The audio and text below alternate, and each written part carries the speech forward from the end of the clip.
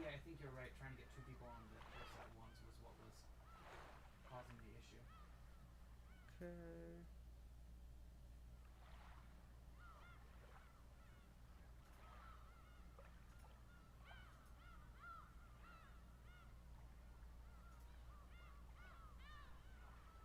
Okay, you should be able to see it now. Yes. Okay. Now I want you to plug in your headphones. Yeah.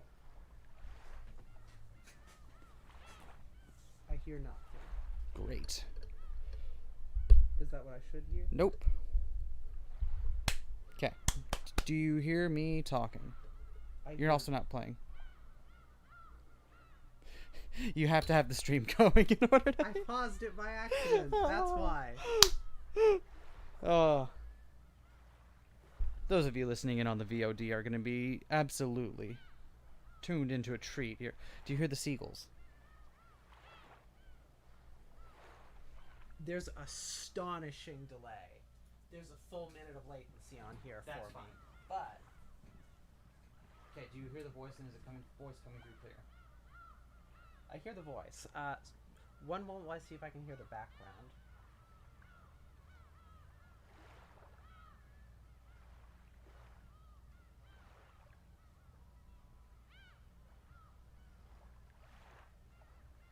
I can hear them. Also, it looks like Raina's here already. Hi. Hello. Listen, you We can't are just not set up yet. You can't just join in while we're still doing the audio test. Come on. Yeah, so apologies. Oh, Jesus. Oh my. Oh, Jesus. Oh God. Oh man. Oh jeez. Oh God. Oh man. Oh, Them okay. sea cats. I haven't even made my coffee. Also, I don't know what you're talking about. Okay, so how's the balance for you? For me, it seems like the voices are quite loud relative to the background, but I have no idea what that will be when we get further in. How about your voice? What? How about your voice? As good as it'll be. Can you hear the echo?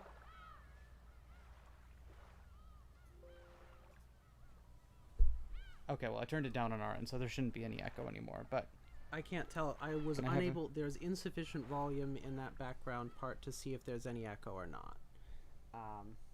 Hello, Autumn's here also. Oh my God, everyone's here. We are still trying to get the sound set up.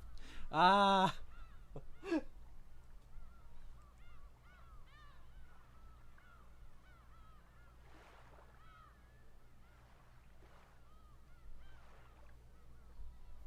it seems like we're good. Okay.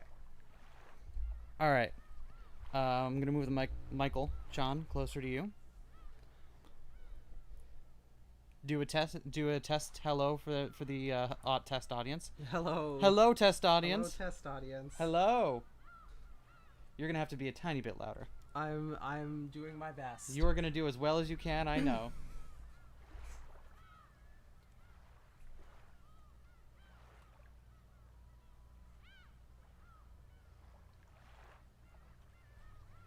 Also, this is our first time streaming from OBS. Usually we stream right from Elgato, which requires a little bit less doing on our end, but So that's why we don't know what's going on yet. but you know, fuck it, we'll do it live. Speaking of which, we have. Do you want to go get your coffee real quick, Yeah, I'll and fix then the we'll coffee. we'll start? Yeah. Cool, and we'll just give a little bit of time for people to flow in, and I'll send out a link.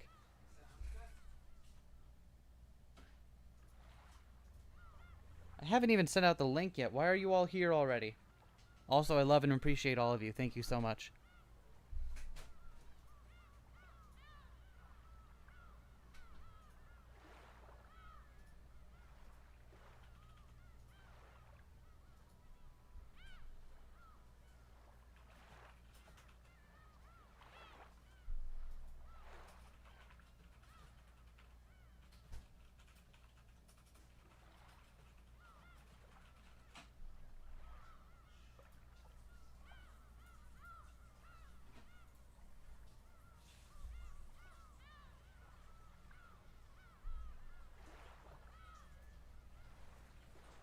Good morning, Alex. Welcome to the pre-stream. Vivi and I are just doing the last touches on the stream here to make sure everything is good and raring to go. This is a new setup for us, so hopefully things will still sound good once we get started here, and we'll all have a good time. Just remember, there are no refunds. And hello, Dromine. Welcome to the stream. Oh gosh, we got so many people already. We haven't even started yet. Oh man, this is anxiety-inducing already. Help! I need to vamp the microphone on my own while we have a lack of Vivian. Vivian's getting the last couple things we need before we're ready to go here, since we're gonna be in it for the long haul. Thank you for thanking me for the streams right now. I'm glad you appreciate them. I'm glad that us doing a bit more streaming has been something that people enjoy.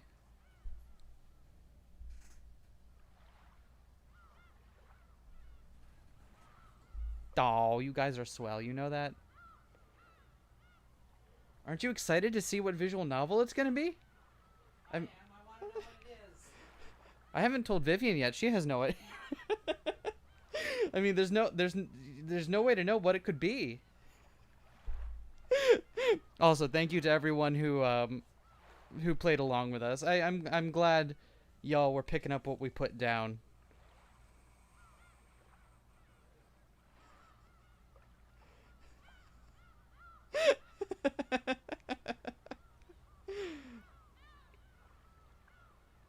I know we kind of hinted at it heavily, but I appreciate all y'all who kept it an open secret before we decided to officially kick it off here. So thank you all very much.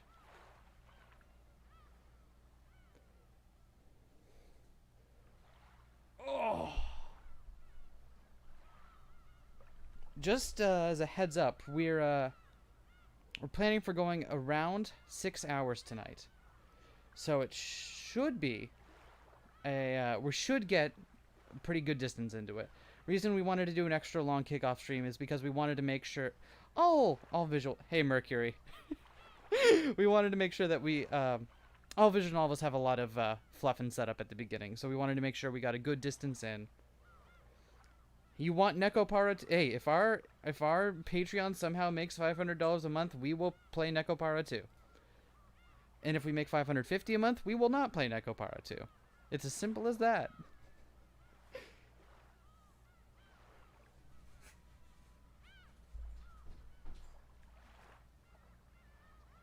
You all set?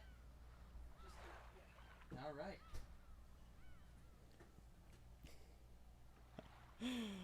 All right.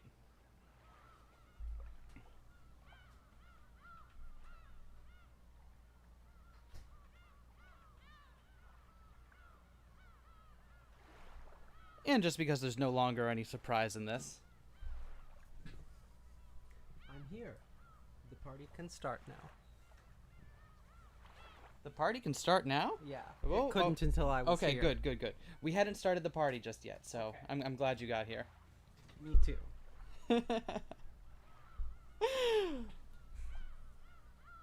So I hear we're doing a stream. Yep. I wonder what game it's gonna be. That's right, we're playing Sea Cats. Everyone's favorite game.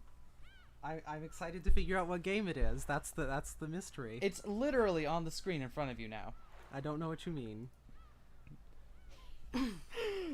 So, now, before we get into this, I know that there is a patch you can do to get the PS3 voice clips and PS3 sprites in the game.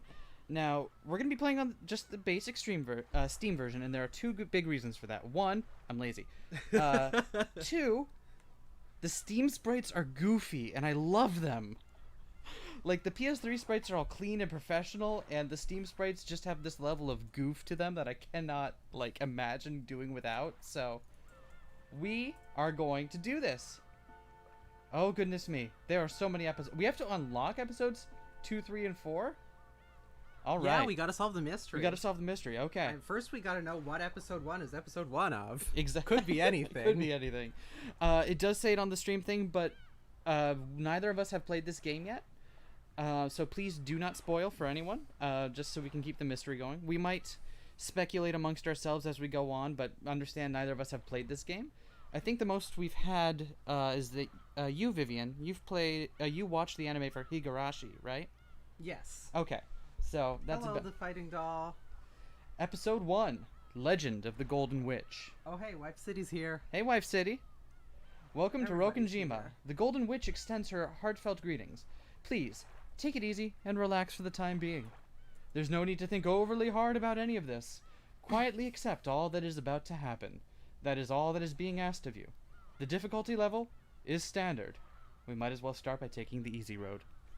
I like this is a purely straightforward visual novel, right? Yeah. And yet there are difficulty levels. Yeah. I'm glad we're starting on easy. Yeah, okay, good. I'm sure we'll do fine. Oh, that opening door noise. New function, tips mode. In the middle of the game at any time, a right click with the mouse will open up the tips mode. Here, besides the save and load functions, you can view character profiles and more. That's going to be really helpful because this looks like this game has a lot of characters. Okay. This story is very obviously fictional and fantastic in nature. Any resemblance to it's going to just fade out before I can do it. So Great. we've narrowed down what game it could be. We know it's fictional. We know it's fictional. I'll Okay, guess it. now we've got music for the first time. Are we still doing great on the balance? Good question. I might turn it down just a little bit.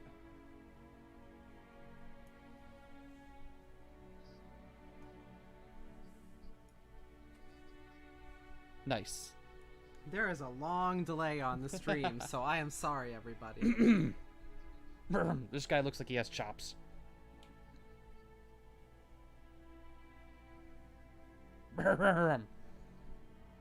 Music a bit low, I'm hearing. Okay.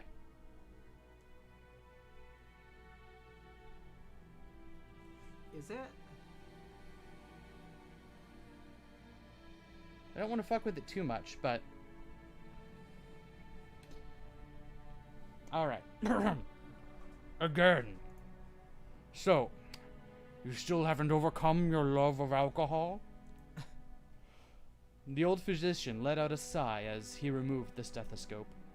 Two elderly men could be seen in the dimly lit study, which was filled with dust and a sickly sweet stench. In the corner of this room, which was much longer than what most people would call a study, was an expensive-looking bed, a man undergoing a medical examination, and the physician conducting it. There was also what appeared to be a servant watching over the whole scene. Do you want to be this fellow here? Sure, I don't know who this is yet, but I'll be Okay. him. Okay, great. The bottle is my friend. It is no less of a friend than you, and it has stood by my side even longer than you have. That's just a fancy way of saying you're alcoholic, dude. It absolutely is. As the man bearing his chest for the stethoscope rearranged his clothes, Method he acting. spoke unapologetically. Kinzo-san, your body only appears to be well thanks to the effects of the medicine. However, if you do continue to drink such strong spirits, the treatment would become meaningless. Trust my judgment. I'll drink as many ghosts as I like, sir. Refrain from drinking. I don't like how it makes it unclear who's talking. I thank you, though only for the sentiment, my friend. Like you had, like it's... Alright. Genji. Another glass. Water it down slightly. That way Nanjo can save face. Are you quite sure? After eyeing both the master who demanded the alcohol and the family doctor who forbade it, Genji, the old butler, silently gave a slight nod and carried out his master's orders faithfully. The family doctor, Nanjo, let out a deep sigh once again as he watched the butler busy himself alongside the liquor cabinet.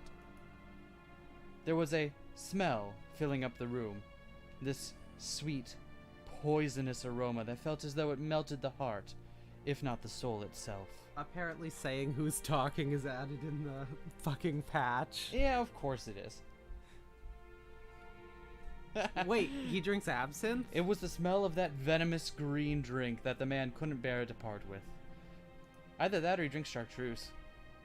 Who drinks chartreuse? We will. in a Not little bit. us. Nanjo, you are my close friend, and we have known each other for quite a long time. I am deeply grateful for all that you have done to keep me alive this long. What is this dude's business? I have done nothing. After all, you never listened to my advice as your physician. Ha ha ha. And you never listen when I warn you about a mistaken chess move you're about to make. Oh man, old men talking about playing chess? This must be a mystery novel. It seems only fair, does it not? Master.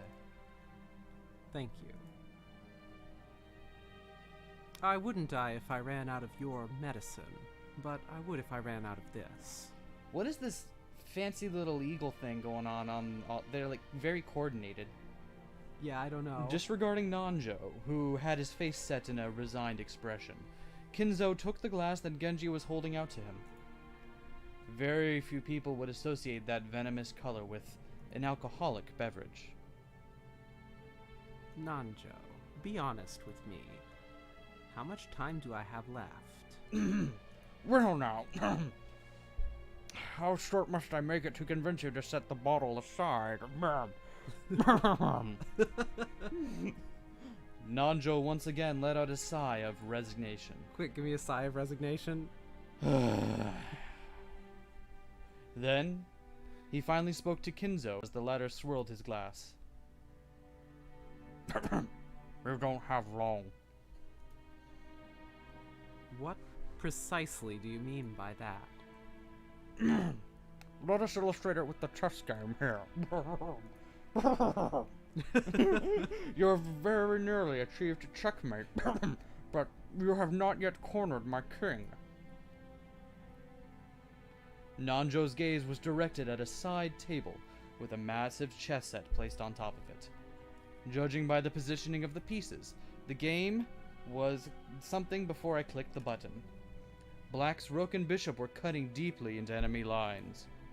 White's king had already been castled and cornered, so that even an amateur could see that the match would reach its conclusion before long. Every time Nanjo came to give a medical examination, both of them would make a few moves. Nanjo was hinting that Kinzo would most likely fall into his eternal sleep before this game could be concluded. Oh hey, we have another visitor. Hello, Kuyori. Welcome, welcome. These were less the words of a physician than they were the words of an old friend. Were you a normal patient, I would recommend that you write a will at this point. And what is a will, Nanjo? A miserable pile of instructions for after my death? Thank you. Handwritten instructions to the vultures on how to devour and scatter my corpse? No, not at all. As the word suggests, it is merely a person named William. It is a way for you to record your will for later generations. It is far more than just a means to divide up your inheritance. I mean, if you wanted to, you can make this really Byzantine and complicated will that made this complicated game for all your descendants to have to do to get your, to get your inheritance, but only assholes do stuff like that. Huh. Like, you ever read the Westing game? It's kind of like, don't be that asshole. Well. Huh. And apart from the division of the inheritance, what might I write of? You might write of your regrets, or matters you have left unfinished. Things you want to pass down to others, or merely matters you wish to communicate. Anything you want. Things I want to pass down to others, or matters I wish to communicate. Ridiculous. What do you mean? Pathetic. I, Ushiromiya Kinzo, have not one thing I want to tell or leave behind. What an asshole. I was born with nothing. I will die with nothing. There is nothing I wish to leave to my foolish children. Even if the end were to come today, even if it were to come right now, even if one of them were the main character of this game. You say that, but I've got like a pistol right here. Do you really want me to? I would accept that fate of death without a trace of fear. I created everything. My fortune, my prestige, everything. Those were built up by me, and they will be lost along with me. There is nothing I wish to leave behind. Nothing. Wow, what an asshole. After I'm gone, I care not if it all goes to waste. I desire no tomb, no coffin. That I can get behind, though. Those were the terms of the contract I made with the witch. I'm sorry, what? This is new. The contract. Make a contract with me. What? When I die, everything will be lost. Wait, what? Where did Cube come from? Get out of here, Cube. Wrong game. That has been part of the promise since the beginning, and that's why nothing will be left behind. There is nothing I can leave behind. Man, this guy sounds like...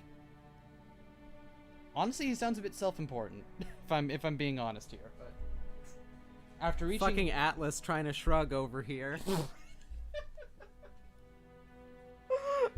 Oh my god, he's got one of the... what's this steel? The, Oh, fucking Reardon metal or Reardon whatever. metal, there we go, yeah. He's... After reaching a furious crescendo, Kinzo suddenly slumped over. His expression was limp and feeble, as though an evil spirit had possessed him, and then left. However... Oh, that's you. However, not the narrator. I do have one regret. That evil spirit that just possessed me and then left. My bad. That sucked. I have nothing to leave behind, but there is one thing I cannot leave undone. You would do well to write it down, and also to stop stealing my line. It doesn't say who it is, but you can figure it out by context. I'll do my best. Of course, it would be best if you could finish it before your time comes. However, even if the worst happens, those who come after you will carry it to completion. You must leave behind your regrets so that they can be resolved, even if you are unable to do so yourself. That is the purpose of a William. I don't know. I was really thinking of a posthumous will. Like, maybe I'd start writing it after I died and turned into a ghost. That sounds pretty boss. You know what? That seems like it would save time. When Nanjo tried to gently pat at Kinzo's shoulder, the dying man flew into a sudden rage and batted away Nanjo's hand. It's useless, useless, useless. It must be done while I still live. At the moment of my death, my soul will be devoured by the demons of the contract and wiped out of existence. Yes, ghostwriting, exactly, Mercury. That is what ghostwriting is. For me, there will be no peace or another world after death. That's why everything must be completed before I go. That's why a will has no meaning for me. And even if I had a chance to write such a thing, if I did have such a chance, I'd want to see it. I want to see it one more time. I want to see Beatrice's smiling face one last time. Oh, Beatrice, why have you resisted me for so long? I'll return everything you have given me. I am prepared to lose everything. So please, show me your smile just one more time. She's not in the room right now. I don't know who you're... Beatrice, I beg of you. He's having a break. Okay. Sorry, I'll be over here. You must be able to hear my plea. That's the kind of woman you are. I beg of you, show yourself to me. You're here, aren't you? You're standing there, invisible, listening to every word I say. And even now, you're mocking me from somewhere in this room, aren't you? Please, appear before me once more and smile. Feel free to scold me, even snatch away my life by your own hands if you so desire. I don't want to die alone like this. Not alone, I'm here. Nando's, you don't count. I cannot let myself die until I've seen your smile just one more time. Ah, Beatrice, Beatrice. I offer up this life of mine. I offer it up to you. What is this, Nier Automata? Filling up a whole black screen full of white text? Come on now. I'm begging you, Beatrice. Okay. Excellent. We got a fucking opening. Time for our opening sequence. Excellent. Hello. Is that Beatrice? Probably. All right. So it says When They Cry 3. However, this is more of a spiritual successor to Higurashi. Yeah, I don't know that there are any direct things chronologically from it because I haven't played this, but I don't believe there to be. That sprite work is I amazing. love the art. I'm so happy. I love this man right here. Well, I'm pretty sure he's going to be our main character, so do you want to be him? Oh, man. How could anyone want anything else other than this sprite work right here?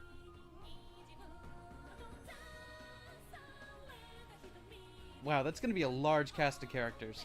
Why are they all that one face from Umineko? I haven't played Umineko yet.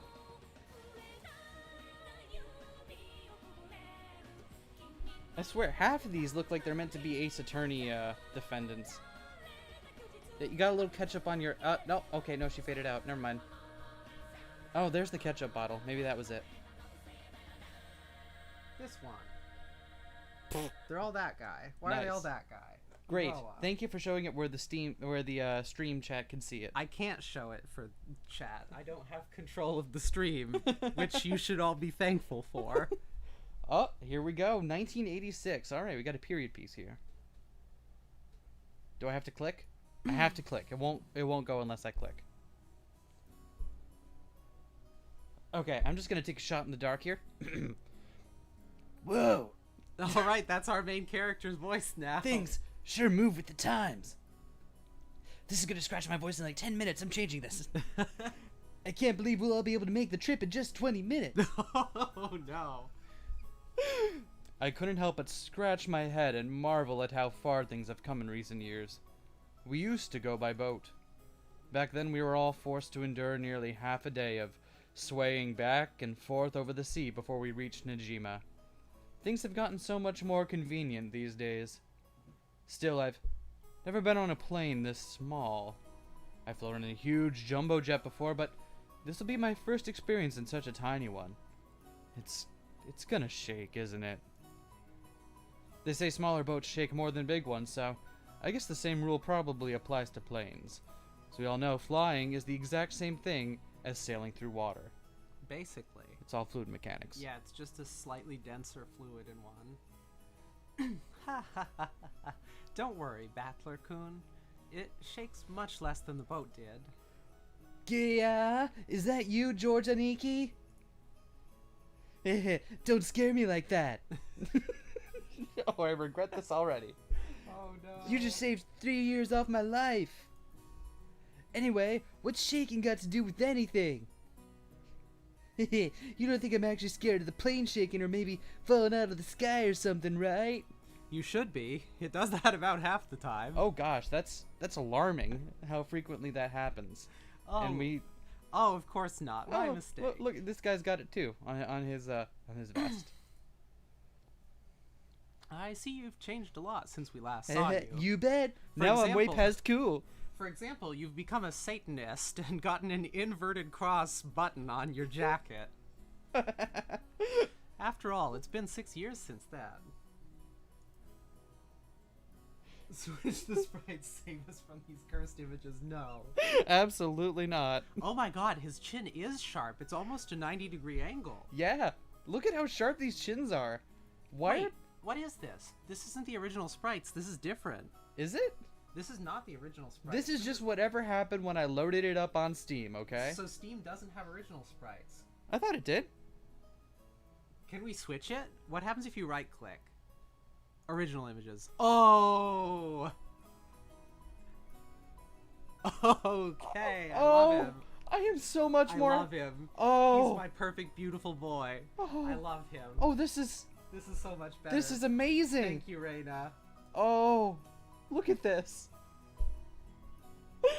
Oh, and the other one's round now. Oh, I love this so much. Okay. Anyway, it was my line, wasn't it? Yeah. After all, it's been 6 years from then. You're Yeah. not a kid anymore. Sure has, man. Way past cool. I accidentally became a Sonic the Hedgehog. And here you are, old enough to smoke and drink. I've got, no interest in smoking, but I've always wanted to try some booze. Also, I've got the same thing on my coat, too. Well, if Wait. you... Wait. What? Wait. What? Wait. What? Waiting? Is this my line? No, there was a Okay. break in here. See? I'm just confused because I thought... Well, Okay, whatever. Let's roll. if you got your dad's genes, I bet you can hold your own when it comes to drinking, right? That's you. Well, I usually drink for business rather than I pleasure. love these so much more. Look at this sweet boy. Look at him. It's pretty hard to do business in Japan without it. Oh, and we've got fangs. Oh. That's exactly right. That's why I never miss a chance to get in some practice. That's no good, Battler-kun. You're still a minor. Don't you know alcohol can stunt the growth of, never mind. Were you gonna say my dick? Don't worry, man. Come on, I'm tall enough. We are. That's what I meant. That's yeah, what I meant. okay. We are just talking about dicks here. In fact, it'd be easier to find clothes if I shrunk a little. I puffed my chest out proudly. My proud A-cups. Until I hit my growth spurt. My height was below average in my class, but then I grew and grew, and before I knew it, I'd passed 180 centimeters, also known as 5 foot 11 inches for those of you in translation. I guess I have all that muscle training and those shady mail-order performance-enhancing drugs to thank for that. Oh my god, I can't believe Battler's on gear. Absolutely. Before then, I never dreamed I'd shoot 10 centimeters above George Aniki, who'd reached his peak height early on. Damn. I'll bet my relatives all say, "Look how big you've grown, Battler-chan," or something. It's all so embarrassing. I wish they'd just give me a break. Anyway, my name, Battler. Is this gonna be like a card battling game? Or is this like a Pokemon scenario? Almost certainly. Alright. That's Well, what we're playing. It's Yu-Gi-Oh, right? Yeah, this is Yu-Gi-Oh. Well, it's pretty damn weird, don't you think? I gotta wonder what my parents were thinking when they named me that. I've never met anyone who could read it right the first time. I usually get called Sento-kun. Sorry, but that's not even close. My name is written like this. Can you read it? No. The first part is my family name. Ushiromiya. That's a fairly plausible Japanese pronunciation so far. The problem is my given name. This part is made up of the characters for fight and person, and it's pronounced battler. Put it all together, and you've got Ushiromiya Battler. Pokemon go out and drink like your dad. Oh no. Oh, don't worry. We're gonna wait until about halfway through, or about a couple hours in, but we are gonna break out the liquor. At some point. At some point. Pretty crazy, right?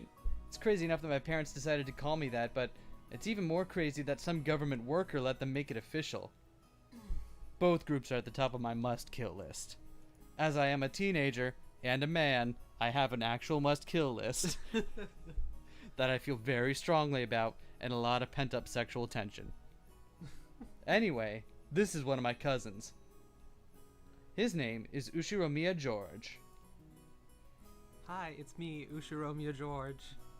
Hey George, don't step in on my Wow, that voice sucks. He's 5 years older than me, so he must be turning 23 this year. Since the Ushiromiya cousins consist of 2 boys and 2 girls, I ended up playing with George all the time. Because I've always thought of him as a big brother, I still call him Aniki today.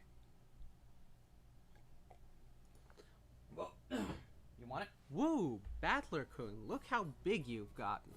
You know what they say, leave a boy for 3 days and you'll hardly recognize him. Yeah, that's me.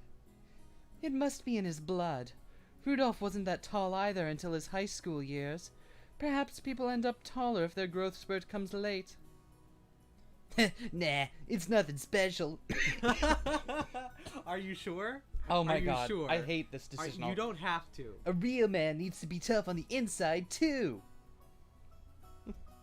Exactly. Battler-kun here knows how it works. Yeah, I do.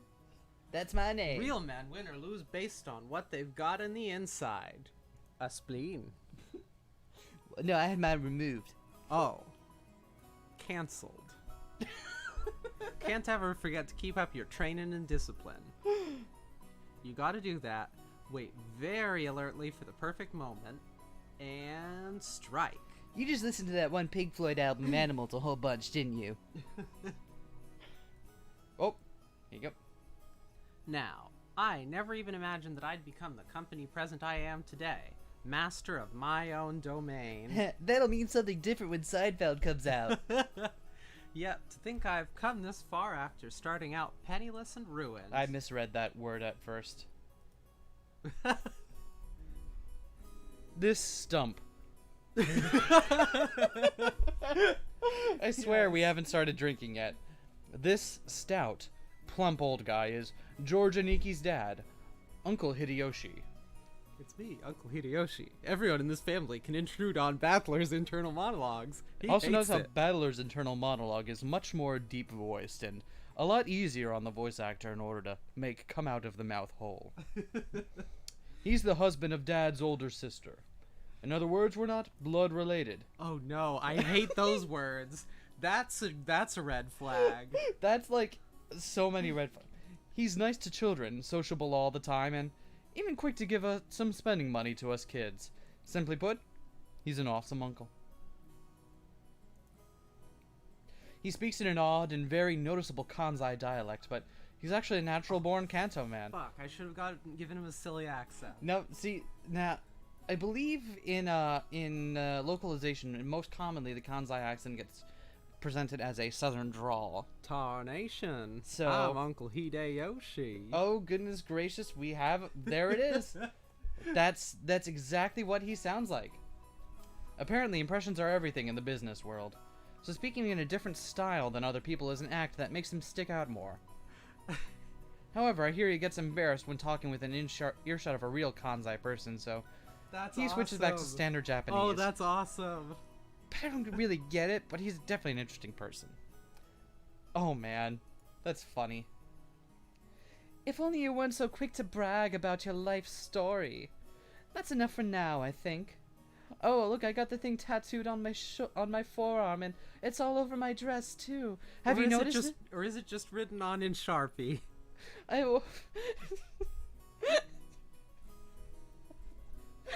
I just got like an orangish gold Sharpie and just put it all over here. Do you like it? Does it look fine? What is this shoulder belt accomplishing, Yes, she is wearing a rave bracelet. Butler's getting tired of it. Aren't you? Not at all. Nothing wrong with that. I think it's pretty cool for a man to have some stories he can brag about. I don't have anything like that at all. Oh, really? I'd imagine a man with your looks would leave girls crying left and right. I can't believe you've done this. I can't believe you have nothing at all to brag about. What? You're joking, right? Of course nothing weird like that's ever happened to me. I'm just a boring regular guy. Nothing interesting ever happens in my life. Oh no. Heck, I wish it would. Come now. You aren't fooling anyone. Giggle, in asterisks. You must tell your aunt all about it later. After all, nothing of the sort ever happens to George. Heh heh heh.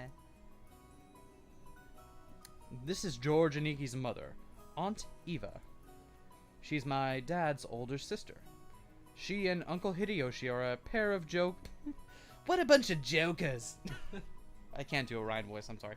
And they've always teased me back as far as I can remember. This sometimes made them a bit hard to get along with when I was small. Well, I guess the events of the last 30 seconds prove that they could still be hard to get along with.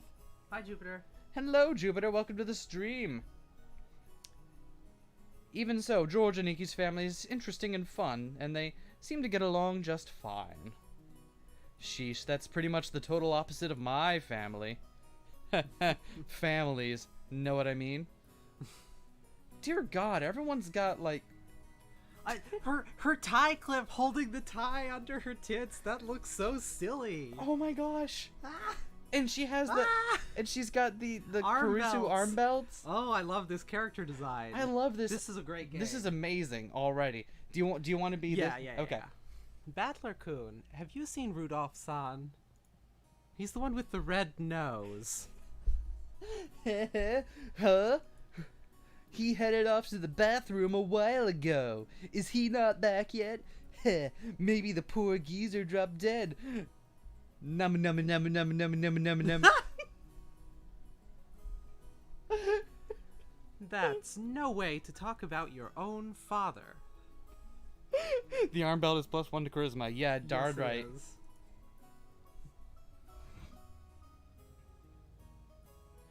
Still, this isn't the first time he's taken so long in the bathroom, if you know what I mean.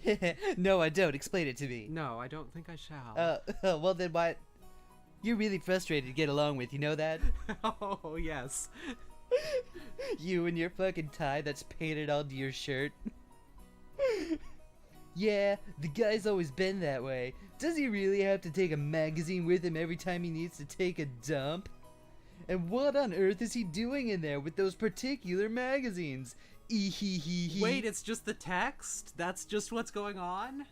Oh, Yeah, no, I thought I was making a stupid gag. no, don't worry about it. Oh, you don't need to worry about that at all. Since we've been together, I haven't let him do that on his own. It sounds like you're implying something, but I don't know what. Oh, I'll have to get the juicy details later. Sounds like Dad's got his balls in an iron grip. Not yet. I didn't need to know that for this conversation to continue. You know exactly what would happen with that man if I didn't keep a tight grip, don't you? Still don't need to know that for this conversation to go on. No kidding. You're the only one capable of reining in that old bastard. As his son, I'm more than happy to let you take over. As long as you explain to me one thing. Just one thing. Just one thing. How the fuck is your tie doing that? Is the clip attached to your shirt? Yes. And it's... Obviously. Okay. Why? Why not? It looks like you've paved a road over your tits, is what I'm saying. It's like you just have your chest and then someone just took some asphalt right over the Well, picture how it would look if the tie were not pinned. Normal? I don't know. Also, she doesn't have the eagle-y insignia on her anywhere, does she? She doesn't. She just has holes in her shirt. Oh, those are I thought that was like stones or something. Like Autumn suggests that it's a rigid tie made of metal. a rigid tie. Oh, so it's made in that form. Okay. Oh, it's the limiter. Keeping the chaos sealed within her right tit. It's your line, by the way. Yes, leave it all to me. After all, that's my specialty. This woman... No, it's my narration. This woman is my father's wife. Her name is Ushiromiya Kirie. Kirie? Kirie. As you can probably tell from our conversation, she's not my real mother. I talk about balls with my mother all the time. She's basically my stepmother, and also obviously gay, but no one has had the courage to tell her yet. My real mom died 6 years ago, F's in chat, and Kirie-san is the woman Dad married afterwards. F's in chat. It is understandable for someone my age. I could never bring myself to call his new wife Mom. It just occurred to me, why am I trying to keep the keyboard over here? Yeah, I don't know. Oh, I just hit Michael. Sorry, Michael. And I doubt she feels like using this word son on this massive kid who has no relation to her at all. Thank you for the F's, chat. Thank you. We aren't little kids. We know there's nothing to be gained by fighting, so we decided that we wouldn't force ourselves to pretend that we were family. Decided to act a bit more frank with her, acting as though she's a friendly neighbor instead. A friendly neighbor after my dad's money. That's probably what this arc will turn out to be, but you know what? It's much easier if we keep a little distance, instead of forcing ourselves to act all close and making each other uncomfortable. Although she did introduce me to her Thai welder. Sorry. Kirie-san has always been very open about all this, and thanks to that we've been able to get along pretty well. Even if she won't put the weird eagle insignia on her clothing anywhere. Then, just when we were bad-mouthing Dad about being in the bathroom, the man himself came back, wiping his hands with a handkerchief. Wait, is this the guy from before, but with a different sprite now? Hold on. No. Nope. That's someone different. Is it my turn again? Oh, okay. Battler. Yeah, that's me. What's up, Dad? Way past cool. Ow, ow, ow, ow, ow. Don't pinch my ear, yeah. No, please don't, actually. Okay, you can pinch mine, though. Oh, okay. Sorry, I've got this whole Murakami thing going on. So, you've been talking trash about me with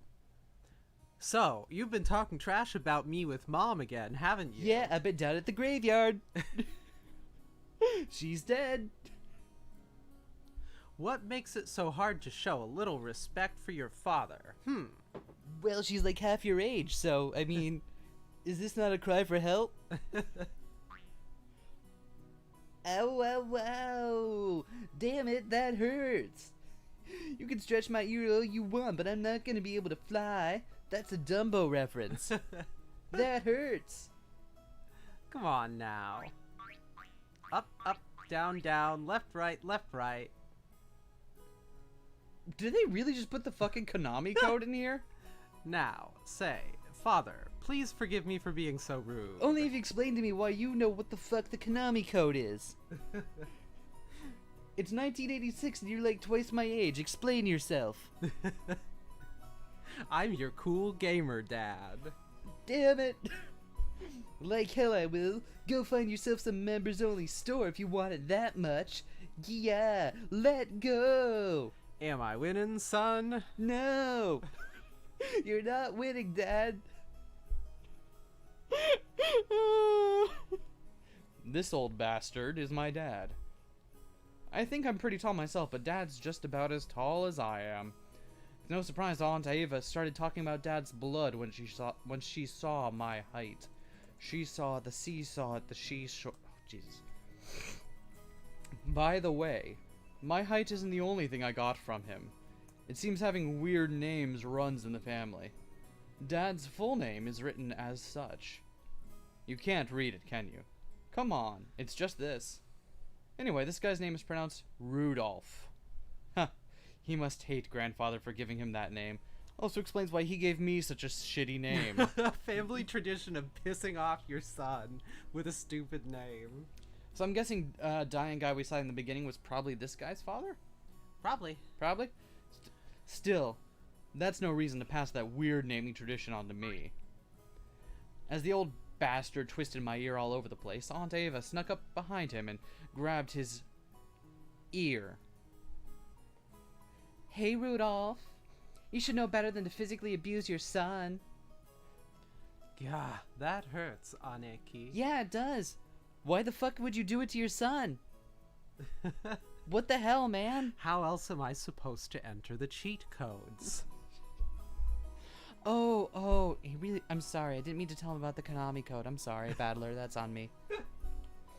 This scene perfectly illustrated the relationship between the prankster younger brother and the older sister who would deal out punishment to him despite his size. I think that's good enough for now, Eva-ne-san. I'll make sure to stretch out his other ear later on. I didn't need to know that. None of this is necessary. Oh, my apologies. I must leave some pulling for you to do, Kyrie-san. Oh, Rudolph, make sure Kyrie-san gives you lots and lots of punishment later on, okay? We're really just gonna do this. We're not even like a fucking hour and a half into this and we're already doing it, huh? Yep. Not even an hour in. Just, this is where we're at now. You're one to talk, Aneki, abusing your little brother like that. Yeah, that's me. Hideyoshi-ni-san, I'd like to thank you very much for picking her up.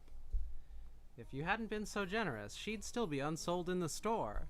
You have my gratitude and apologies. That's savage. Okay, that's honestly pretty savage right there. What? Who are you calling unsold? After taking...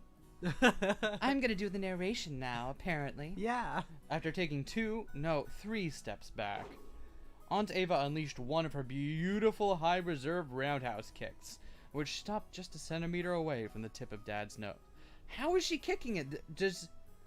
Okay, either that skirt is a lot looser than it looks from this angle, or she has like a fucking slit up to her waist. You can see on the side the slit. She does have a slit up to her waist. Yeah. Okay. Fine, I'll accept that then. Okay, good. Now, does she have just one sleeve on the right side, or did she just tattoo her entire arm a different No, it's color? like a glove. Okay. She's got asymmetric gloves here, because you can see her shoulders there. Okay. So it's not a sleeve. And this one has this tattoo on it, so she's got to show it off. After starting out with Tai Chi Chuan for her figure, Aunt Ava then developed an interest in the Chinese martial arts. After that, she went through karate, taekwondo, capoeira? I don't know what that one is. And I know it's Brazilian, but I don't know how to say it. what is it she's learning now again? Well, anyway, they say a woman's weapons are in her lower body, and that is literally true for Ava. She keeps a gun down there. Oh, I love her threatening face. Rudolph, did you know that a single direct blow to the side of the head like that would knock you unconscious? Not so long ago, I accidentally connected in a practice match and my opponent was out cold. Sheesh, what a pain. I'm so sorry she can't help walking like a freak. Why are you so mean? I love her. She's great. Dad, completely unfazed, shrugged and smiled ironically at Uncle Hideyoshi. Supposedly it's capoeira. Capoeira. Thank you. Thanks, chat. Thank you. Oh, no, remember, Southern drawl. Ha ha ha, never had a brother or sister myself. So, when I see you two bickering with each other, it makes me feel all warm and fuzzy inside. Sure is nice to have a big family. Family. Sure is nice to have a big old family. How did you end up with so many of these? I'm so sorry. Because you're the main character. Oh, right, yeah, sorry. Oh, then why not consider making a little brother for George-kun? He's already a fine adult who's about to go off on his own. So it might be a good time to have another child.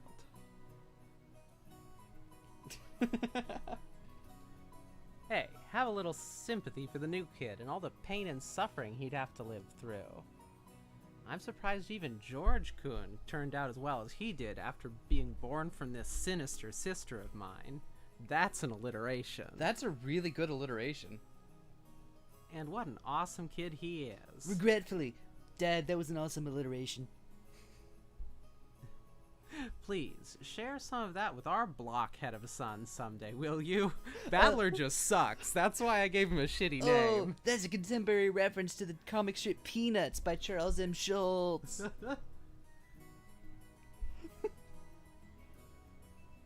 It's still your line.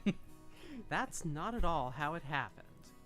It's thanks to Ava Ne-san's proper rearing. It's thanks to Evanescence's, thank you chat, proper rearing, that George-kun became the kind, gentle kid he is now. Isn't that right, Ne-san? Oh, come now. You think so? She has a shoulder belt. Who? Yes, I pointed that out earlier. What function is it serving? Oh, okay. I thought we were talking about the arm belts, lady. No, no. I was also talking about her. Oh, and now I lost the voice. Oh, George still has a long way to go. Ah, by the way, how's your little Ange-chan doing? I heard she was vomiting. Oh, that's right. I was hoping to finally see her face after such a long time. She okay? Nope, still vomiting. She often catches a cold when the seasons change. 4 times a year like clockwork. She's very frail. I did want to bring her along, but we decided to have my family look after her this time. I'm not even here. In this scene. I think that's a wise move. She'll heal a lot better if she stays away from that venomous head family household. A child's health is always more important than an adult's convenience, don't you think? Wear a fucking mask.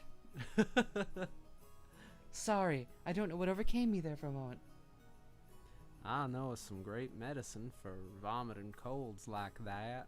When we get back home, I'll send some to you right away. So please let her try some. It's called bourbon. Wait, you're giving her bourbon? What brand? If you're gonna start her drinking early, you at least need to make it the good stuff. Thank you very much, Hideyoshi-san. I'm always in your debt. And once the conversation suddenly veered off in that direction, we kids didn't have any chance of butting in. For now, I'm just happy Aunt Ava gave Dad his just desserts for tugging on my own ear. Oh, we're serving dessert? We're How do I get dessert? Tug on my ear. we're not. How can this is my internal monologue? How can you hear it? We've already established the whole family can butt in there. Oh, this sucks.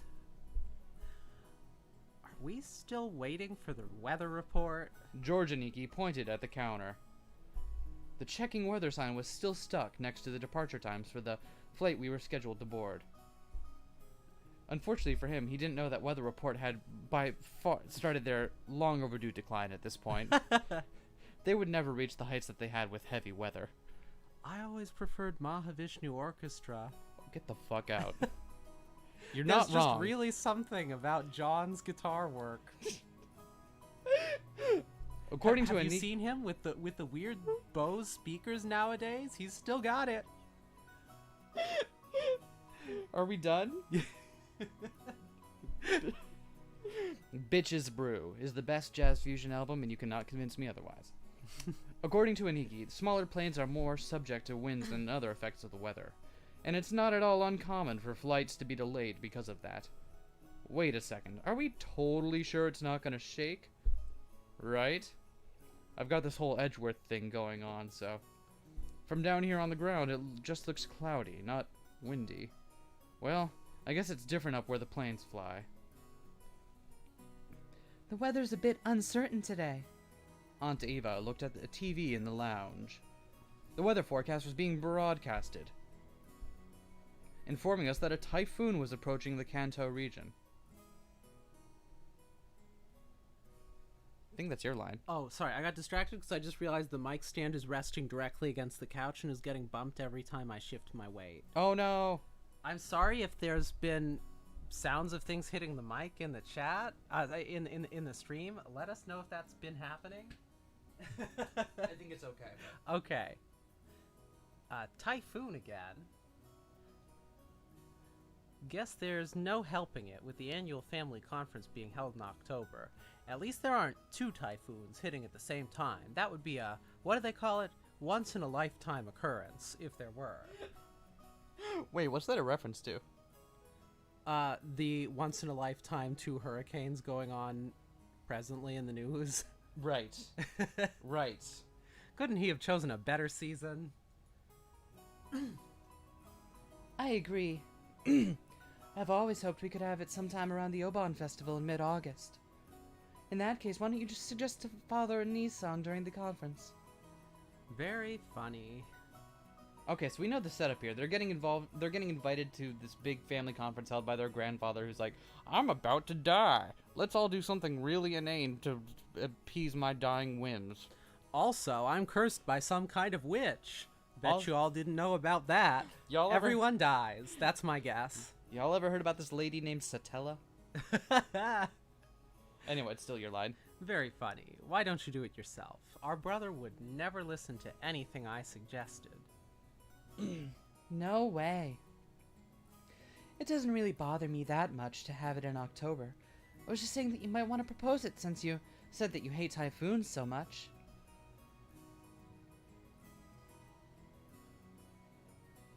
I only said typhoons always come around this time of year. Oh.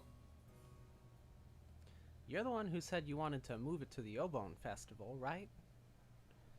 Wow, we sure are talking a whole lot about stuff that doesn't matter.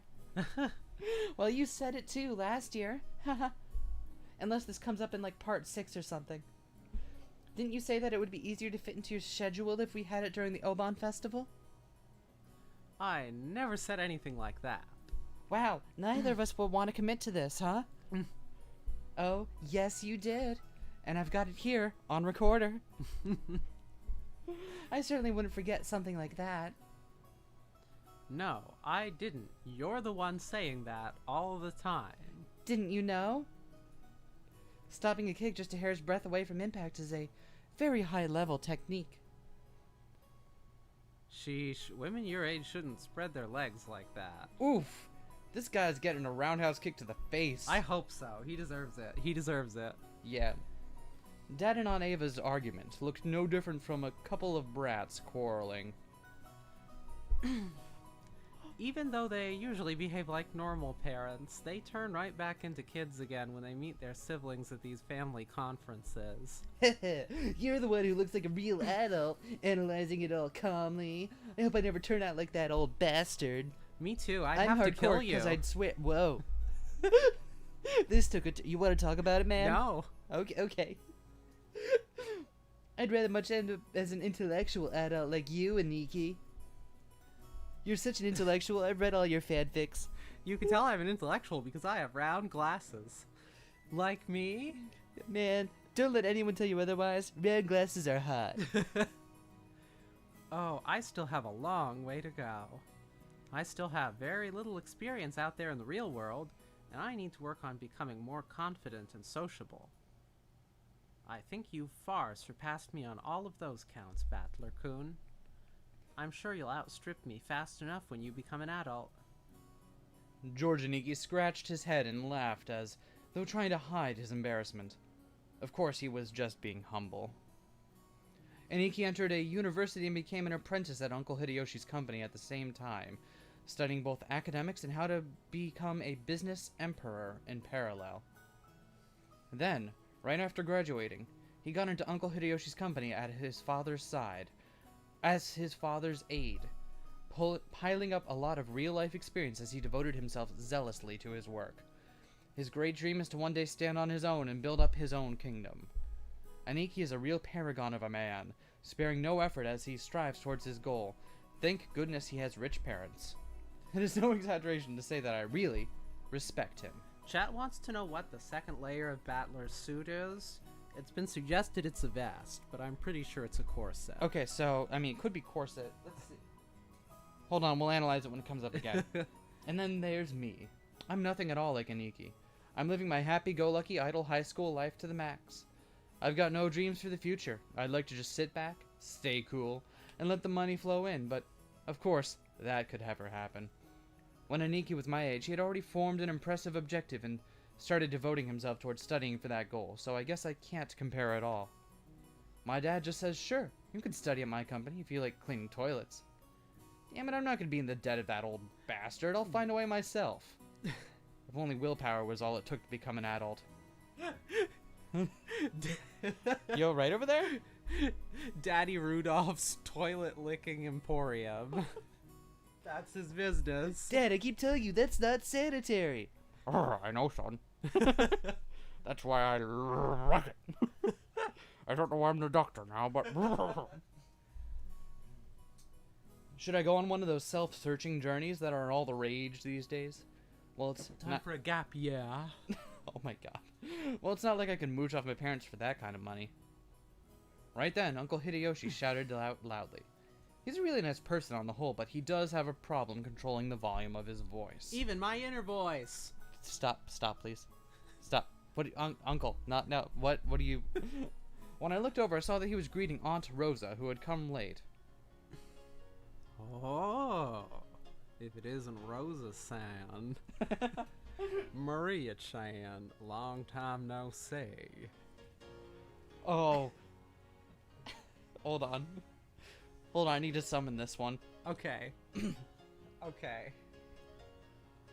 Long time no see. Ooh, ooh, ooh. Maria, shouldn't that be?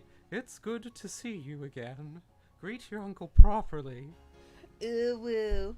It's good to see you again, Uncle. There you go. F. Well said. How about some candy as a reward? Oh, huh? Where'd I put it? I already took it. Can't keep it from me. Rosa-san, it's good to see you again. It's good to see you too, Maria-chan. By the way, if none of us fuck up these voices for the entirety of this stream, I will be impressed. If I get to the next scene without messing one up, I will be astonished. If I remember any of the ones I'm doing 5 minutes from the time I do them, that'll be a success. Uh-oh, you hear that? I don't know if that's picking up on the mic or not, but we got a couple of sirens outside. It probably is, whatever. It's been too long, Kirie-ne-san, Hideyoshi-ne-san, and, oh my, Butler-kun. Yeah, that's me. Look how big you've gotten. Butler des. Come on. It's embarrassing hearing that from every person I meet. Hey, Rosa, you're late. If the plane was on time, you'd barely have made it. I'm sorry. We had some trouble making our train connection. So, are we waiting on the weather again? Why is she wearing a fucking napkin everywhere? Oh, don't complain.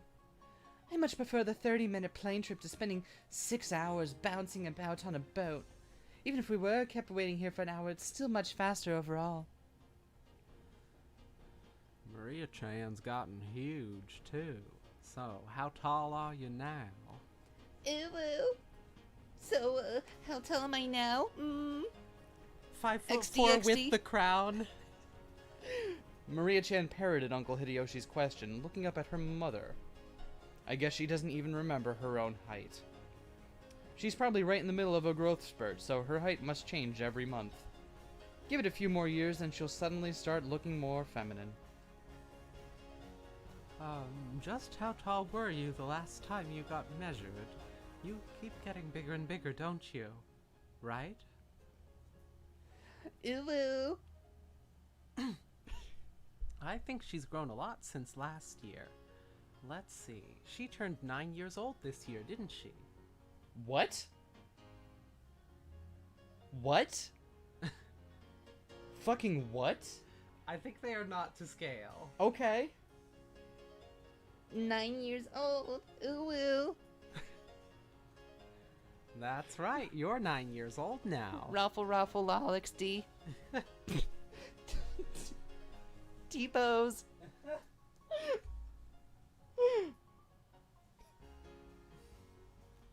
Glad to see you're doing well too, Maria-chan.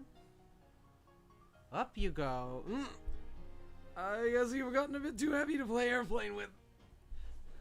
Jordaniki, what a rude thing to say to a lady. Here, I'll do it. Up you go. Ooh. Okay, Battler, now my turn. We can talk about that later, man. When I went to lift her up in Aniki's place, Maria stiffened defensively, staring suspiciously at my face. Ah, that's right. The last time I met Maria was 6 years ago and she was only 3 years old. Of course she doesn't remember my face. I hardly remember my face. I mean, like, the only way I know is because I got, like, that person with the red Yugi hair. Okay, so he's clearly got a suit jacket, a vest on underneath that suit jacket, and then a dress shirt. Mm-hmm. What the hell, man? I mean, they're all dressed to the nines for their particular version of the nines, I guess. I mean, I guess so? Maria-chan, don't you remember? It's Battler-kun. You used to play together, remember? I agree, Kuyori. This music is pretty great. Ew. I'm just a little 9-year-old. I want to go play Roblox. No surprise, I guess. Can you do the Konami code in Roblox? What the hell's a Konami code, boomer? You're banned from gaming. Fall Guys is where the rage is now.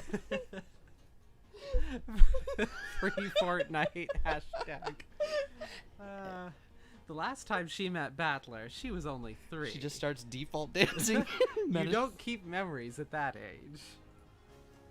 She must know everyone's face apart from mine because she meets them every year, but I haven't had contact with the Ushiromiya family for about 6 years now. So it's no surprise that this 9-year-old girl doesn't have any memories of me. Fucking...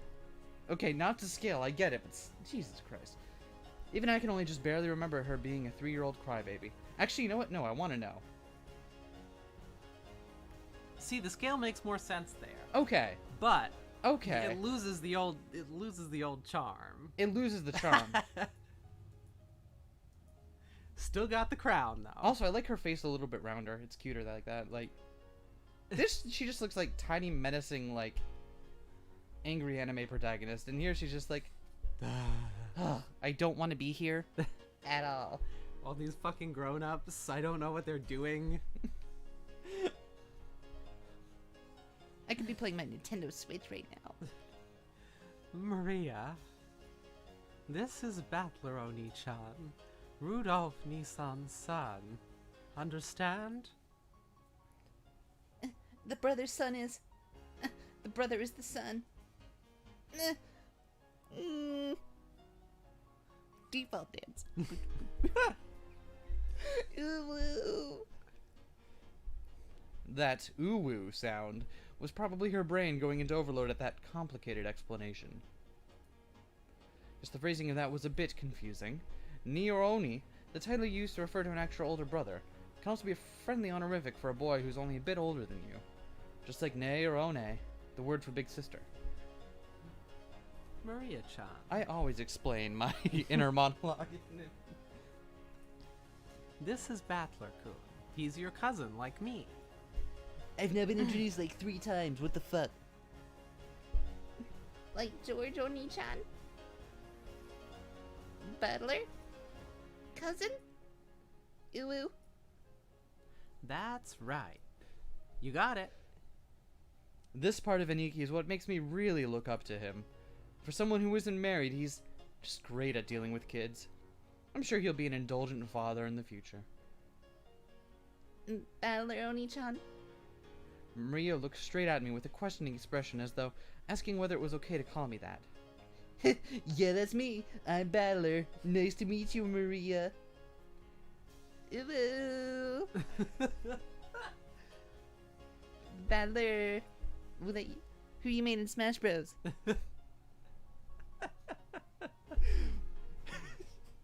Well, mostly I play Palutena and ew. Maria. We don't judge people just because they made Palutena in Smash Ultimate. You mustn't talk to him like that. Call him Battler Oni-chan. That's alright, Aunt Rosa. I don't sweat the small stuff. Hey, Maria. We're close enough that we don't need honorifics, right? Battler. Ooh. Ooh. I have no idea what her character's gonna wind up being like. She's just a big fucking enigma right here. That's right, Maria. Maria. I once met a girl named Maria. Ooh. We horsed around for a while to make up for the 6-year gap in our friendship. She probably still thinks of me as nothing more than a big new friend, but things will probably work out as we get to know each other again.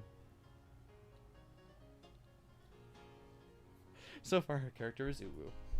But I'm surprised she's just the way I remembered her being 6 years ago. Seems that people don't change that much after all.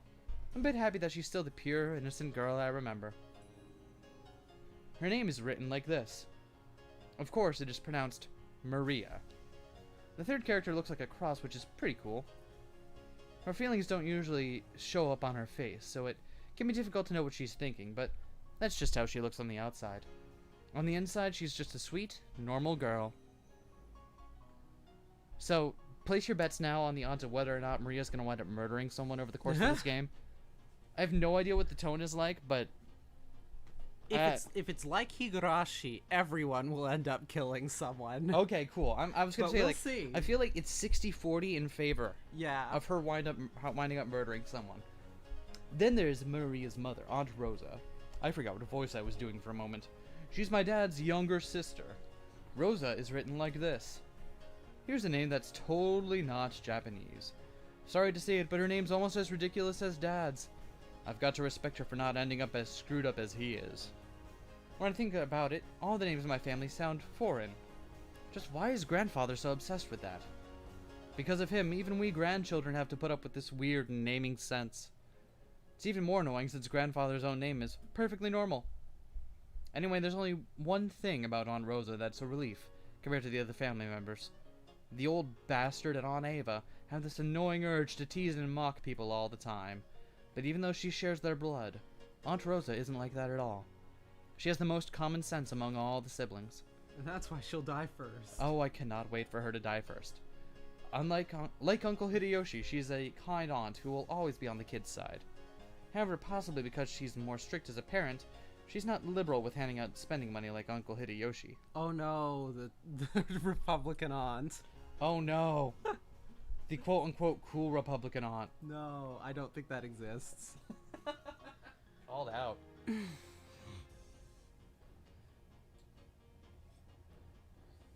Gotta get that, keep that throat lubricant going. Oh. Okay, now we have the entire group of family members who are going to board the plane. At that moment, as though it had waited for us all to arrive, an announcement rang out through the lobby. Apologies for the delay. Boarding will now commence for Flight 201 to Nizima. Please get the passengers please on 3 lines in front of the counter behind the white line. Rosa, you still haven't gone through boarding procedures, right? Hurry up. Oh no. Maria, come on. Ooh.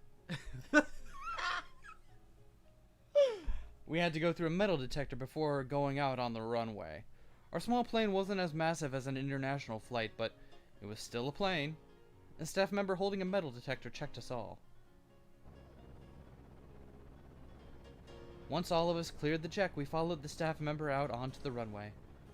Come to think of it, everyone here is in the Ushiromiya family. It's like this is a reserved charter flight or something. Our group stopped in front of the entrance to the airplane. Then our guide turned around and spoke, looking down at the passenger list as he did. Boarding will now commence. As a call up the names of the passenger list, please take your seats and order stand for the front row on the front side. Going to the right, left, around next row. What was that? I'll be giving you passengers. What's your mayor? Did your stomach? Oh, I'm first. Right here. By the way, do you have some candy, Eva? I've been looking all over for some, but I can't find any. What's your mayor ever summer? Oh, they're in my handbag. I'll get one once we're inside the plane. I've heard that candies are a good way to protect your ears from hurting because of variations in atmospheric pressure when taking or landing off. It's probably what they're talking about. Hope I get a window seat. Haha, don't worry. I'll make sure you get sat just outside the window. You're such a bastard. There aren't any other kinds of seats. As Georgianiki said, there were apparently only 2 lines of seats. So this is what a small plane is like. We are totally sure it's not going to shake, right? Is your mayor George summer? Right here. Don't worry, Battler-kun. It won't shake too much. Is your mayor Battler summer? Eniki, what do you mean by not too much? You could just swim if you fall from a boat, but if a plane crashes, you're screwed, right? We all get our parachutes and our seats, don't we? Wait, we don't? Come on, Battler. Stop standing there slack-jawed and get in. Oh, Dad! Don't push me! We don't get parachutes! Good night, Jupiter. Jupiter, thank you so much for coming by. Have a great evening. It means so much that you stopped by to watch us. Have a Yeah. great night. Also, it's your line. Okay, you two, stop fooling around. Let's move on in. Ow, Kiri. Don't push me. This blockhead isn't moving. Ew. What's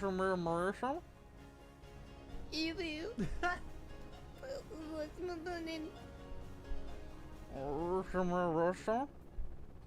Maria, be quiet.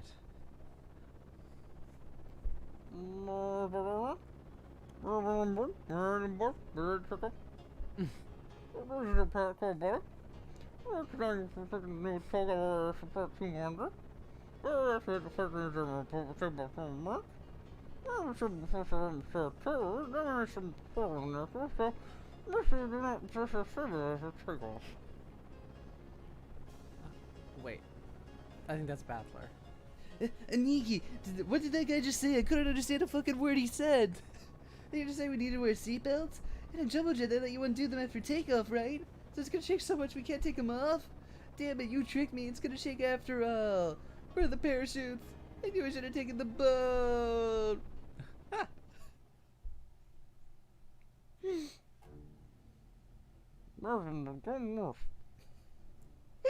Okay, sorry, I'm done. Pilot's taking over narration duties. Oh, are we getting the cast? Oh, should we meet a Battler? Wait, we get to know where in the plane they're sitting. Nope. Ushumia, George, Jessica, and Maria. Okay. Yeah, this is the cast. Wait, who's Jessica? Who's Kraus? Kinzo, Kraus, Eva. Who's Natsu- Natsuhi? Maybe there's some folks we haven't met yet. I guess they took the boat. Man, I didn't think there was a boat. You're telling me I could have taken the boat. Oh, this one's Shannon and Cannon. Nice. God, there's gonna be so many people. This is gonna be great. I don't know how we're gonna keep track of all these. It'll be fine, don't worry about it. Just do it live. Okay. Remember, if we fuck up our voices, You have to mock us viciously. you have to mock us mercilessly. Yeah. Okay? Do not let us get away with that shit. I actually really like how that border came out for this. It's pretty simple, but I think I like the way it looks. Because otherwise it's just a square box and a black screen. And Apparently we already messed up. what? What did we mess up? How did we mess up already? Oh no, Autumn, please don't. Should have taken the boat. The boat. Oh my god. I'm in a helicopter. Maria, that's enough. Oh, she's got a little bit of haughtiness to her, huh? I like that. But what a surprise. I thought there was nothing that could scare Battler-kun. This guy can't handle vehicles for some reason. Always yells about falling and sinking and stuff. Probably about that one time I tossed him off the boat. No. You're a disgrace of a man. That you was are. not cool, Dad. I still don't know why you fucking did that. Oh, shut up. That thing was seriously shaking way too much. I just got a little stressed as it was my first time on a small plane like that. You call that a little stressed? Sounds like it'd be fun to take an overseas vacation with you, Battler-kun. Would you like to go to Egypt with your aunt? You get to ride a plane for a full 14 hours. There's a good plan. Battler-kun, you should go let Ivane-san toughen you up some. Okay, I gotta know. Still got the tie clip. It's even worse! It's even worse! Don't even get me started on her chest. Battler's so different. He doesn't even have the same vibe. He doesn't even have his like little tiny like cute little fang thing. I don't like this version of Battler. I don't know why anyone would prefer these ones. These are so much better. Look at this. How would... Oh. Still your line, by the way. Still, it's so hilarious. Look at those fucking... It's like... Ugh. It's like those aren't even breasts. It's like someone needs to get in there with a needle and let some air out. Wahaha. Now, everyone's got their own strong and weak points. It's bad to laugh at them. Wahaha. Dad, you're laughing too. Hey, Maria-chan, you shouldn't laugh anymore. Shouldn't laugh anymore. Whoa. Uh-oh. Whoa. Uh-oh. Technical difficulties. Technical difficulties. It's not showing up on stream, so we're good. There we go, we're back. Yeah. Damn it. Is being scared of planes really such a big deal? Everyone obviously thinks I'm a big oaf now. Tish. They should know I'm a medium-sized oaf.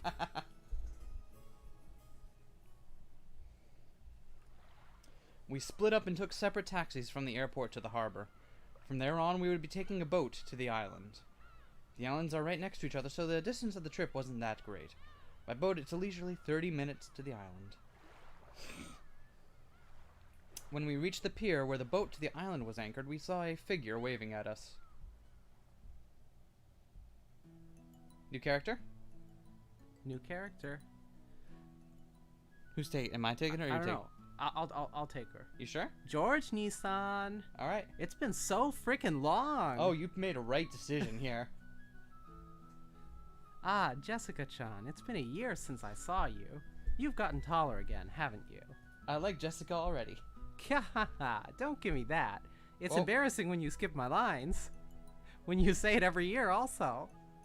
My bad. Hey, wait, is that me? I think so, I don't know, though. Hey, Aniki, you gotta be kidding me, man. Is that really Jessica? Wait a sec, George. Is this big guy Battler? We both stared at each other. She definitely didn't look like that in my memories, but I do remember her crazy way of talking. Yo, Jessica, what's this now? You're kidding me, you look like a real woman now. Wow, I'm just a filthy piece of trash. I'm not even gonna read that. Wow, you're related to me. This is just abominable. Don't screw around with me. I'm a blushing flower of 18. Oh, good. Thank you for... Also, the E did real work. I like this interpretation. This interpretation... actually, you know what? I like to imagine that instead of being an asshole here, like, Battler's more like, wait, you finally grew breasts. That's so great for you. Aww. Wait, wow, that's so great, Jessica. I'm so proud for you. Of course my hair grew longer and I got these. What?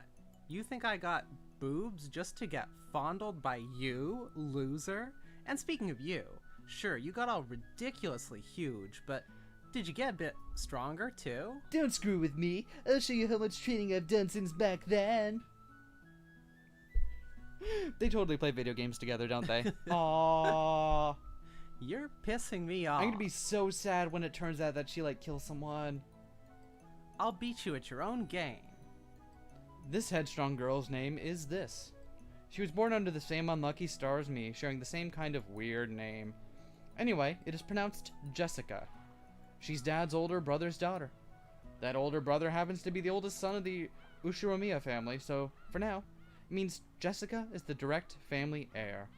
Since Jessica and I are the same age and sometimes had little boy-girl squabbles with each other, we've always been used to fighting and joking around together whenever the relatives gather.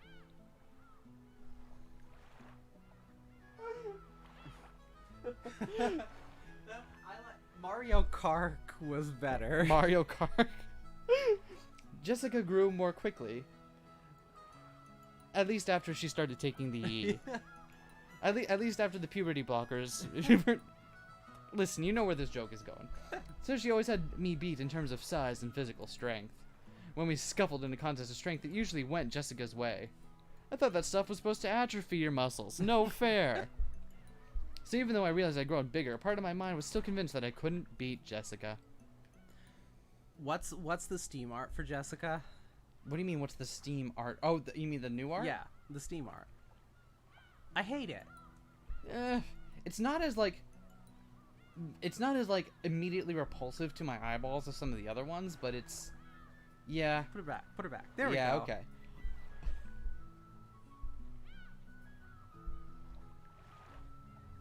Is this your line? Are you gonna read it, or? Whoa, what are you getting all serious for? Ow, ow, ow, ow. Hey, this is nothing. Jessica, you got weak. Shut up. I'm a girl. So of course I couldn't beat a guy with physical strength forever, right? Looks like the E finally caught up with her. Well, you got a point there. The meat I put on my arms all went to your chest. Which I'm proud of for you, by the way. This is totally in a not sexual way, and more of a weird kind of relationship that we've had for a very long time now, where I'm really proud of you. This Certainly. Yeah, it's that. I told you, my boobs aren't for you to feel up. Besides, how about I skipped it? How about, yeah. Okay, in my head canon, they originally grew up. So they originally grew up as really close, like brother. I was like, no, this is no. Cutting that off right now. Okay, we're no, okay. Honestly, I was so surprised at how feminine Jessica had become that I had to joke around like an idiot to hide it. Well, considering what a bossy brat she was 6 years ago, anyone would be surprised. Do you know how hard it is to get that kind of stuff in this day and age? And I guess she's just as surprised. She probably wasn't expecting to lose to me in a test of strength. After losing that easily, she must be shocked at how much I've grown in the past 6 years. 6 years. Once again, I'm being shown just what a huge gap of time that was. Crap. Total defeat. It's like I'm no match for you anymore. That's not true. Even Battler-kun must have his weaknesses. Right, Maria-chan? Ew. Bow. Ew. Why she's 9, but she talks like she's 3. Yeah, it's so weird. It's like, okay, she's not, but is that meant to be part of her character, or is that just bad writing? I don't know. Regardless. Like, is she meant to be this infantilized, or? I don't know. Okay. Shh, cut it out, Maria. Let's keep that a secret. That's Battler, Oh, right? it is? Shh, cut it out, Maria. Let's keep that a secret, okay? Fall? The hell are you talking about? Sorry, there's no chance you'll see that weakness of mine now. After all, the nightmare plane trip is already over and done with. Only thing left is the nice, quiet splashing of the boat ride. I never thought I'd start loving that piece of junk boat this much. Ee-hee-hee-hee. Ee-hee-hee-hee. Huh? George, Nissan, is there something wrong with his head? Several things. You'll understand soon. Very soon. At the time, I didn't get what Aniki meant by that big smile. What have we here? Oh, Battler-san, how big you've grown.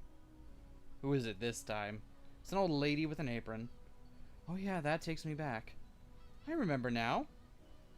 You remember her, right? It's Kumasawa-san, the servant. I could never forget you, Kuwasama-ba-chan. After all, you haven't aged a bit in these past 6 years. Anything, I'd say you're looking younger than ever. Oh ho ho! Lately my skin's been getting quite smooth and silky. And look, hasn't my chest gotten bigger as well? What is it with this game's fixation on ladies' breasts? I'll just never know. You're kidding, right? Listen, I know this visual novel has something really weird with breasts going on, but come on, even this is a little bit too much. Welcome to every VN. What, literally? It's not every VN. Give me a counter example. What ones have we done that haven't been like that? Listen. I guess Dream Daddy, but that's because they were all dads. And yep. Although it did let you have Bouncy Dad. A Dream Daddy was great. Oh, I was quite the looker back in my youth. Don't be shy. Don't. I'm not going to read the rest of this line. Ooh. The jokes I cracked about just... I don't know what voices I'm doing. My inner monologue keeps changing voice. My inner monologue is supposed to sound really deep and suave, but instead it says in my regular voice. The jokes I'd cracked about Jessica were being turned against me. Come to think of it, Kumasawa has always been the type to tease people. Kumasawa-san, stop that now. People with one foot in the coffin shouldn't jump around. Oh, to sport with the young is the most rejuvenating of medicine. No. It's rare for you to come pick us up, Kumasawa-san. I wonder what's gotten into you. Usually your lumbago kicks in whenever someone gives you a job to do. Giggle. River-sama, you're as harsh as ever. It's really kind of rude of you, actually. I found myself with some urgent purchases to make, and while I was at it, I thought I would come welcome you all. Although it does give a bad impression if the one waiting to greet you is a decrepit old woman. Oh. Feel free to jump in at any time and raise my spirits. Anyone? No? Oh, okay. Wow. Aunt Eva spoke sarcastically, but Kumasawa Bachan's years of experience were nothing to sneeze at. She was more than capable of smoothly and coolly deflecting that comment. Well, it feels bad to say it, but Kumasawa Bachan may be past her prime as a servant. She might act as though she's in good health, but between the headaches and her lumbago, her body is wearing out. What is lumbago? I do not know what that is. Do you want to look it up? I was gonna, but I don't know where my phone is, so never mind. Alright. To tell the truth, the very fact that she's still working is impressive. We should really let her retire at some point. Like, did we give her a 401k or anything? How old is she this year again? She must be pushing 80 at least. How am I fucking up this hard? It's literally just a reading test. It's incredible that she's still able to act so cheerily. Oh, pain in the muscles and joints of the lower back. Oh, cool. Nailed it. I have that. Good to know. Good to I didn't know that's what that word meant. Oh, chat also got us covered. Thank you, chat. The thing that I am struggling with right at this very moment. Oh, good. All right. What's your line? As whom? I've lost. Oh, right. What's her name? I believe this one was Haughty. Haughty. No, but what's her name? Maria? Isn't Maria the kid? I don't fucking know. Just voice her. What's my name? Help me. Help me, chat. Tell me who I am. You just seem to get more and more lively. Oh, that's right. Here you are. It's the tea I told you about before. Look, I brought you some. Please do try it later on. Aunt Rosa That's who I am. took a souvenir bag out from her suitcase. I forgot my name. I've been drinking too much of that tea. Oh, should I be drinking this then? Is that? Oh. Probably not. You'll forget your name. Oh, that sounds perfect. I'll be high as a kite tonight, my friends. Thank you, Autumn. It's me, Vivian. Oh. I forgot. I was too many people. Oh, wow. Wait. You're Vivian? Me. Then where's my mistress? God damn. Keeping track of you is so hard. To think that she remembered a promise that she'd apparently made last year and faithfully bought it. This sort of thoughtfulness is just like Aunt Rosa. She wasn't the kind of person who could forget or break a promise. She is the kind of person who'd forget her own name, though. Apparently. Kumasawa Bachan seemed deeply touched. Not only that Aunt Rosa had remembered this year-old promise, but that she would bring a gift to a simple servant like her. This woman is Kumasawa Chiyo-san. Chiyo-chan. Wrong. Okay, fine. She's a senior servant who's been working at the Ushiromiya head family household for many years. As you'd expect from someone her age, manual labor isn't her strong point, but she's a kind of super servant who can handle just about anything else, from kitchen work to cleaning and laundry. Also, her dad is a cat. All what? Chio-chan's dad. Oh, this is a reference to that thing I haven't seen yet. Azumanga Daioh? Yeah. I thought you'd read it. No, I read a little bit of it. I have the omnibus on the manga shelf. I just Yeah. haven't gotten to reading it yet. Hey, for once, I've read something from your shelves that you haven't. It's always the other way around. I feel so mighty. Oh wow. Unfortunately, it was just a 4-panel comic, so... Hey, nothing wrong with 4 coma. If nothing else, I'm pissed off that this pandemic has simultaneously given me A, all the time in the world I could need to read stuff, and B, absolutely none of the motivation because I'm constantly anxious and paranoid. Yeah. It's... Ugh. It seems like her only flaw is a tendency to slack off. I hear she tries to get away from heavier, troublesome work by playing up her chronic diseases. In Kumasawa Bachan's case, this was probably a sign of craftiness rather than laziness. Though it probably doesn't impress those paying her salary. Ah well, even if she's pretty flaky when it comes to work, I could never dislike her. I guess that's probably because of her cheerfulness and constant smile. Time enough at last reference. Thank you, Alex. Yep. Oh, your turn. Which one am I? Oh, fuck. This is the Oh, Southern gee. Drawl one. Hey, glad to see you're still in fine spirits. How's your back doing then? Even with the medicine, it's still not getting on one bit better. Went to the doctor, nothing can be done for this one.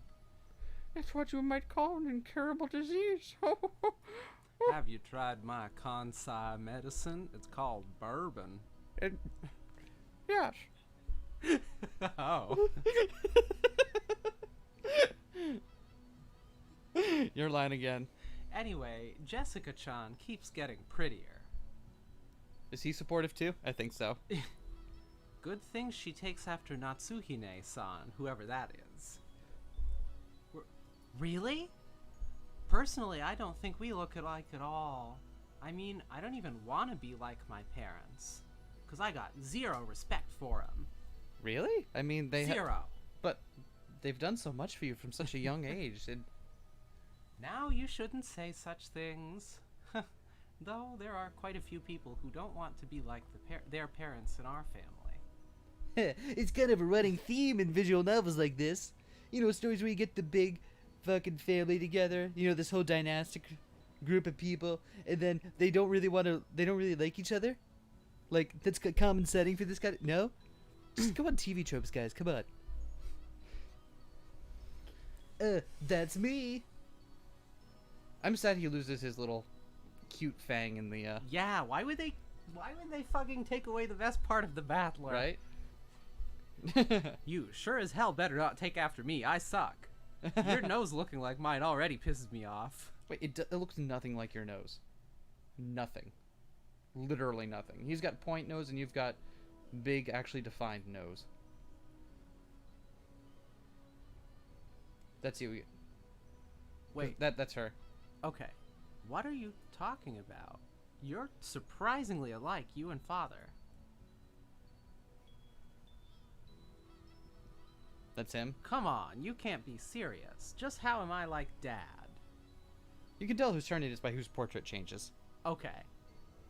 You're a lot like him, especially in how arrogant and prideful you are. Father's blood is especially strong in you and Nissan. Wouldn't you say, Rosa? Oh, absolutely. Kraus Nissan and Rudolph Nissan are almost unbelievably like dad. Alright already. Why am I the only one under fire from the girls? Hideyoshi Nissan, give me a hand, please. My, Rudolph-kun. You're always so popular with the ladies. I'm jealous. I like Hideyoshi so much. Can't wait till he murders someone. As usual, you're popular enough to make me jealous. Well, then, everyone, shall we head over to the boat? Come now, Maria-san, let's get on the boat together, okay? Get on the boat together. Everyone gets on together. God. Oh my god. You're the one that didn't stop me when I said, "Can I take this character?" Hell yeah. This time around, I'm not gonna be scared. I'm used to being shaken by the waves. That piece of junk fishing boat, I'm less afraid of the shaking than the engine breaking down and the boat drifting off. Oh yes, Battler-kun, I forgot to tell you. That fishing boat was completely worn out, so it was taken out of commission a few years back. The engine broke down and it drifted off. Now we got taken down to the island in a different boat. This one's also completely worn out. And this one's actually a plane. Oh, right. It's Battler's first time in the new boat. It's super comfy. And friggin' fast! It can go at crazy high speeds. Oh, that means less travel time, right? That sounds great. Having to worry about sinking is less scary than being on a plane, but it'd still be awesome to get it over with as quick as possible. When you think about it, Battler, you can sink on a plane, too. Why would you say that? Why? Wait, hold on. What? His voice was drifting into something. What? My voice gives me super strength. Oh, no. Oh, son of a bitch. That's where it was going. Son of a bitch. It almost made it to Tristan territory. Is Battler going to fall again? That's only on airplanes. Everything's fine. Wait, that was Battler. Wait, was it? Everything's fine now. I guess No, that it was was me. yeah. No, that was Battler. So this one's Son you of a now. bitch. It's okay. Anyway. Everything's fine now. Anyway, it's the captain's pride and joy, a kind of modded high-speed boat. Seems he's got it pretty souped up. He was bragging about how he attached 4 base high-efficiency propellers to make it break 40 knots or something like that. He talks about it all the time, so I've sort of memorized the spiel. Yeah, I've got it memorized too, since we hear about it every year. The captain says he's been obsessed with modding ever since he lost a speed contest with a foreign boat ages ago. He downloaded Gary's mod one time and then... According to him, that opponent managed to break 30 knots with just a fishing boat. And his thirst for a revenge match got him to build an awesome, all-new, super high-speed modded boat. She has cuteness fangs It too. runs in the family. It's a family thing. Oh. I'm sure you'll just love it, Battler. The super high-speed modded boat. My first thought was that this would be much better than some beat-up boat that might sink at any moment, but for some reason I got this feeling of foreboding. Probably just overthinking it. You know, this is pretty easy on the difficulty curve so far. Yeah. I think I'm pretty close to solving the mystery of what game we're gonna play. Really? Yeah. You let me in on your thoughts. What do you think it's gonna be? I think it's probably Fortnite. You think the visual novel we're about to play, that we're playing right now, is Fortnite? Probably. Okay. What was your second guess? Not a trick question. Get back to me on that one. You're lying. Hey, Battler, maybe you should just swim to the island. Battler-kun, you shouldn't lean over the railing too much. You might fall. Fall. Damn it. So this is why you were all grinning back there. Ugh. So this is the super high-speed boat that the captain started modding. Oh yes, that piece of junk fishing boat from 6 years ago doesn't hold a candle to this guy. Chat's excited. They just heard we're gonna play a game. Oh yeah. Oh, you know what? I don't know what to tell you, but I didn't want to spoil the surprise, but we might play a game today. Okay. Whoa, it's shaking. I'm gonna fall. Oh wait, no, that sounds like Gonna fall. If I fall, I'll land in the ocean and drown. Where's the parachute? I mean, where's the buoy? Give me a life jacket. Battler, what the heck are you doing that for? Jessica-chan, Maria-chan, it's not nice to tease. Battler-kun, if you're scared, then just don't come out on the deck. I think you'll be able to calm down a bit if you go inside the boat. Who was that? I have no idea. I just took initiative here. Okay. Oh no, that was Aniki. Sorry. Yeah, that was you. That's a no thank you, Aniki. Shipwreck victims are always the ones inside the boat. The survivors are usually those on the deck during the accident. so I'm staying right the fuck here. I know this because I study shipwrecks and plane crashes incessantly, because that doesn't make my anxiety about it worse. But it's shaking. I'm gonna fall. Whoa. Shake, gonna fall.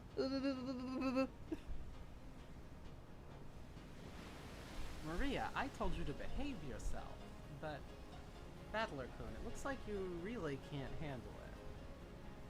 I'll go tell the captain to slow down for you. Wait, wrong line again! That time I got Son it. of a bitch! This is so hard. Whoa, Aunt Rosa, thank you. I can tell you now that safe, slow driving is definitely the way to go, even on the sea. Battler-kun is the kind that goes 5 miles below the speed limit at all times, right? Battler-kun's the kind of person who has to drop the driving instruction class because he has a panic attack and full mental breakdown during the first time they get in the car, and has to get driven back home apologetically by the driving instructor, only to discover that they never surpassed 15 miles per hour. Not that I know what that's like. Okay, you need to talk about it for a Don't moment? worry about it. Okay. Wait, who is this? I don't know. Who is this? Don't do that, Rosa. Trials and tribulations are important for young men. Isn't that right, Battler-kun? You'd better be able to overcome a little scare like this. It's so helpful how you have your portraits up so we can see who's talking. Otherwise, you'll never be able to go to Egypt with your aunt. Whoa, Aunt Eva, you're so mean. Oh no, I'm gonna fall. Life jacket, parachute, whoa. Wait, gotta spin it around and think that way. What's the enemy aiming for? Is he doing this to scare me? If that's what he's aiming for, too bad. Like hell, I'll be scared. But no, I'm gonna fall. I'm falling so far away from the microphone. Are we going to help Battler get over his fear of falling by throwing him out of the fucking building a bunch of times? Yes. Oh, is that why we're going to the Tilted Towers? So after I made a huge fool of myself for a while, Aunt Rosa had to talk with the boat captain, and he slowed down to a more manageable speed for me. Oh, that's a bit better. Thought I was gonna die earlier. Don't worry, you'll die later. Why would you say that? Apparently, the max speed I can tolerate is extremely slow. But that just now was completely insane. The whole boat was shaking, sliding and leaping on the ocean's surface. It felt like I was riding on the back of a flying fish. Jessica was still guffawing at me as I leaned against the railing, tired and disheartened. I lost in that strength contest earlier, but I'm glad to know I'm no worse off where it really counts. Plus, that's just the E. But seriously, haha. Damn it. Go ahead and laugh. I am. Well, yeah, you know what? Go ahead and laugh. One of these days, I'm gonna find your weakness and get back at you. Haha. Yeah, sure. Good luck with that. Wahaha. Wah. Wahaha. Ew. Battler all week. Yeah, battler all week. I want to die on land, not in the ocean or the sky. Don't worry, we can arrange for that. What? Why would you... Why is everyone here just to torment me? Why am I persecuted here? Why am I persecuted here? Maria was patting my back, so I patted her head in return. Her expression was blank as usual, but I realized that she wanted to console me. Ew. Would you like a Fortnite skin? Battler-kun, the captain's throwing in drinks to make it up for this. Would you like one to calm yourself down? George Aniki and Kumasawa Bachan brought us all ice-cold cans of soft drinks, covered with beads of water. Judging from Kuwasama-san's big grin, our parents inside the boat were probably all rolling around laughing at my moment of pure terror. Damn it, I'm so embarrassed. I can't bear to face any of them. If I didn't change the subject somehow, I'd had the whole feeling I'd be the butt of everyone's jokes for the whole trip, so I tried to think of something harmless to talk about. Hey, Jessica! How are Uncle Kraus and Aunt Natsushi doing? My old man and mom? Unfortunately, they're fine. Though every other word out of their mouths is study, study, which pisses me off. Whoever found anything useful in a book? I'm so jealous, since it doesn't look like Uncle Hideyoshi or Uncle Rudolph would say stuff like that. Yeah, you're right. Fuck books.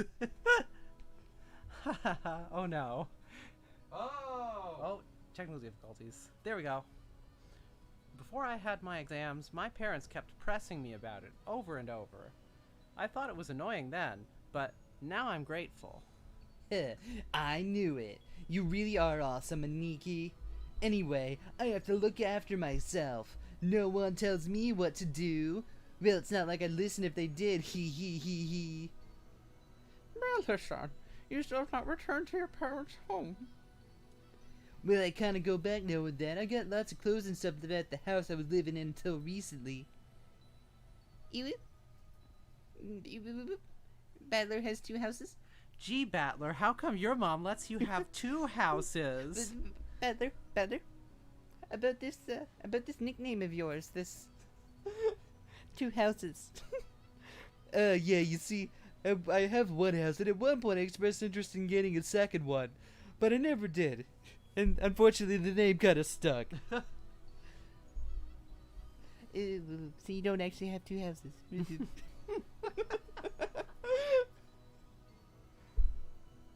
Why? Why do you have 2 houses? Ew. Only Maria, who couldn't really grasp the situation, voiced this naive question. However, the others just shot nervous glances at me, choosing not to respond even though they knew the answer. That's Okay. Jessica. Maria, look, you can see the harbor now. Look, over there. Can you see it? Ew. So the harbor's over the harbor. Apparently, Jessica was trying to be nice by changing the subject. Ah, well. I'd rather not talk about it if I can help it, but it's uncomfortable to have it treated like some kind of weird taboo. I don't mind it that much myself anymore. I may be a member of the Ushiromiya family, but the truth is that for these last 6 years, I've been living with my grandparents on my late mother's side, and I've been even using her family name. When those grandparents passed away one after the other, I basically had no choice but to go back and live with the old bastard. Don't get me wrong, I didn't just run away from home or anything like that. The only one at fault here is my dad. I don't really blame Kirie-san. Being able to hold that old bastard's reins and ride him out is no mean feat. Just gonna leave that one untouched. Still, the way that old bastard betrayed my mom... Well, unfortunately, I still haven't fully gotten over that. We'll be getting there soon. George Aniki cleared his throat, trying to change the subject. Please forgive my indiscretion. It seems this old woman has said too much already. If I have hurt your feelings... I don't mind it, and no one's feelings are hurt. I don't have feelings. I don't know how to feel anymore. The pills mean I don't have emotion. I'm an empty shell of a man. Someone, please help me. This is a cry for help. Don't worry too much, Kumasawa-bachan.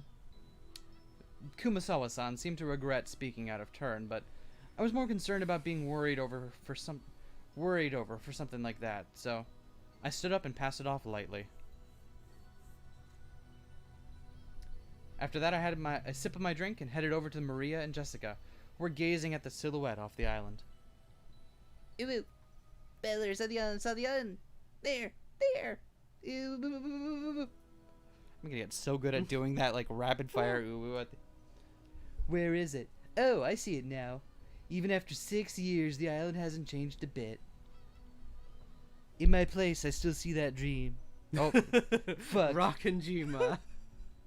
in my, I can't go back. I messed it up. It's not gonna happen now.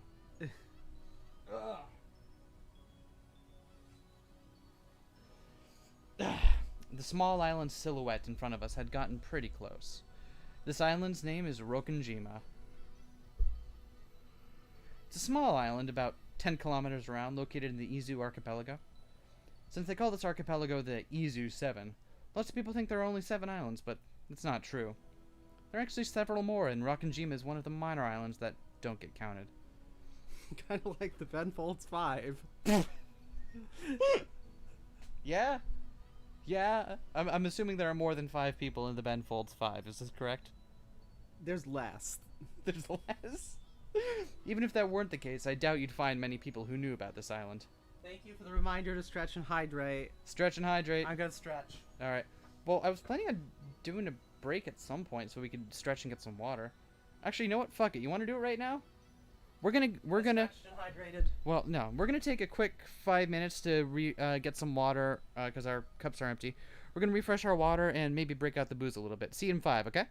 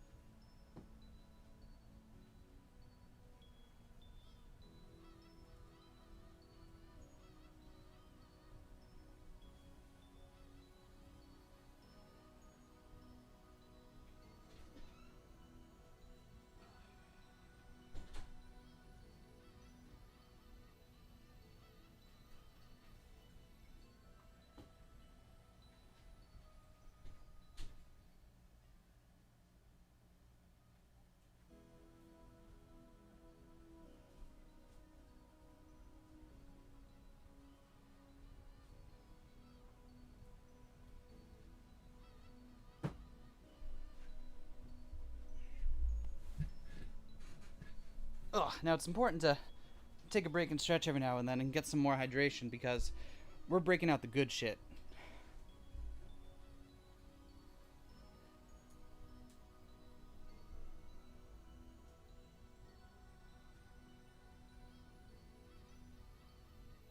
And by good shit, I mean a bottle of grappa I've had for a while now that I really wanted to get into. I figured, why not? This stream is also kind of a pseudo-celebration of our channel being around for like 3 fucking years now, which is still wild to me, honestly.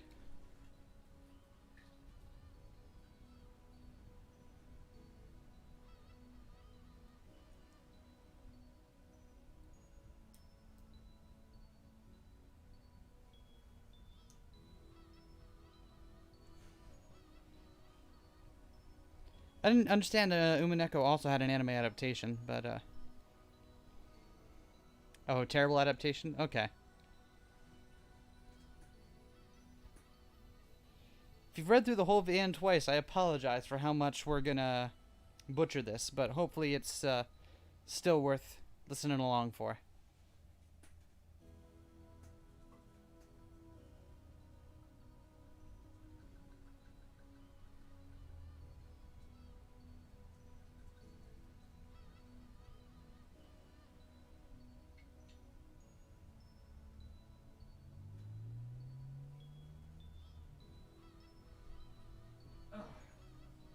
Alright, tonight's drink of choice is the Bottega Grappa Bianca. Smells and tastes like paint thinner, which is exactly what I look for in my poison of choice. I'm telling the stream about our drink of choice for tonight. Whatever this is. Yep. You ready? I think so. Kanpai? Kanpai. Kanpai. Indeed.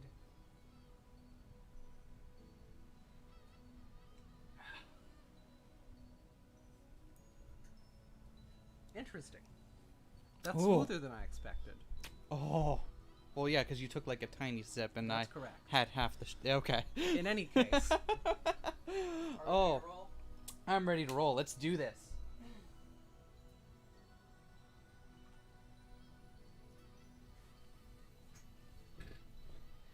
And if any of y'all in chat haven't yet, make sure you get yourself some water. It's good for you. Take your pills if you haven't today. You know, usual. Also, I was thinking, like, and I love how the island closed off to the world by storm gets used a lot as a locked room murder mystery setup. Yeah. Like, it also happens in Girl with the Dragon Tattoo, first book. Like, it's all a classic locked room murder mystery, but I suppose you're wondering why I've called you all here. Yeah, exactly. In other words, outsiders and tourists never have any reason to care about it, so you'll never find this island's name in a travel brochure. After all of Rokenjima is an estate possessed by the Ushiromiya head family. Only the Ushiromiya family lives there, and only people connected to the Ushiromiya family come and go to and from there. There's nothing there except a harbor and a mansion. The vast majority of the island is still just uncultivated forest. Do they have Wi-Fi? Probably not. It's also 1986. Holy fuck, they have no Wi-Fi. Like, I would die. you wouldn't be alive in this year. Oh no. You'd be like, I don't know. That raises too many philosophical questions. What a waste when it could be made into like a nice golf course or something. Ugh. Oh, rich people problems. Am I right? There could have been a golf course here. Fucking hate it. However, when you realize that the entire coastline is a private beach, it starts to sound pretty magnificent.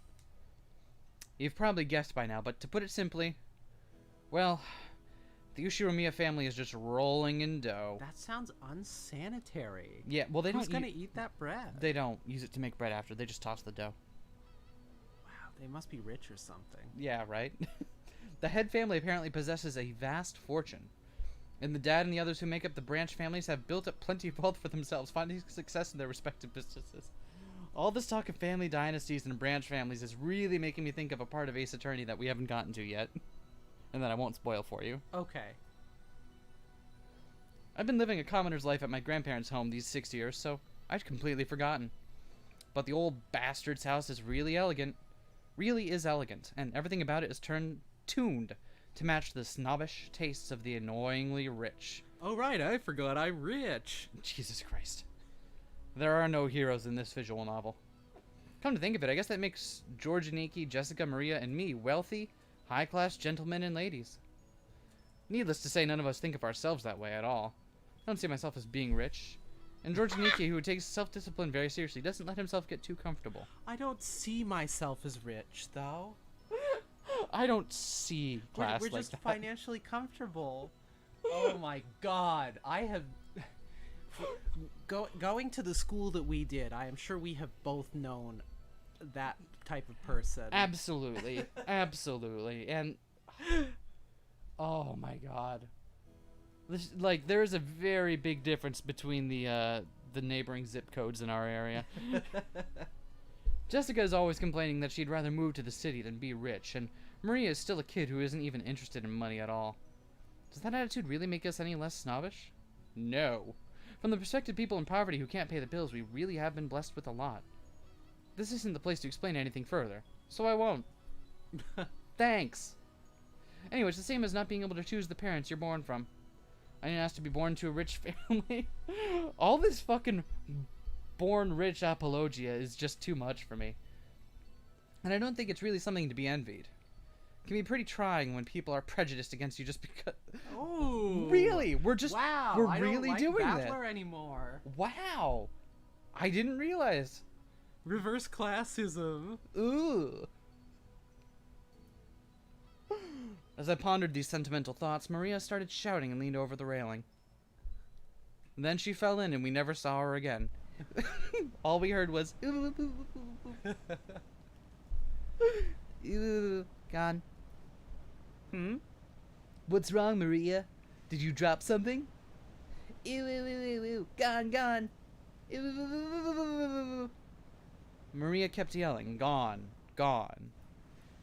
At first it sounded like as though she had dropped something, but While she shouted, she also pointed out over the ocean. Aw, shit, is there like some big Lovecraftian Leviathan living in the waters around the island? I fucking hope so. It's your line. What's wrong? What's gone? I'll look for it too if you want. What is it? Huh? Cuter class abomination. Ooh, boo boo. If she dropped something, she would have probably have looked down at the floor, but Maria was pointing out over the ocean. One could assume by that gesture that she had spotted something, but she kept saying that something wasn't there. Strange. Surely this will never come back, and... However, since my last memories of this place came from 6 years ago, I was able to spot it before Aniki, who comes here every year. Huh? If I remember correctly, wasn't there a torii or something on top of a small crag around here? That's right, it was definitely there. I remember it well since we got closer to the island. It's the first thing to greet us, like a landmark. Wow, you're amazing, Battler. Thanks! Even though it's been 6 years, you remember. Yeah, that's not that long. Why are you impressed by that? It was here, wasn't it? I remember too. The tutelary god's shrine in that... Oh wait, this is probably someone else, but oh well. Torii-like thing we were standing all along that crag. Now that you mention it, they are gone, aren't they? I'm pretty sure they were still there last year. Gone. Wow, that's strange. You sound like me for a moment there, whoever you are. Maybe they were washed away by the waves or something. The small crags, they probably got worn away over time. Well, that's my theory, too. It was last summer that it disappeared. Ooh. But they say... I've got a theory. What's your theory? It could be bunnies. Okay. Thank you for your input. They say an enormous lightning bolt came crashing down one evening and smashed the shrine. The fishermen whisper that having a thunderbolt fall upon our honored tutelary god must be a portent of approaching misfortune. Kuwabara. Kuwasama-san smiled impishly as if teasing us, rubbing her hands together while intoning a Japanese phrase meant to ward off lightning. However, Maria apparently took this seriously and stared fixedly over the ocean to where the crag housing the shrine god was supposed to be. Then she took another sip of her grappa. Wait, who's talking? This is gonna be me in just a moment here. Okay. When I'm done letting the paint thinner roll down through my stomach here. Portent. Misfortune. Ooh. Who is talking now? I'm so That's confused. Jessica now. Enough, Kumasawa-san. Maria isn't old enough to get that kind of joke. As long as there's character models on screen, it's not hard to tell. But when it's hard. No, you just look at whoever changed. But it's not always. It's okay, Maria-chan. It's just a coincidence. Nothing scary's gonna happen. Good thing. And game ends there. Thanks for coming, everyone. George Aniki put a hand on Maria's shoulder to calm her down, but Maria's sharp-eyed expression didn't waver. Misfortune. Maria muttered that word over and over. Apparently repeating a single word over and over is a habit that Maria has had for a long time. However, since the word she was saying was literally an ill omen, it was a bit creepy. Kind of like a coping mechanism or something? Maybe. Does Maria have like a really traumatic childhood and... Hey now, Maria. If you say it over and over like that, misfortune will really end up happening, you know? I tapped Maria's other shoulder. Maria whipped her head around, stared into my face, and spoke unblinkingly. The time has come. Fulfill the prophecy. Ooh. Misfortune is coming. Huh? And just where is it coming from? I answered lightheartedly, trying to break the tension in the air. At that moment, Maria held up a finger, raised her arm high, and pointed up to the heavens. When I looked up, I saw that the sky was still just as cloudy, but it had grown a great deal more leaden than it had been that morning. That's right, they were saying that a typhoon was approaching. We had planned to spend one night on the island, but if this storm doesn't pass quickly, I won't be able to make it to school on Monday. Well, I guess that makes for a pretty good excuse to be absent. Ew. She apparently sensed some kind of misfortune in this cloudy sky. She's been muttering that non-stop for a while now. Girls at Maria's age tend to be very impressionable. She's just about the age that many girls start to get excited about sixth senses and whatever they have, whether they have any psychic potential and stuff. For all we know, this might be due to her childish, sensitive nature. Or she might be an Esper. That could be her Esper ability, yeah. It's okay, Maria-chan. The weather might get worse tonight, but tomorrow it'll clear up and become a pretty blue sky. Ooh. Pretty blue sky. Ooh. That's right. By tomorrow, it'll be a pretty blue sky. There's no rain that doesn't end, and no clouds that never clear. Sound like the lyrics to, like, a folk rock song. Yes. Ooh. Rain that doesn't end. Clouds that never clear. Ew. I know the typhoon's coming, but it'll soon go away. It'll be okay, Maria. Ooh, ooh, ooh, ooh, ooh, ooh, ooh. Do you want me to stop? No. Okay. Maria started yelling, ooh, ooh, ooh, ooh, ooh, ooh. It looked as though she was having a tantrum because no one could understand what she was trying to say. What in the world is Maria trying so desperately to warn us about? Unable to understand her, we couldn't help but feel a vague sense of misfortune. I've heard that everyone can feel the supernatural, but that it just weakens as you age. That might mean that Maria, the youngest one of us all, still possessed some kind of sense that the rest of us had lost. I wonder if that sense is sending her a warning. At that moment, Kumasawa-san quietly opened her mouth. Meh. I closed it again. Rumor has it that long ago, Rokonjima was. Kumasawa-san, That's me. let's not talk about that now. Okay. Just as Kumasawa-san was about to tell some kind of story, Jessica sharply interrupted her. Jessica's tone was extremely firm for her. I wanted to push her further, just out of simple curiosity, but judging by the look on Jessica's face, whatever Kumasawa-ba-chan was likely to say would probably make Maria even more uneasy.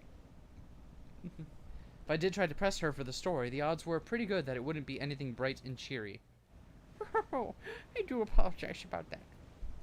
Chat The wants wind. to make sure that you continue with the uwus because they're a magic spell that will protect us from misfortune. Okay, I will absolutely continue with the uwus. Thank you all for being on my side here. So if the wind here is hard to bear for the elderly, so if you excuse me now. It doesn't quite work as well in my voice. Gossipers have no reason to hang around after they've been told to stop chatting. Burn. When Kumasawa-san finally realized that she'd overstepped her bounds, she went back inside the boat. After she left, Uncle Hideyoshi showed up in her place. Since he'd arrived mid-conversation, he completely failed to notice the complicated atmosphere that hung about the scene, so he refreshingly and unwittingly swept that atmosphere aside. So in the end, it was his lack of tact that brightened the mood. Looks like we're almost there. Okay, just a bit more. Took forever at the speed we went today, didn't it? Wonder whose fault that was. Wah! Wah! Charles, I told you, not while we're streaming. Sorry, we're good friends with Mr. Martinet, and he just likes to come in every so often and get on stream. What? Charles Martinet. I have no idea what you're talking about. He's the voice actor for Mario, Luigi, Wario, and Waluigi. Okay, I believe you. How do you not know this? Charles, he's not real. He can't hurt you. Chat, back me up here. Uncle Hideyoshi, give me a break already. Tuh. Aha, come on, don't stop there. No, that's Jessica. Wow, Jessica, you really sound like Uncle Hideyoshi there. Aha, come on, don't stop there. That's a really good impression. Seriously, thanks to Battler here, it's taken forever. Okay, you went back. It's really hard to do that. It's been a long time since I moved away from there. I imagine so. I mean, you tried to do that with your voice for like several hours at a time. That's gonna suck. Yeah. Ew, ew. Maria probably thought that everyone was refusing to listen to her. She hung her head, wearing a fretful expression. As she did, George and Iki crouched down to meet her eyes and spoke to her kindly. As soon as he was done with his grappa. Maria-chan, You. There is nothing to be afraid of. Because we're all together. There's nothing to be afraid of if we're together. Go ahead and say it.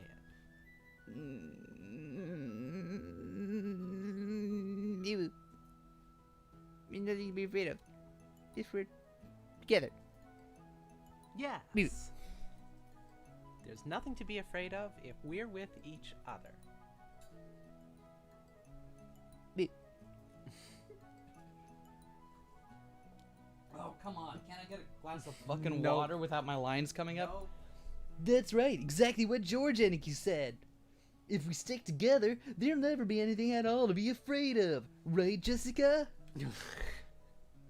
Yeah, no doubt about that. Nothing at all to be afraid of. Nope, nothing at all. What George Nissan says is always true, Maria. Ew. And what I say is always false. It's a logic problem. George Oni-chan, always true. Yes, I don't lie. It really is just So trust me. the tip of like, fucking hell, I just want a coffee, George and Jessica. Stop this. There's nothing to be afraid of if we're all together. Ew. George Oni-chan doesn't lie. I trust you. There's nothing to be afraid of if we're all together. Ew, not afraid.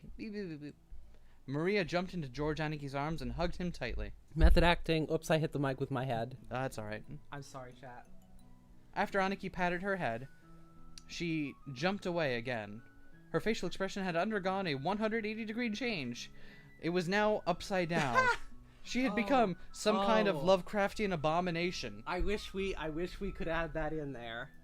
Just her face slowly rotating up or is it worse if it's the other way, where it's now on the back of her head, Oh no. completely covered by hair, and only when you start to brush it aside and look at the nape of her neck do you see her eyes staring back at you. She was once again the ordinary Maria. Ew. Nothing to be afraid of anymore, because we're all together. Ew. Huh, yeah, that's it. You look all better now. You're strong, and that's awesome. I, on the other hand, am still a weak piece of shit. Wow, it's a really good impression of my voice you just did, Maria. Ew. I'm awesome. Hey now, what's going on here? Maria Chan didn't get seasick, did she? Ha ha ha, well, something like that. We'll be arriving soon. The harbor was already drawing near. Oh! Look at that! We got some cool vignetting. So I guess we're about to go to a different chunk. Oh. Clock time. Is this like a doomsday clock scenario, or? It must be. 48 hours remain. Hey, we got an achievement! Sick. The boat gave a big shudder. Seems we've docked at the harbor. The boat driver came out and jumped to the pier with the mooring rope. A large man in a tuxedo was waiting there for us with a warm smile. I didn't recognize his face, but judging by his clothes, I guess he was a servant of the Ushiramiya head household. Oh hey, it's that guy. What do you mean that guy? Is this... Switch of sprites. It's that guy. Isn't that a different guy? I don't know, maybe it's a different guy. I thought that's a different guy. Welcome home, milady. You were so late in returning that I began to worry. Ah, thanks for caring. This moron got so scared we had to slow down. It was seriously annoying. Shut up! Someday when the shoe's on the other foot, you'll remember this. Reina says it's a different guy. I'm sorry I can't tell butlers apart very well in this game. Wow. I guess. Not gonna unpack that one. At this rate, word will spread to the whole family, and I'll be the big conversation piece during dinner. Is now the time when I admit that I identify people largely not by their facial expressions, and it gets confusing if you change your style? Yeah, no, I'm with you on that. It's hard to remember. Like, when I'm trying to remember who I'm helping in a retail environment, I usually will immediately memorize what they're wearing rather than face or anything, because I can't. It's just... Even without this, everyone would be talking about me because of that 6-year gap. But now I've given them an even juicier topic. Juice. Damn it. Why does the Ushiromiya head family have to live on this isolated island? A quick poll in the chat. What's the best juice? Orange? Strong choice. It's kind of like a vanilla choice for this, but you know, I like orange juice. I don't know. I think orange juice is, to some extent, underappreciated based on its prevalence. Like, Okay. it's everywhere and often mediocre, but just like a nice fresh squeezed orange juice. Hot damn. No, okay. Yeah. I can see that. In the meantime, the boat had finished its mooring. Peachy juice, nice. Cranberry juice, nice. Those are both bold choices. A small plank was lowered so that we could get down. One by one, our parents came up from inside the boat. I happen to be very fond of tart cherry. Nice. Oh, grapefruit. Sorry, grapefruit. That's the correct one. Oh, right. I love grapefruit because it's bitter and squidgy and weird, and that one's good. Thank you. Thank you, the fighting doll. I forgot about my favorite juice. You all must be quite tired from your long trip. Madam, please allow me to assist you. Thank you. It's been a while, Goda-san. How are you? I thank you for your concern. It's always my pleasure to serve.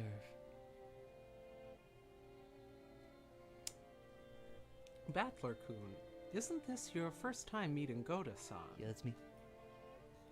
If I'm not mistaken, you weren't working here 6 years ago, right? Indeed. So please allow me to greet him for the first time. It is an honor to meet you, Battler-sama. Huh. I'm pretty confident about my height, but you're huge. This is definitely our first meeting. I'd never forget meeting a big guy like you. All of Battler's life is just like that one Monty Python sketch where the archaeologists are squabbling and it all just turns out to be about who's taller and then they stack. Yeah. I'm Battler. I was looking forward to meeting you. I am Goda, in parentheses my name, your servant, and I've been working for the Ushiromiya head family since the year before last. It is a pleasure to make your acquaintance. If there's anything you need, please feel free to rely on me at any time. Goda-san, it's been some time. What amount of time? Specificity is very important. It has been too long, George-sama. Please allow me to assist you. As usual, you're pro at welcoming guests. If you ever need a job, just let me know, okay? I'd hire you anytime. You do me too much honor. Please allow me to assist you, Hideyoshi-sama. The best part of Hideyoshi's character is it doesn't matter that my accent fucking sucks. Because so does his, canonically. Yeah, canonically. exactly. Goda-san then lent a hand to everyone as they disembarked, greeting them as they passed. His speech and mannerisms had the refined polish of a professional. He was very graceful, in contrast with his initially tough-looking appearance. His large size made him seem a bit scary at first, but he was much more polite than my first impression had led me to believe. He claimed to have served on the island for 2 years, but he doubtless had worked at a similar job somewhere before. After everybody disembarked, the mooring rope was untied and the boat started to steer away from the harbor. Shouldn't someone be in that boat? Do we just want to let it float out? Is that okay? Yeah, we just buy a new boat each time. It was probably returning to its home port in Nijima, It was flocking home to roost. migrating back for the summer. The captain waved his hand in farewell. Maria conscientiously waved her hand back. Now that I think about it, that must be why I felt something out of place for a while now. I can't hear the cries of the seagulls. Seagull. Umineko in Japanese. I can't hear it when they cry. Umineko. When they cry. Nice. There's something to that. Yeah, probably. Seagulls? The birds? What's a bird? Battler, what the fuck are you talking about? Love the idea of someone discovering birds for the first time at like age 16 or whatever. They're like, what the fuck are these?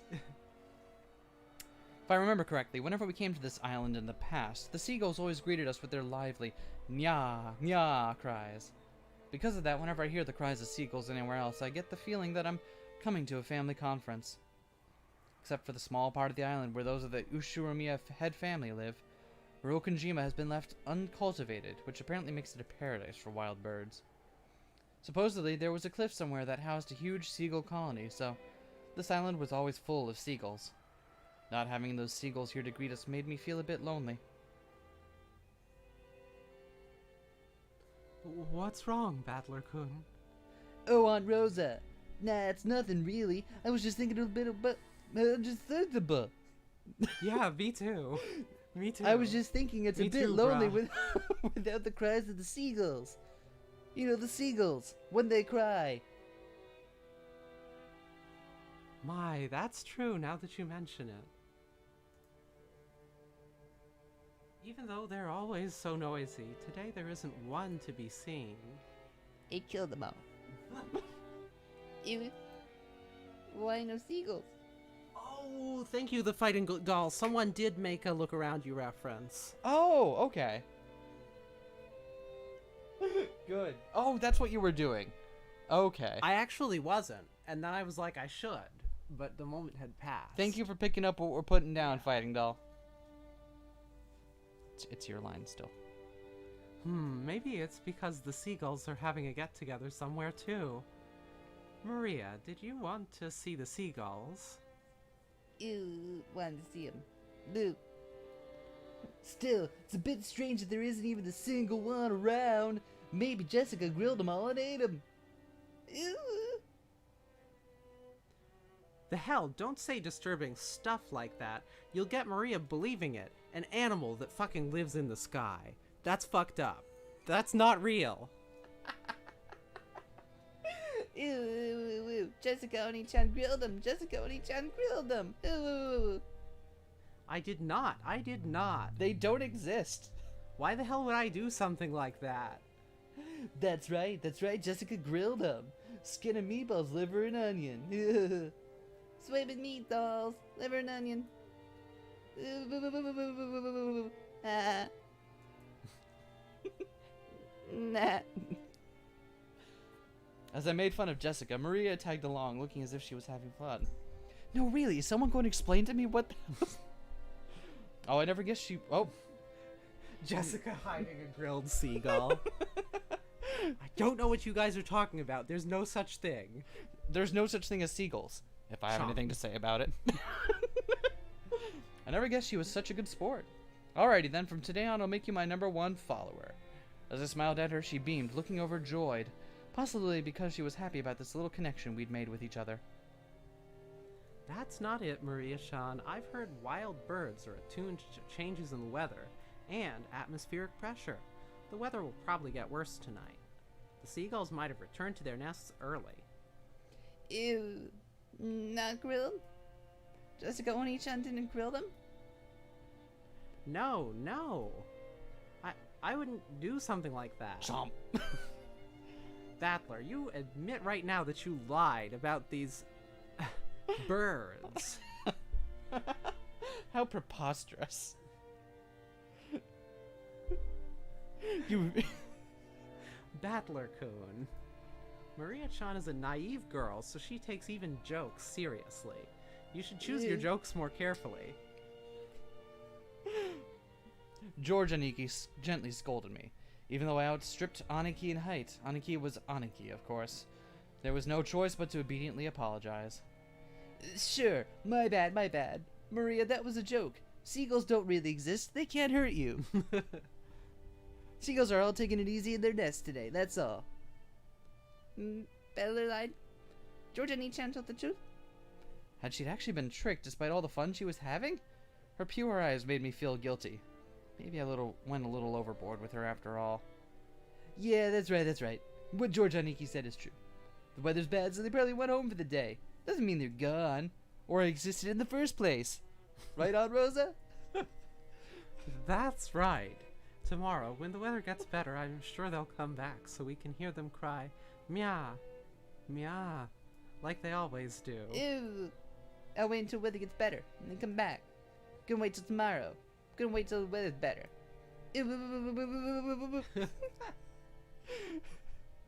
Maria was in a lighter mood and was looking forward to tomorrow when the seagulls would come back and fill the skies. Still, George Aniki really was amazing at taking care of kids. I think I remember Aniki taking good care of me as well when I was a brat 6 years ago. Aniki, that's probably your gift.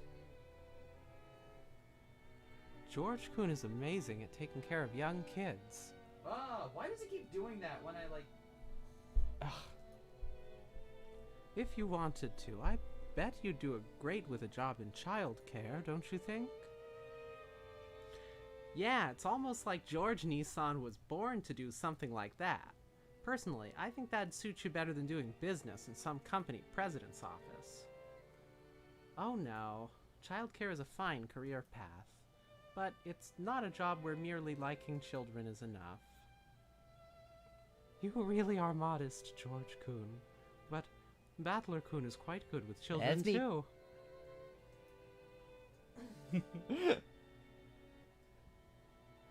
Just a second ago, even though it didn't last long, Maria seemed to be having a lot of fun. Please, keep on playing with her like you did just now. Make sure to lie frequently. Just choose your lies more carefully, I can never okay? tell a lie. Aunt Rosa winked at me, giggling a little.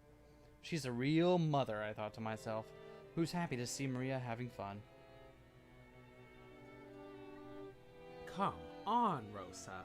And you brats too. What the hell are you doing? Let's get going. Okay, we're coming.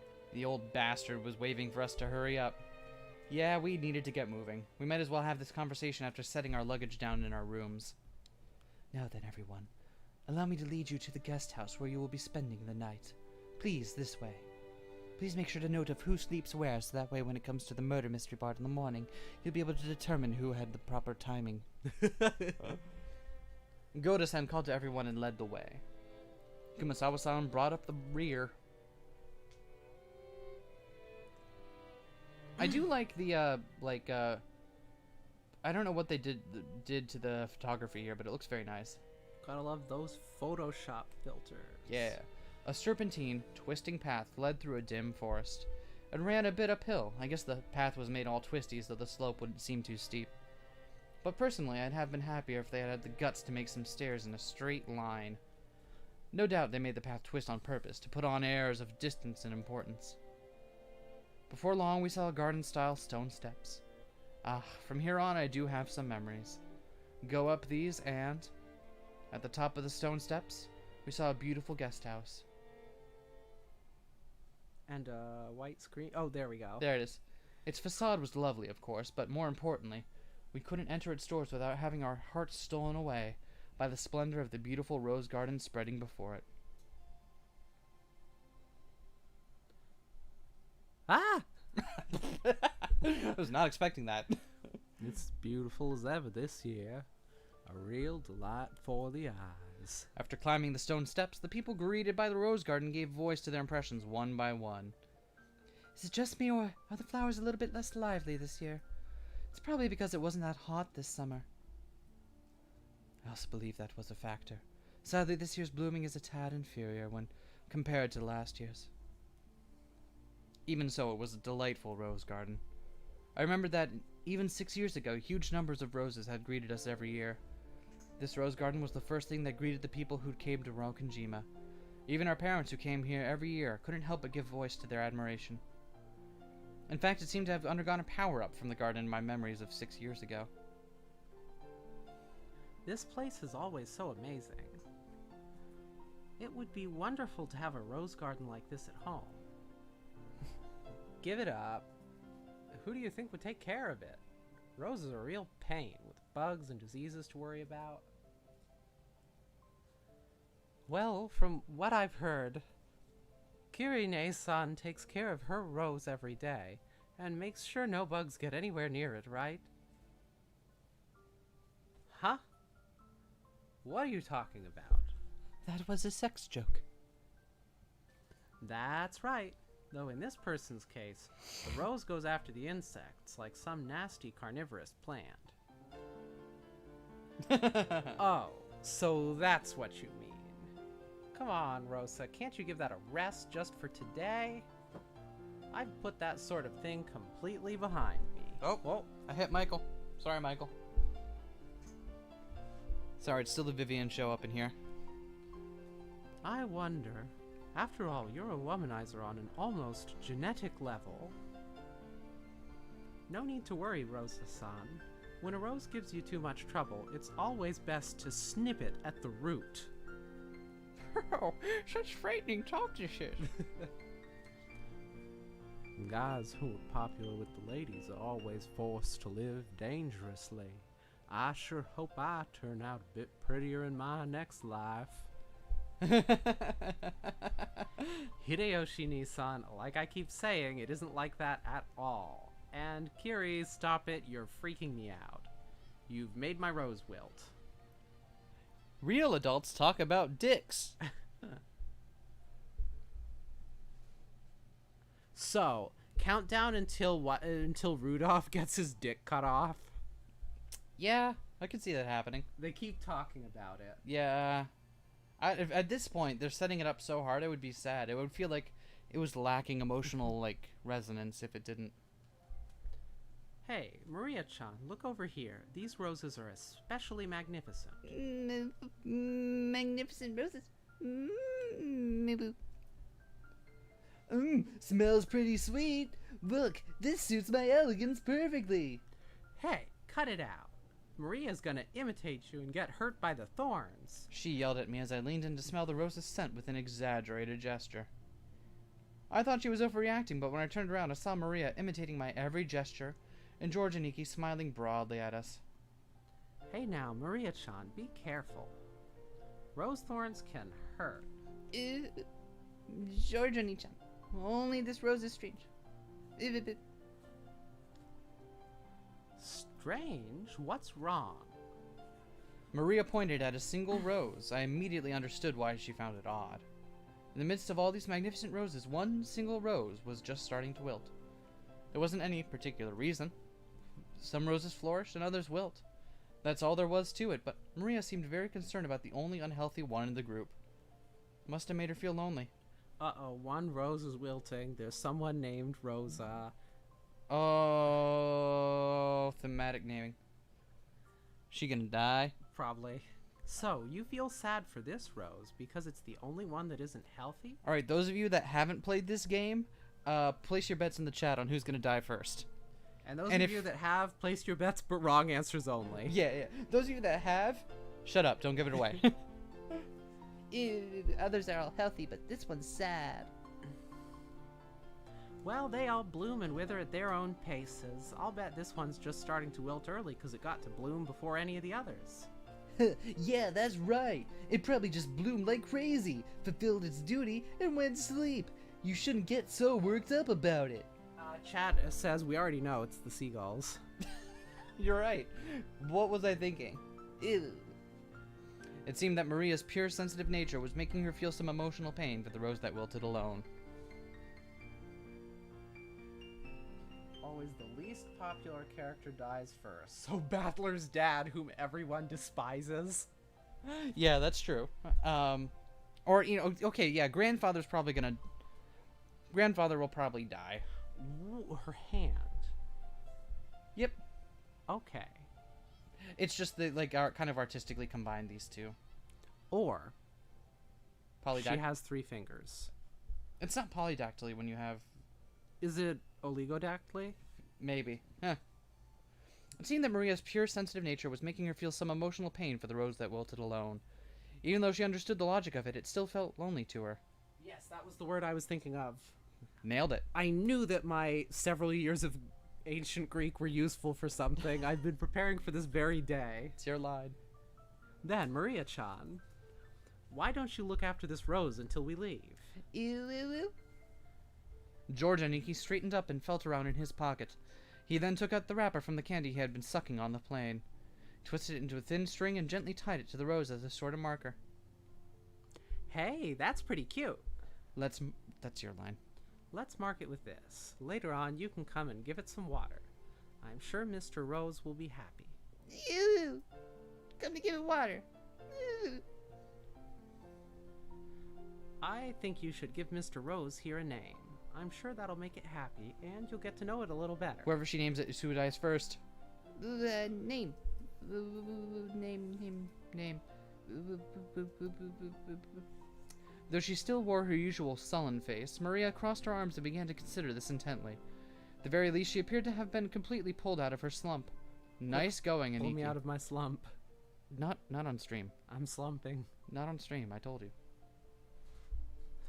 George Nissan has always been really understanding. Can't help but respect him. Yeah! You, on the other hand... Yeah, that's fair. I guess he was just born that way. He's on the right track, baby. We gotta start picking up tips. Was this garden just as magnificent when you all were kids? It was only after I stopped living here that it grew so big. Before that, the garden was simpler, though I'm still attached to that one. Nissan fiddled with it too much, with that vaguely bad taste of his. I liked it much better before. Eva, you've got to think positive. Setting aside how it used to look, its beauty now is something to be admired. Okay, she's Eva. What unit number is she? 01. Nice. Oh, goodbye, Wife City. Hey, thank you so much for coming by. Have a great night, and thank you so much for coming by. Have a great evening. I didn't mean it like that. I was just saying that I wanted you to see this garden the way it was before, too. Everyone, if you please, I shall guide you to your rooms now. Goda-san called to everyone to ask if we were ready, but our hearts had been completely stolen away by the rose garden that none of us had seen for a year, so we didn't pay much attention to him. Since we weren't a travel group, it wasn't like we had a strict schedule to follow. Besides, since our parents were visiting their old home full of nostalgia, it wasn't like they had to let themselves be urged on by anyone or anything. Understanding the situation, Goda-san continued to wait, smiling widely, until our parents got tired of the roses and told him to guide us to our rooms.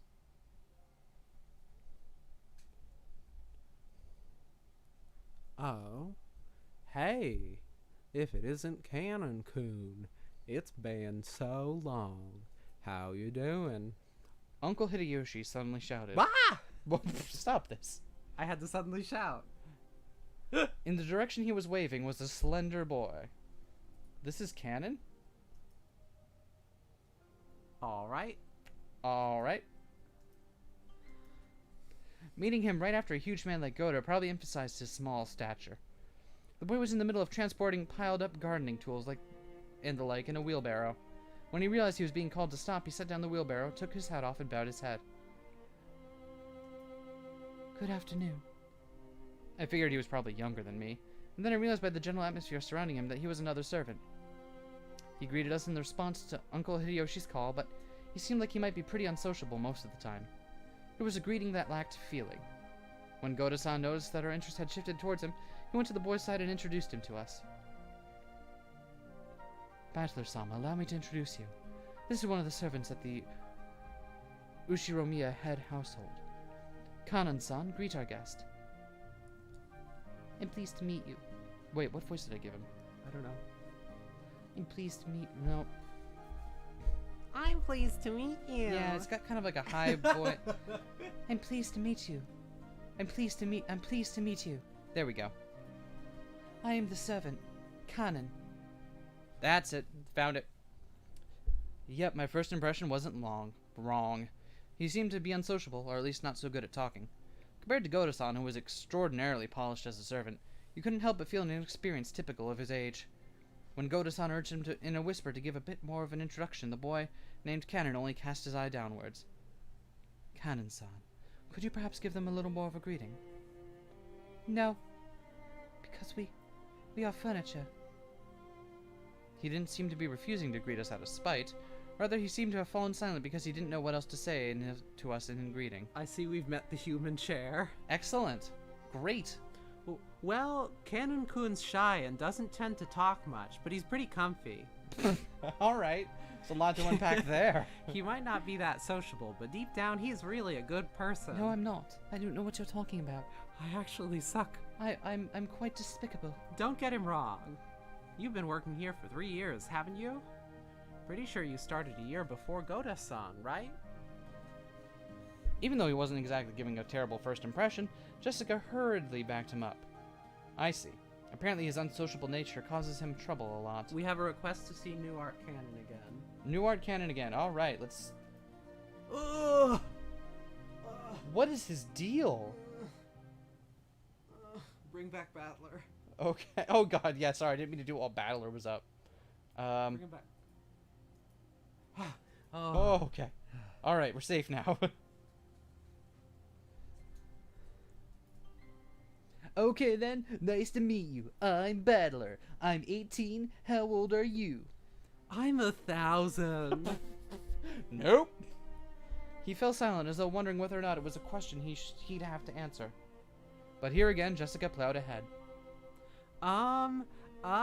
If I remember correctly, Canon's 2 years younger than us, so 16, right? Yes, that is correct. It looked like he would have preferred not to tell us his age if given the choice.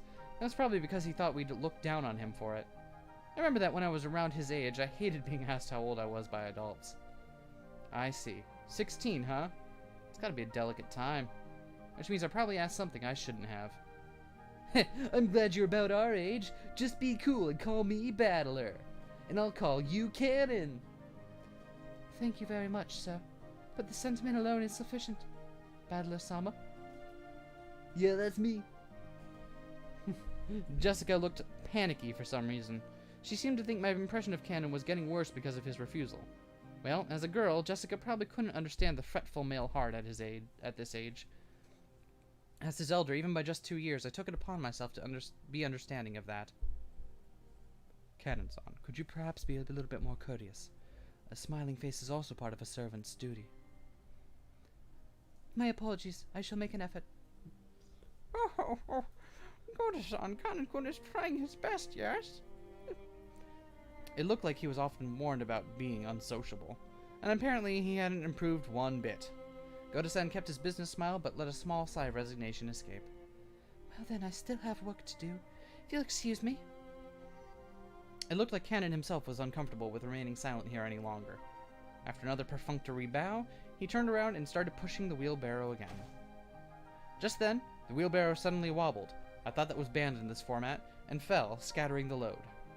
I guess the wheelbarrow's single wheel caught on a pebble and lost its balance. What do you think you're doing? Now clean it up quickly. Goda-san urged him to hurry in a quiet voice, as though hinting that it was shameful for a servant to appear clumsy in front of guests.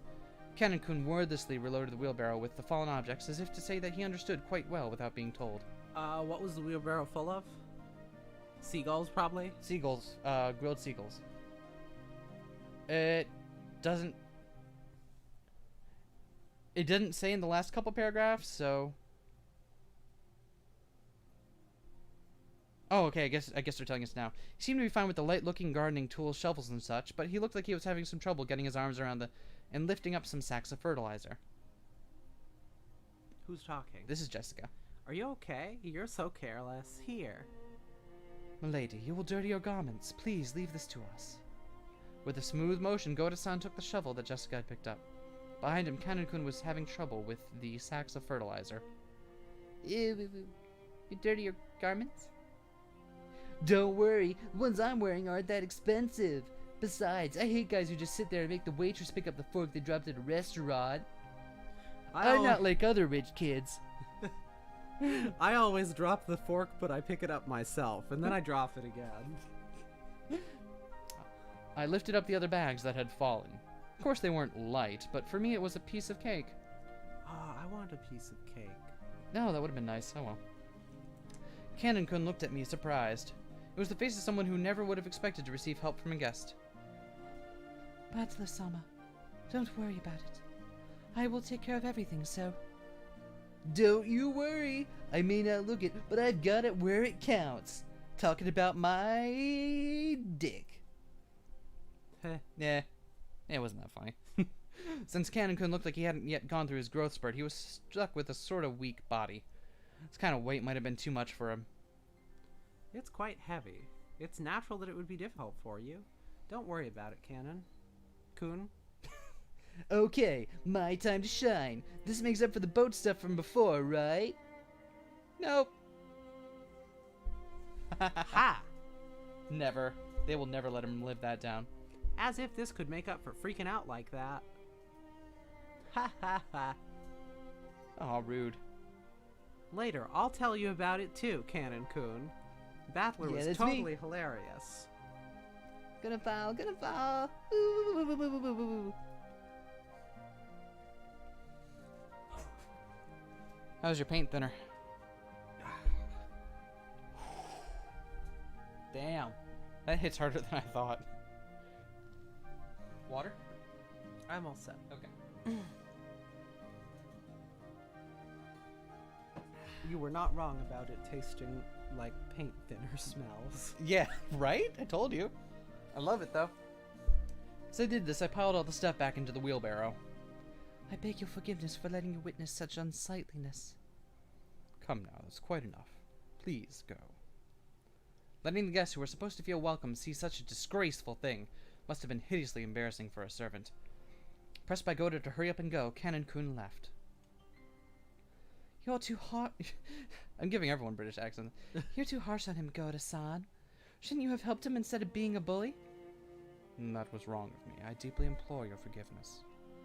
Without even a twitch in his smile, Goda-san apologized elegantly. Canon Kun has a ton of things he's good at too. But it turns out everything he's good at, Goda's better. It's like a Rom and Rem scenario. From that there anime, Re:Zero. It's just that being young works against him all the time. It's a crying shame. Well, it's a prickly age. Let's just leave him be. After all, closed-mouthed servants are the best kind. Isn't that right, Kumasawa-san? Rudolph-sama, you truly are harsh. There's no servant as silent as me, of course. Everyone smiled wryly at that obvious lie. Even she herself didn't believe that, not in her wildest dreams. So she must have said it to lighten the mood. Yeah, that's the kind of character Kuwasama Ba-chan used to be. The once stiff atmosphere had cleared up at once thanks to her cheerful smile. I'd like to set down our luggage soon. Goda-san, what rooms are we all gonna take? It shall be the same as the previous year. Allow me to guide you. Please, this way. Battler wasn't here last that's year, me. so he doesn't get a room. Oh, man. We headed towards a grim, elegantly simple guest house. Grim, huh? Oh, trim. Sorry. This was going to be our temporary quarters for the night. Temporary quarters? So what are they worth after they're done? No longer 25 cents? Cannon watched over a hedge as the guests all entered the guest house. God, this sucks. Okay. Then he let his eyes fall on those heavy sacks of fertilizer piled up in the wheelbarrow.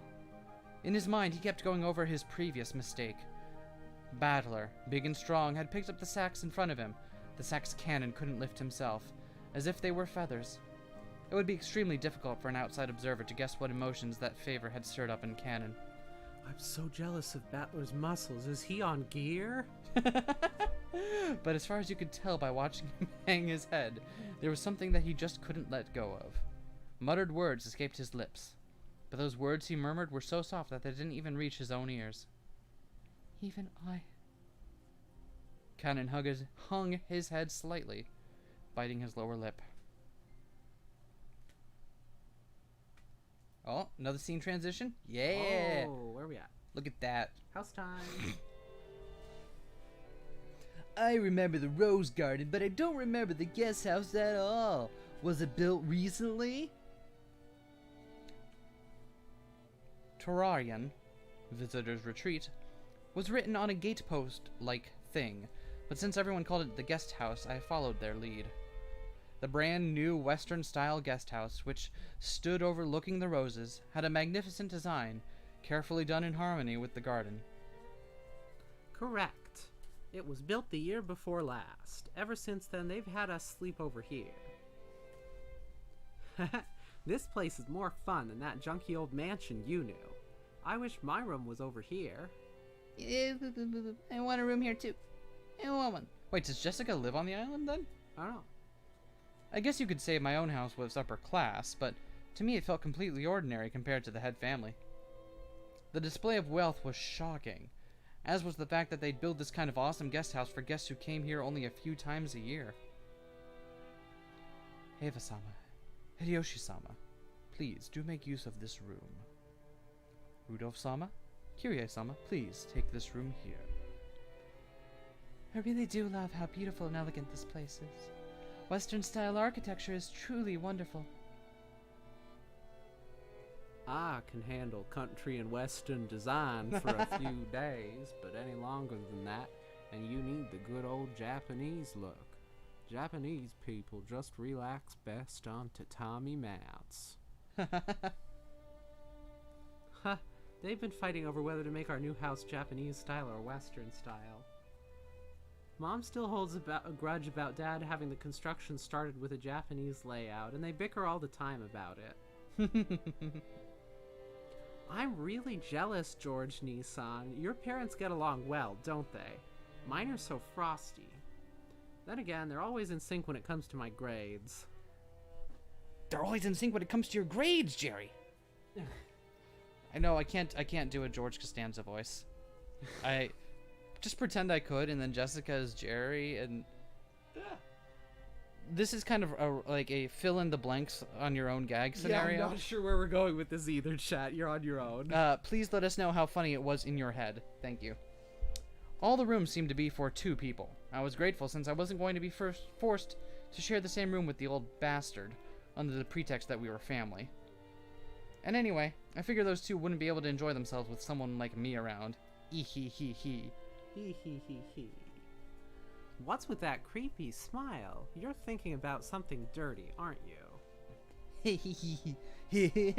Something dirty? Of course not. Please enjoy your stay. He's made it all the way over to Tristan voice now.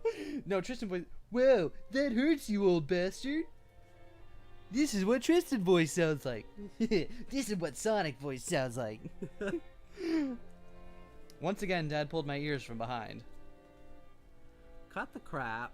I'm getting a stomachache and I'm not in the mood for this. You're the guest of honor this time around, so play as nice as possible with Dad and Aniki and the rest. At the very least, be careful of what you say in front of Dad, got it? Because wisecracks don't go too well with him. Jessica-chan, what's the head's mood been like lately? Same as last year, I guess. Considering they say he's got... Oh, sorry. Wait, yeah, that is my line. Yep, that is still your line. Considering they say he's got 3 months left to live, he's as lively, grumpy, and irritable as ever. Meaning, this year he's in his usual bad mood. And as usual, the only one who's able to look after him is Genji-san. It seems the master will open his heart to no one else. And that's good, the blood would get out. Oh. Oh, I hadn't even considered that. That's just absolutely tragic. Oh. Lately, us small people have not even been granted an audience with him. He's shut himself up in his study again, probably doing nothing but that weird black magic of his. What he does for a hobby is his own damn business, but when he starts stinking up the house, it really gets on my nerves. Really gets that stink of the witch on him. Yeah. I wish he'd never come out of that study again. Bam! Ha ha! Shots fired.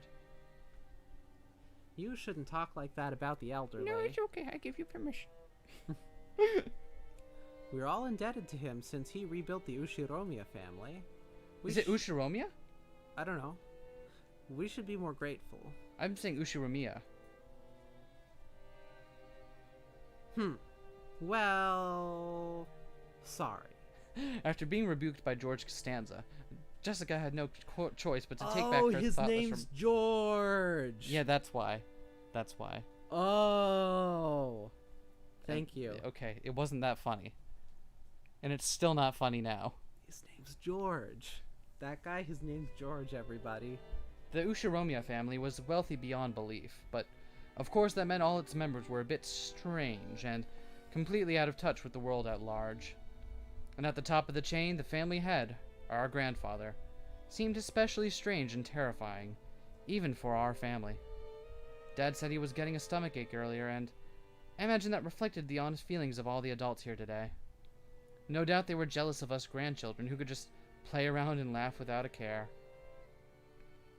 From the stories Dad told me, the family head was a violent man who ruled with his fists, beating his children, even his daughters, mercilessly with a wooden sword. Wow, what a fucko. Yeah, right? If he was so strict and uptight about that, why couldn't he have been a little bit more conservative with his kids' names? Because of that, even us grandkids had to suffer. Anyway, except for Jessica, who got to choose hers. No, Jessica did not get to choose her name. Jessica was already named Jessica. Oh, that's just fortunate then. Wow, that's so lucky. Or no, or rather, she got to transition, but they wouldn't let her pick her name. They still made, like, okay, yeah, that's fine, but you still have to have a name out of the fucking hat, so. I liked it my way, though. That's pretty good, yeah. I like your way. Anyway, I can't say I have any trouble believing those terrifying stories about him. I don't remember meeting him very often, but I think I recall him looking extremely grumpy all the time, always making people cower with that sharp gaze of his. I remember that the room's atmosphere had gotten so tense whenever he was around you couldn't even breathe. What my dad said about me being the guest of honor now carries a little more oomph for me. Oomph. 6 years ago, I was in elementary school, but I'm a high schooler now. If I act up, things could get serious. Oh, scary. He does look frightening, but he's not so terrifying that you need to tense up like that. Nothing of what he says is truly unreasonable. He may be clumsy at talking, but he's a very logical person.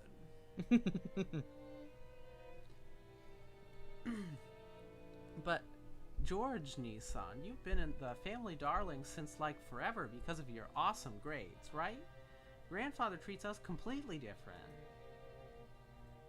I've even gotten slapped with a wooden sword. On my ass. My ass! On my maidenly innocent ass. Glasses get fogged up. Well, you're the heiress of the head family, Jessica-chan. Grandfather is giving you special attention. You've got to realize that his strictness reflects his high hopes for you.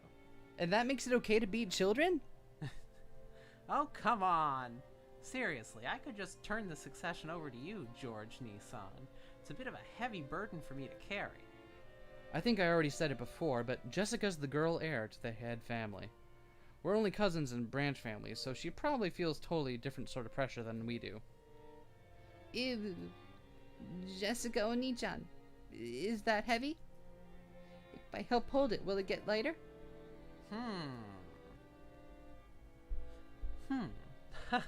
Thanks.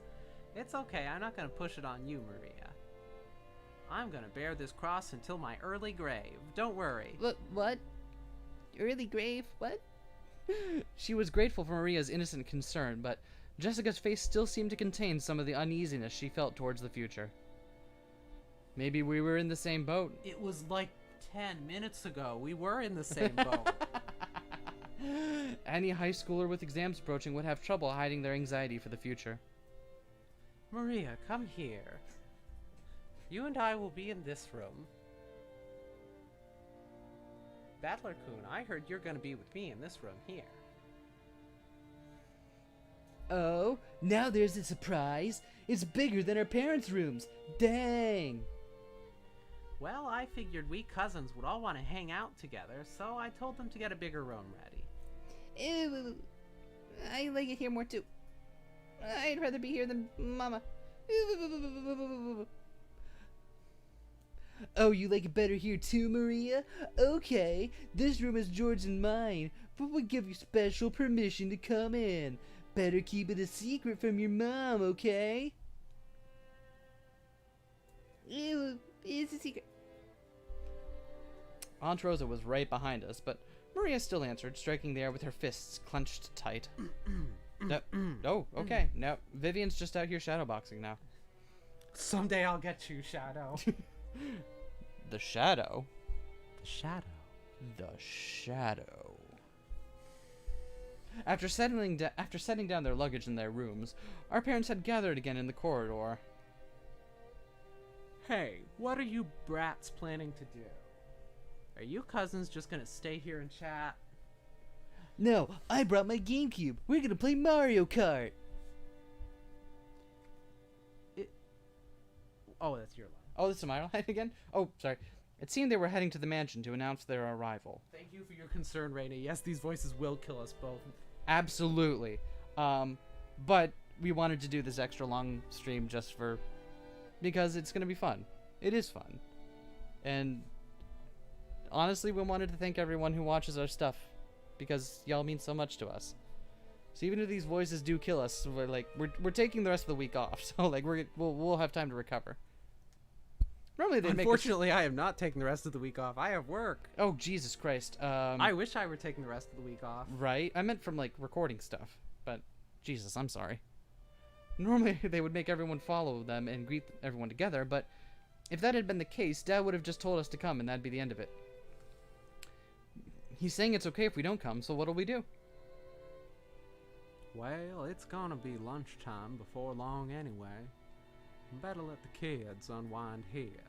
Besides, if worse comes to worse, this might be their last chance to play outdoors. I'll go too.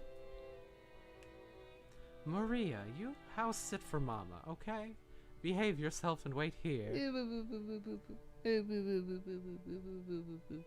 Since Maria was being told to house sit here, we certainly couldn't leave her on her own. George and Nikki noticed this immediately and gave a clear reply for all of us cousins. Well then, we'll accept your offer and house sit. We've got lots of stories to tell each other after being away for a year, or 6.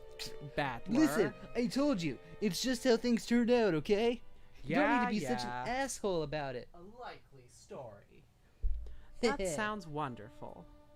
And Battler-kun has 6 years worth of stories to tell, doesn't he? Why is everyone getting on my shit about this? Yeah, I'll take care of the house like a good boy. Kumasawa-san, I'm gonna stay here too. We'll break rank and leave the rest to the adults. Perhaps that would be best. I'll report it to Madam. And then allow me to guide you all to the mansion. This way, please. The other children are one thing, but George is getting to be an adult. Wouldn't it be better if he came with us? If we make him come, poor George will be the only one out of place. Interacting with his cousins is also important. Okay, see y'all later. The adults left one after the other. They left in the same formation as our trip from the harbor, with Goda-san leading and Kumasawa-san taking up the rear. As we gathered in the room assigned to us cousins, George and Nikki asked us to excuse him for a second. He rushed over to Kumasawa-san, who was following behind the disappearing adults, and seemed to ask her something. He soon finished his business and came back. What's up, Aniki? Nothing. I just wanted to ask her something. Ew, boo boo. Tell me too. Tell me too.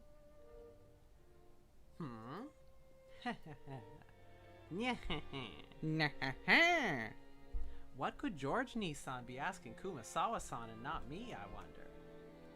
I don't have a clue. It's your line still. No, it's a misunderstanding. Not that I know what you're misunderstanding. Aniki was getting pretty tongue-tied. It was almost as though he felt guilty about something, and Jessica knew exactly what he was worried about. At any rate, it's no fun if Jessica gets to know all about it and not me. Hey, Maria. Looks like we're the only two out of the loop, right? Don't you want to know what they're talking about? Ew. We want to know too. We want to know too. Wait. That went to a different Oh, quote. right. That's Battler. Oh, that's Battler? Yeah, this is better now. Sorry, it took me a moment to kind of get in the zone there. No, I'm telling you, it's no big deal. Liar. I'm surprised you tell such a terrible lie, Aniki. Confess. That's a pretty good song. Oh, yeah, okay. Terrible lie. Yeah. Oh, okay, I didn't know that one. Maria. Somebody doesn't listen to 9 Inch Nails. I'm sorry. What do you... I had friends when I was in high school. What do you want yeah, from me? fair. Yeah, fair. I did not. It's okay now that I was lying. Maria, you tickle his right side, I'll tickle his left. Ew, I get his right side, Butler's got his left. Wait a second. Wait, you two. Stop. Those sound effects are choice. Maria and I played around, chasing George Aniki as he tried to escape, rolling on the bed. I realize high schoolers aren't supposed to bounce around like kittens, but I still miss this kind of fun. A warm, cozy kind of fun. Ha ha ha ha. George Nissan, what were you asking Kumasawa-san? Well, I've got a good guess. It's been a year since the last time he visited the head family. Who knows what servants might have come and gone during that time? Either way, it looks like he'd like to go and say hi. You say hi. I want to say hi too. What the hell? That's nothing to feel guilty about, Aniki. Huh? I'm not buying it. Maria, don't be fooled. Aniki is still hiding something. More torture. Oh no! Warrior. More torture, more torture. No. It's gonna be real torture later. No. Stop it, seriously. Maria-chan, you too, stop already. Oh god, now she's SpongeBob. No? She's probably busy cleaning or getting lunch ready. Don't worry, she'll drop by to say hi sooner or later. I bet you'd rather have been welcomed in by Shannon instead of that nosy Goda. Shannon? Shannon. Yeah, I remember a girl with that name. She's still a servant. How is she doing? We're gonna meet another character? Do I have to do another? Oh, no, Nope. it's doing its thing. Okay. Slideshow. Slideshow. We're in She's in it. By the way, wait, wrong voice. Yep, this is the By song. the way, Natsuhine-san, how's your headache been lately? It seemed pretty serious before. I have been so much better. No, what's her voice like? What does she look like in the... Good God. That She doesn't- looks like that one emoji. Where... I'm gonna find that emoji. Okay, you find that emoji. I need to figure out where her voice is gonna be. It's... Am I just gonna give her a southern fucking... I've been so much better lately. Thank you for your concern. Yep, okay. She's gonna get my bad impression of a southern accent. Oh, right. Here. A present for you, Natsuhine-san. Thank you very much. I'm always receiving gifts from you. Is this black tea? It's herb tea with peppermint and lemon balm. It's a blend from a well-known store, and it's supposed to be good for headaches. I thought it might help you, too. Rosa was always a conscientious woman. Probably This emoji. because she was the youngest of 4 and much younger than the other 3. This emoji. Okay, yeah, show that one. But her face doesn't look like that anymore, so it's too Not bad. anymore, but still. Also, I can't find my cursor. Your cursor is literally right there. No, the one that selects the emoji. I found it. Okay, you do that. No, I lost it again. Probably because she Son was of a much the youngest of 4 and much younger than the other 3. She managed to grow up without gaining the venomous nature of her siblings. Her kind words got Natsui to soften her expression for just a moment, but it wasn't enough to melt her stony gaze, hardened as it was by long years of mental stress. Come to think of it, you were always complaining about those headaches. Pull yourself together. Jessica-chan has her exams this year, right? That's going to be a turning point in her life. Will she really be able to rely on you as a mother if you're like that? Besides, Natsuhine-san, you're 3 years younger than me. You should get your act together. I apologize. I've had a tendency for headaches all my life. I'm sorry for having chronic migraines, you dick. Yeah, really. Dick move. Even under normal circumstances, Ava sometimes failed to choose her words carefully. But her comments aimed at Natsuhi Natsuhi. Natsuhi. That's what it is. That's gotta be it. Natsuki. Natsuhi. No. Natsuki. Stop this. Contained shards of obvious malice, though she hid it with a smile. Of course, that fact didn't escape Natsuhi. She frantically contained her urge to grimace and pretended to ignore Eva. Our Battler-kun will have his exams this year too. Rudolph-san, shouldn't you be a little concerned as well? For the sake of your own son, you'd better get serious to the point of having headaches like Natsuhine-san.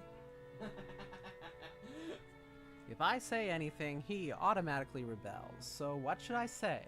Should I say the opposite, that it's okay for him to mess around? That's probably the only way I could get him to listen to me. Hideyoshi-san, George did really well on his exams, right? Please, you gotta teach me the trick to handling children. Well, it's probably 'cause I got him to understand why he should study. Study isn't worth anything on its own. That's right. The real point of studying is to practice research and stuff on your own whenever you bump into something you don't know. I told him about this thing called the Google. If you can't do that, you can't be useful to society. Oof. But wait, this is pre-Google. This is pre-internet and stuff. Oh, yeah, okay, Pre-modern fair enough. internet. BBS era, right? When were BBS? Maybe? I don't know. That's... I'll get this while you do. I'm not talking about math nor writing. Y'all gotta learn how to learn. BBS era. That's splendid. I wish all Jessica could understand that as well. If she's to be the heiress of the Ushiromiya family, then it's at this rate. God, I'm so sorry for my southern accent. I can't even. Do you really have to force her into becoming the successor? After all, a woman has to find a woman's happiness. Parents shouldn't force such things on their children, don't I you just think girls should like girls. All right, Jessica Transbian now? Is this what we're rolling with? I don't know. This is you, by the way. Going to the library is still a thing. I mean, not right now, it's not. Not right now in this country. Yeah, Wait, who's talking? this is you. Sorry, I'm not paying attention. I'm so sorry. That's fine. Hold your horses, Ava. Each family has its own Family. way of raising their kids. You shouldn't be pushy. Why does it keep doing that whenever I'm just like, ugh? Are you clicking out of the window? I think I might be by accident, yeah. That, or is there another shortcut button on the mouse that's getting hit? Because this has too many buttons. That might be it. I'm sorry. Natsuhime-san, don't take it the wrong way. I do declare. Though the light shining in through the window was quite warm despite the cloudy weather, there was a dark mood about the room, which was probably causing headaches for more than just Natsuhi. As if to sweep away that mood, Kyrie brightly made a suggestion to all present. Still, this black tea has a really lovely aroma. Let's drink it right away. Aw. Bottoms up, fuckers. In Japan, surely you couldn't find something like Leopold's black tea anywhere but Ginza, right? I see you know a lot about it, Kirine-san. I guess it was worth going to the trouble of buying it. Kyrie and Rosa stood up from their seats and made as if to prepare the black tea. But Natsuhi forestalled them. I thank you both. Oh, But we can try that later. One of our people will soon be coming to bring some tea, so please relax. Leave it for later, you two. Let's enjoy our welcome drink. Rudolph gave a subtle signal with his eyes for them to sit down again. I'm doing a subtle signal with my eyes. That's not subtle. It's extremely subtle. Kyrie Chat, tell and- me if you can see how subtle it is. Please don't encourage this behavior in Vivian. You're just gonna make her think that you can see her from the other side of the computer screen. I know that they can. That's gonna just create so many problems for me. The vision box shows them what's in the room. That's how they're seeing the screen. Wait, if you thought that's the case, why would you let me do the stream like this? I don't know. The initial greeting of the guests Maybe was you're complete, invisible. so it was time for them to be served some tea. It was embarrassing for the host that the tea was late, especially now that the guests were talking about making tea themselves. Natsuhi bit her lower lip, frustrated by the ineptitude of the servants who were late in bringing the tea. Seeing her face, Ava immediately started to giggle. Of course, Shannon had no way of knowing what was taking place in the parlor. She came pushing a serving cart piled with teacups. For no apparent reason, Natsuhi gave her a pained look, and Shannon couldn't help but flinch without knowing what she had done wrong. Excuse me, your tea is ready. That Shannon voice? All right, that's canon. No, that's not canon, but you know. Yes, it is. No, I mean it's not the character. Cannon gets a high voice, Shannon gets a low voice. Sounds good. I like this. They have rhyming names, so they must be twins, so they must be opposites. Is that how that works? Yeah. Okay. Also, it's your line again. It is. Oh, Shannon-chan, it's been a while. You keep getting prettier every time I see you. Oh, thanks. Oh, save the chatting for later after you set the table. The tea will get cold. Shannon needs to sound like a 2-pack-a-day smoker. Oh, that's better. That's better. That's better. Can you Thank do that? Yes. Try it out. I apologize, madam. Wow. All right. That's like 8 packs a day. She apologized like a small, frightened animal, bumped against the serving cart, and made a jarring racket as she dropped several teaspoons. No, Autumn can't wait until we meet the third twin, QAnon. No! No! Get that shit out of here. Her clumsiness made Natsuhi's expression turn even darker, which made Shannon quail even more. Come on, Natsuhi-ne-san. How can she quail? Birds aren't real. Stop. Well, they're referencing it like they would a mythical figure. Okay. Like a phoenix. Another Exactly. bird that's not real. Exactly. Phoenixes aren't real. Phoenixes are birds. Phoenices. Phoenices are birds. Therefore, birds aren't real. Pheni. There's nothing wrong with her exchanging a few words and greeting. The tea must be plenty cold already, considering how long we've been kept waiting. There's no need to worry. It's not cold yet. Shannon, finish hitting the table, quickly! I'm sorry, madam.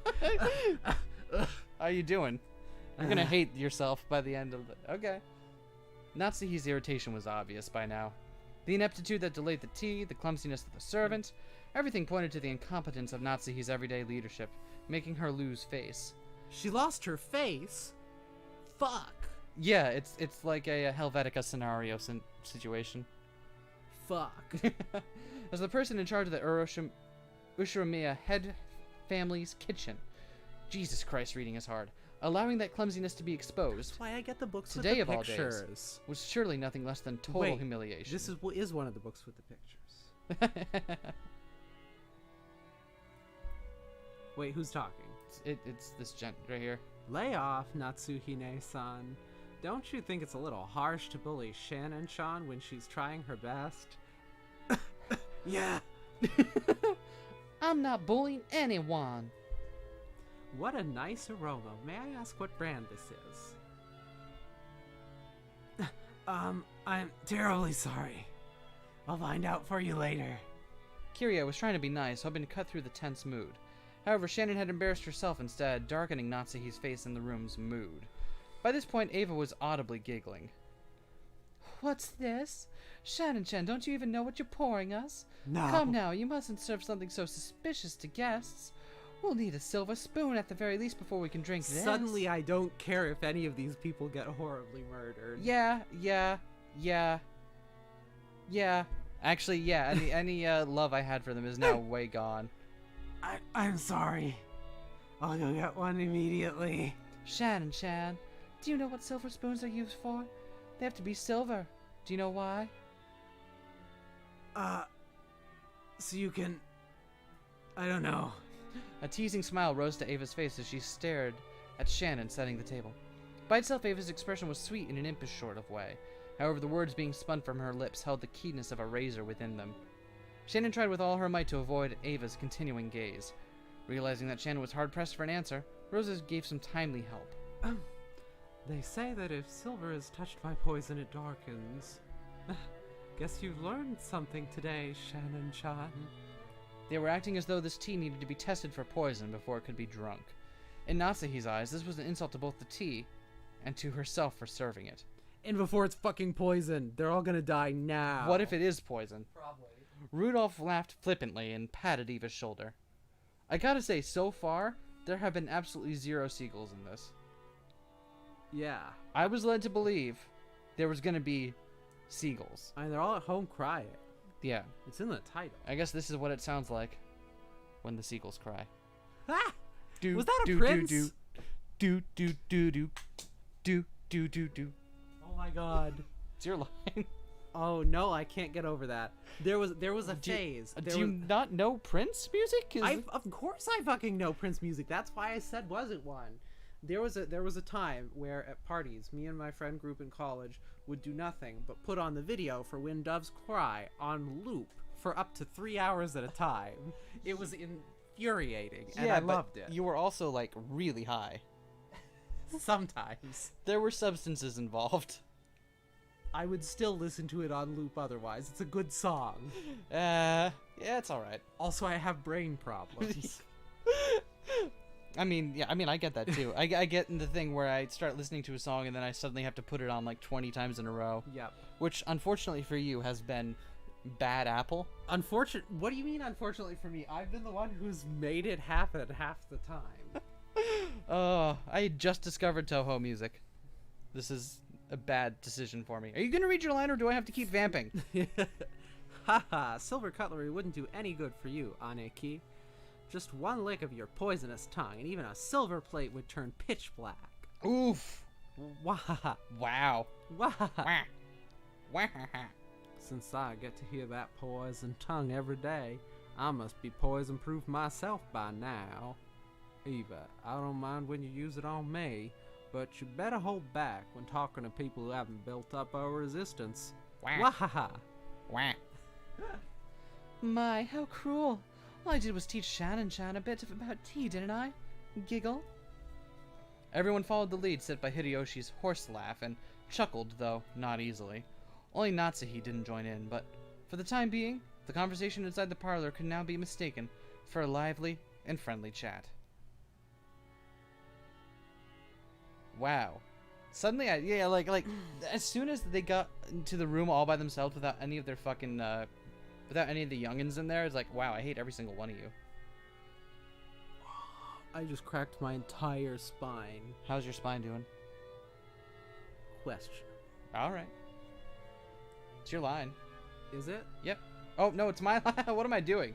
As Shannon finally finished setting the tea table and tried to leave, Kyrie apologized to her in a low voice for not being able to help. Shannon gave a light bow and made a hasty retreat. Apologized in a low voice.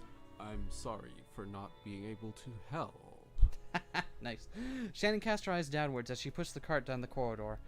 Anyone seeing the pitiful way she looked might easily conclude that she'd been bullied in some way. Which she had. Don't be sad. You didn't do anything wrong, Nasan. You were watching. That is my role. Adam and Ava can go to hell. But the worst coward is that guy. Cannon glared hatefully in the opposite direction of the parlor. The preparations for tea had been delayed by some trifling problems in the kitchen. These problems were not Shannon's fault. In fact, it had been Goda's mistake. After all, there's no way to show off like Goda would give up a flashy job like bringing in tea when the guests arrive. He ended up wasting time preparing the tea once again. So when he realized he wouldn't be able to score any points for this job, he pushed the task of setting the table on Shannon, who happened to be passing by. You might call it a clever move on his part, but there could be no doubt that it was a cowardly one.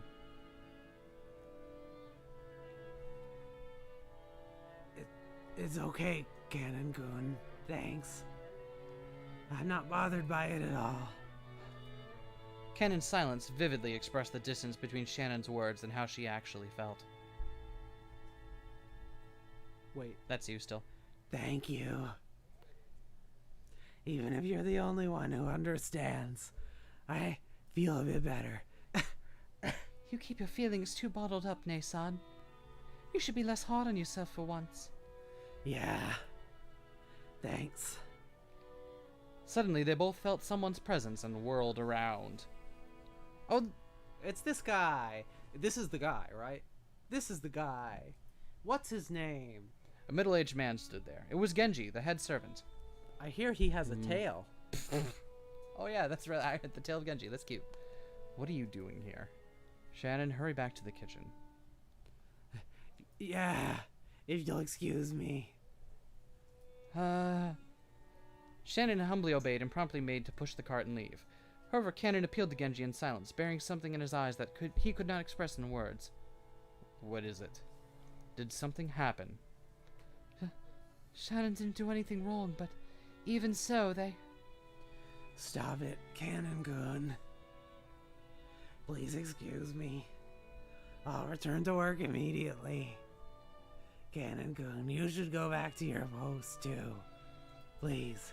Oh my If god, you that say hurts so, my voice Nei-san. so much. Yeah, I was gonna say, there's no way you're lasting for very long Fuck. doing that. I almost hope that she gets yeeted first so I can stop. You're allowed to change. I'm not. Okay. Change is That terrifying. is all, then go. And we haven't changed her voice already. One time already. We have not done that. That's true. From the shadows in the hallway, an old woman wearing an apron watched over them. It was Kumasawa. Poor Shannon-san, Cannon-san. There was no reason for those two to be picked on. Still, Goda-san's dislike for them is an undeniable fact. Until Goda-san was taken in by the Ushiromiya head family. I hear he worked for a fabulous hotel somewhere. The manner of work he learned there was quite impressive, I believe.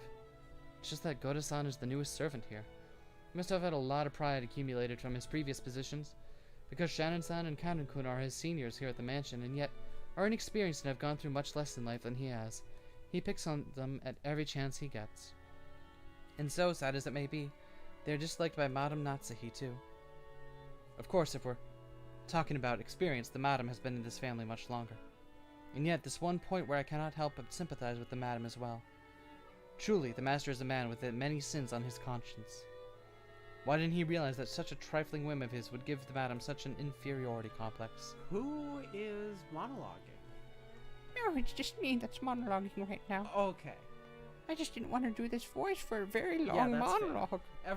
Everybody just takes turns controlling Battler's internal monologue. I like this interpretation. Of course, on the inside, even the Madame is fully aware that those two don't deserve to be treated so harshly. However, the heart has reasons that reason knows not. That's a good line. Damn, that's tasty, Heart actually. has reasons That reason knows not. Damn, son, I like that. Fighting Bye, Doll, Fighting Doll. thank you so much for coming by. I hope you have a great evening, and thank you for coming by the stream, eh? Yeah. Feel so sorry for them. Can't do anything but watch over them from the shadows. We already did it once this stream. We Yeah. don't have to do it again. Whoa. What? Oh, damn, son. Oh, clock time. Time for disaster. Oh, that's cool. Actually, this seems like a good as place as any. Let's take one more quick break. Yeah. I know it's a little bit earlier than I thought, but we're gonna take one more quick break just to refill the water, get some more grappa, and we'll give us like 5 minutes. When we come back, we'll do a little bit more. All right. That does sound like the first victim auto. Are you planning to lose your voices?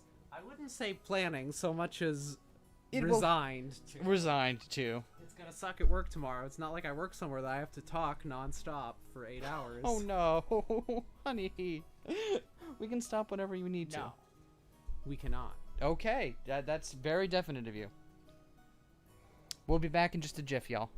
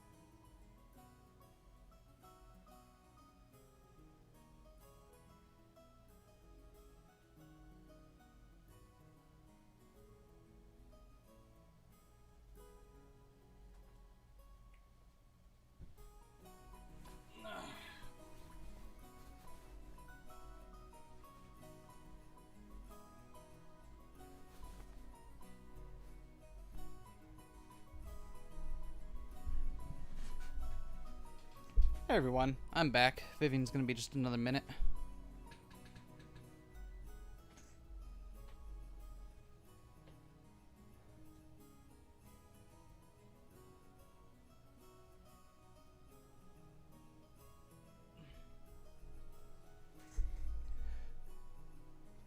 Also, just again, I know we said this earlier, but thank you again to everyone that came out for this stream, because I know this is kind of a weird thing to try to get people hyped about, but I'm really glad that y'all decided to come trust us and share this evening with us, even just for a little bit.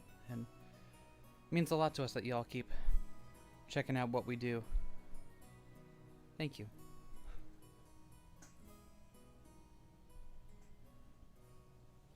Hey Autumn, Autumn and oh hey Alice, welcome. Autumn Kuliori. It is, I'm liking it so far. It definitely,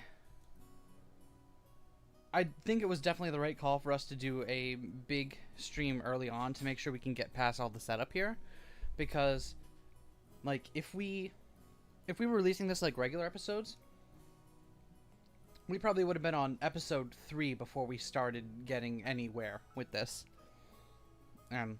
That was the intent, was that we would be able to get far enough that we could at least get a little whiff of the central conflict in the first bit before we started piecing it out over time.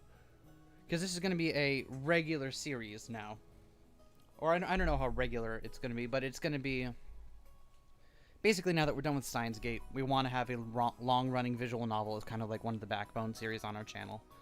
So, once a week, or maybe every other week... Every so often. Twice a week. Thanks, Vivian. You're going to see us put up episodes of this frequently, so.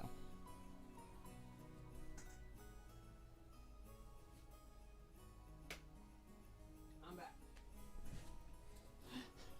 back. Alice is pumped because finally you will understand her Umineko memes. It's true, I don't understand any of them except that one song which you've had to explain to me twice.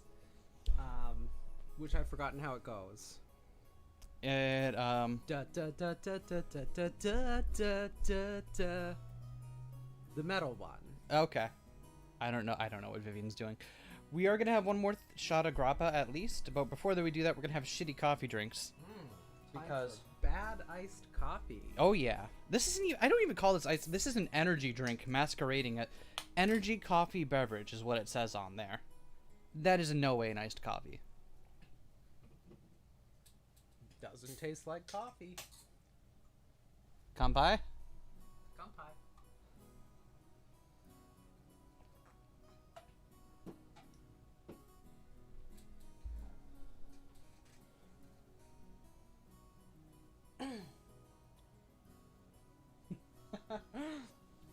I appreciate your restraint in the Umineko memes, Reina. I appreciate that you're here enjoying this with us and not going to spoil anything.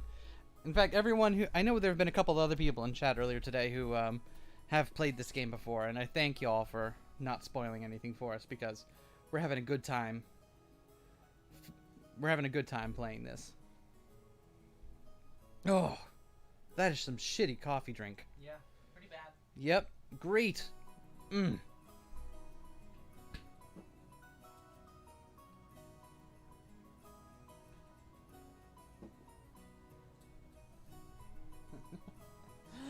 Alright. The four of us cousins were enjoying our stories, just shooting the breeze. They let them have guns? Probably. They're shooting the breeze. Is this the quality that our humor is going to have from here on out? Yes, this is the quality my humor always has. Anyway, there were both girls and guys here. Plus, we had people over a wide spread of ages, adult, high school, and elementary school. Even if we just talked about our own lives, the other three kept listening attentively. I think I'm finally getting used to all this. Jessica and Maria have grown more than I could have imagined in the past 6 years. To be honest, I was feeling a bit uncomfortable. But talking like this, I guess that on the inside, nothing's really changed since back then. I agree. Except for all that E, it's done a number on your body. I'm so happy for you, Jessica. I agree. You haven't changed a bit, even after 6 years. No. Even though your body's gotten gigantic, you're still a kid inside. Yeah. Oh, that was mean. I'm a kid too. I'm a kid too. Well, even if you aren't gonna be a kid forever, even you aren't gonna be a kid forever, are you, Maria? I was planning on it. I mean, you're gonna transform from a kid into a cute young lady, aren't you? And when that happens, Wow. I'm gonna. She's 9. I'm- Don't do this to us, Battler. Oh my god, I'm so glad that I gotta get in the habit of actually reading the full sentence before I start moving my mouth, especially with fucking Battler. Like, oh my god, they're your cousins, you asshole. Oh my god, Battler. What the fuck? Why does every person who writes a fucking really great, storied, long-winded visual novel feel the need to put in their weird desire to touch their cousin's fucking chest?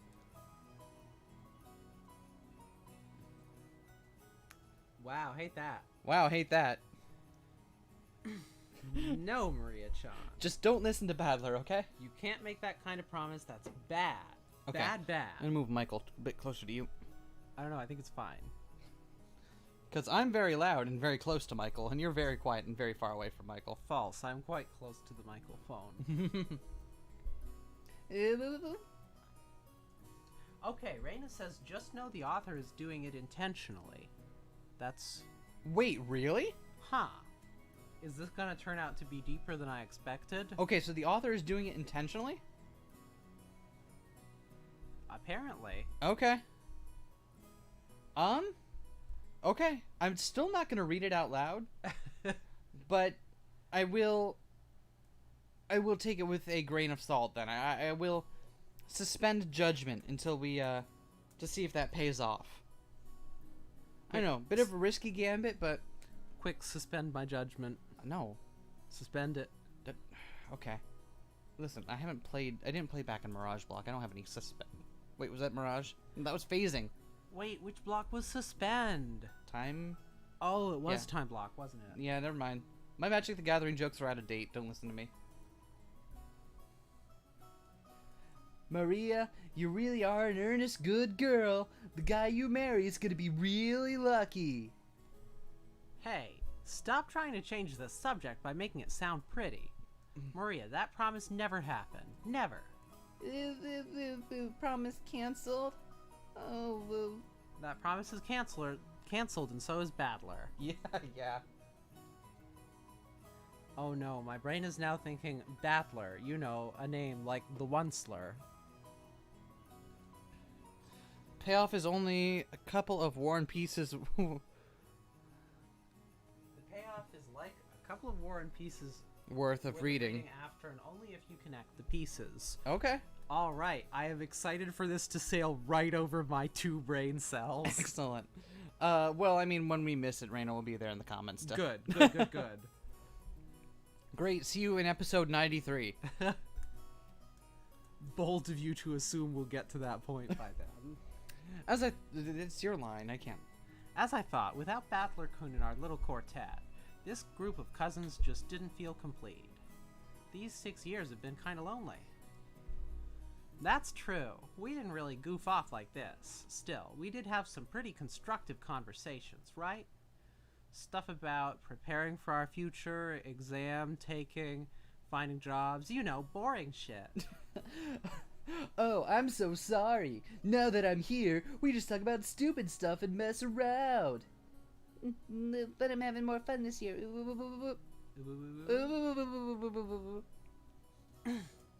That's true. I agree. This year's the most fun yet. Maria's sincere words probably spoke for everyone present. George Aniki stroked Maria's head and she giggled like a happy kitten. I actually like it when you play with my hair. Aw. We can do more of that later. When this chat isn't around you. Here. Let's don't say you didn't hear anything. Pardon me. Oh wait, whose voice is this? I don't know, but it's that voice now. Pardon me. Oh, I bet it's while Shannon. Okay. Oh, so that's probably you then. Pardon me, your meal is ready. A timid knocking sound and the equally timid voice of a young woman came through the door. Jessica answered brightly. Shannon, come in. You remember Battler, Yeah, right? that's me. Jessica stood up from the bed and opened the door. There stood a servant girl who must have been about our age. It's been quite some time since we last met, Battler-sama. Yeah, that's me. It's nice to see you after 6 years. It's me, Shannon. Oof. Trembling a little as she noticed me, she bowed deeply. Ha! Jessica had me surprised, but look at you, Shannon-chan. You look the worse for wear. Must be all the cigarettes. You've turned into a total beauty, haven't you? Oh, sorry, I skipped your line. You're too kind. Ooh. Oh, fuck. Come on, Battler. Come on, man. Oh my god, Battler. Still, the food on this island must be really nutritional, huh? What are you eating to stay so healthy? What are you eating to get boobs that big? And where can I get some? Jesus Christ! What the fuck, Battler?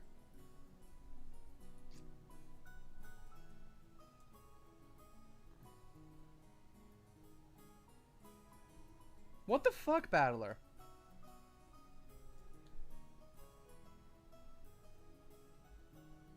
Okay. Okay, hold on. Let's. Yuck. This seems yuck, but this is just a battler. Apparently, the breast fondling is just a battler-styled method of communication. Slowly close in on her like this. Odds are 8 or 9 out of 10. I get slapped or clobbered, right? So I can use this Battler-sama original technique to spark a gag like that and break the ice. Wow. Wow, fuck you, Battler.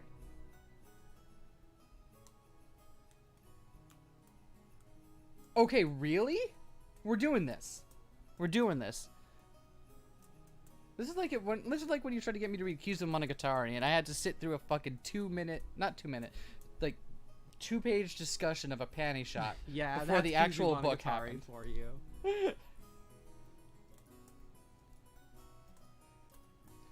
Wow. Wow. Love this. Love this. Yeah, this is great. This is the content y'all came out for, right? Quality Luckily, content. Battler-sama gets the shit kicked out of him, so that's good. Yep.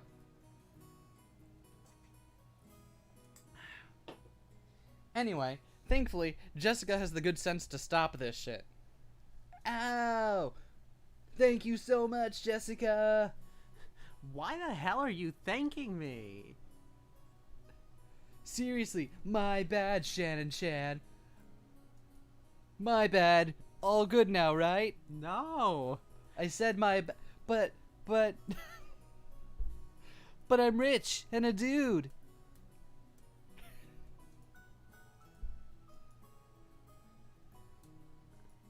But you are an important guest, Battler-sama. Listen, when we did Steins Gate, we had an idea where the story was going, so we had an idea of how to rewrite things on the fly. I got no idea what the fuck's happening with Battler here. Now look here, a pervert's a pervert whether he's a guest or not. Once someone gets too close, you slap them. I couldn't do such a thing. Because we're, furniture. I don't like any of this. I'm sorry, y'all. Hopefully we get to the part where people get murdered soon. Yeah, like, hopefully, Battler. Almost certainly. I'm hoping Battler is the one that gets murdered. Several times, probably. Come on, buddy. This guy can't end until you deliver the punchline and slap me? Come on. Are you fucking kidding me? Battler just wants to get the shit kicked out This of is him. like fucking visual novel purgatory here. I cannot fulfill your request because I'm furniture, but if it were an order, I'd obey you. Shannon, slap the fuck out of me. Aha, then I'll make it in order. The next time Battler-kun tries to touch you, counterattack with a slap. Got it? Yes, as you wish. From now on, that's what I'll do. Jesus Christ. That's as much of that voice as I've got for now. Okay. Well, if Please you gotta- understand, Battler-sama. You did admirably. Shannon announced this while bowing elegantly to me. Her expression was radiant. I gave her a thumbs up to show her I was fine with that. 6 years ago, you might have been mistaken for a servant's daughter who lent a hand at your parents' work. But now, you're a full-fledged adult servant. How long you been working here? Well, I've had the pleasure of serving this household for about 10 years. She is Shannon. The kanji for her name are read as Shannon. Now here's another name that's far from typical for a Japanese person. Back in the day, I was a kid myself, so I accepted her name without paying it much attention. Thinking about it now, though, her name's pretty unusual, even though she's not a member of the Ushiromiya family. Unless... Maybe it's like a servant's professional name or something. If so, that might explain why her name's so similar to Kanon-kun, that kid I met earlier in the Rose Garden. Oh, so they do point that. Okay. She's a long-term servant who served here since she was 6 years old. Her appearance has changed so much that I couldn't match her to the person of my memories, but we both knew each other 6 years ago. That's the shy part of her had always been there, but she did seem to have developed the allure you'd expect. I need to read sentences before I say them out loud. This gets recorded for all of eternity. What am I doing? That kid we met earlier, Cancun, is her little brother. Ha, cute. He's not exactly my little brother. Still, he loves me like a big sister. He didn't cause you any trouble, did he? Ha ha! He's the same as always. If only he were just a bit more sociable. I apologize if he's caused you any trouble. Nah, he didn't cause any trouble at all. As a fellow man, I understand how moody you can get at that age. Also, your voice sounds better all of a sudden. Did you stop smoking in the past, 10 minutes? It's no surprise he's unsociable. Ew, I get called that all the time too. I get called that unsociable. Just like Canon. Boop, boop, boop, boop, boop. Wait, who's talking? I think it was her face that moved, so go for it. Okay. You aren't unsociable at all, Maria-sama. Ew, wanted to be like him. Ew. You said the meal was ready, right? Ah, yes. I'm sorry. Your meal has been fully prepared, so please allow me to guide you all to the mansion. Shannon bowed again formally and returned to her duty mode. We realized that if we made her stick around for any more light conversation, it would actually make it harder for her to do her job. We got up off our butts to avoid interfering with her work any further. So, shall we go to the mansion? Everyone's probably hungry, right? Yeah, I'm really looking forward to Goda-san's food. That guy was apparently a chef at this famous hotel, so he's super good at cooking. Oh, I can't wait! Let's go, Maria! We're gonna stuff ourselves like pigs! Ew, stuff ourselves like pigs. No. You can't take everything Battler-kun says seriously, okay? Because he's always just joking around. Okay, let's go. So wait, Battler always lies? Is that... He's the other guard at the... George always tells the truth, and Battler always lies. It's a logic puzzle. Yep. Under Shannon-chan's guidance, we headed towards the mansion. Aw, some nice photos. Met once again by the magnificent rose garden, we continued onward as the intimidating mansion of the Ushiromiya head family came into view. Why does it need like a little carriage and car little thing here if it's on an island? Good question. I'm just asking the tough questions. The only people who get up here are going to be on foot. I don't know, maybe they have cars on there. Why would they need cars? Go up and down the driveway. It had apparently been built shortly after the war, so you could feel the dignity of almost a half-century hanging about it.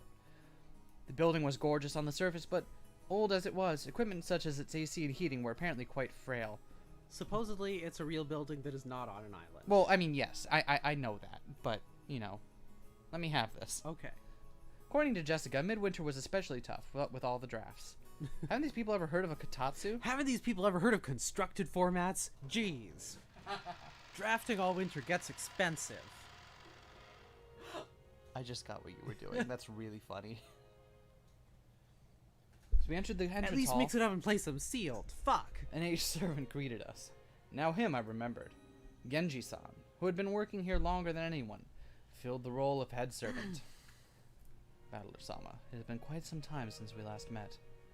As our eyes met, he greeted me with a calm, composed voice. His bow wasn't as graceful or refined as Goda's, but despite its simplicity, it communicated his feelings very well. I choose to believe it's his bow that wasn't as sophisticated, but his bow My bad. communicates his feelings. Genji-san, it really has been a while. You look well. Thank you, I have been quite well. And Battler-sama, you have become quite a splendid young man. You are beginning to resemble the master in his youth. I look like grandfather? I guess that means grandfather was pretty popular with the ladies when he was young. No, they all fucking hated him, just like you. Yeah, that checks out.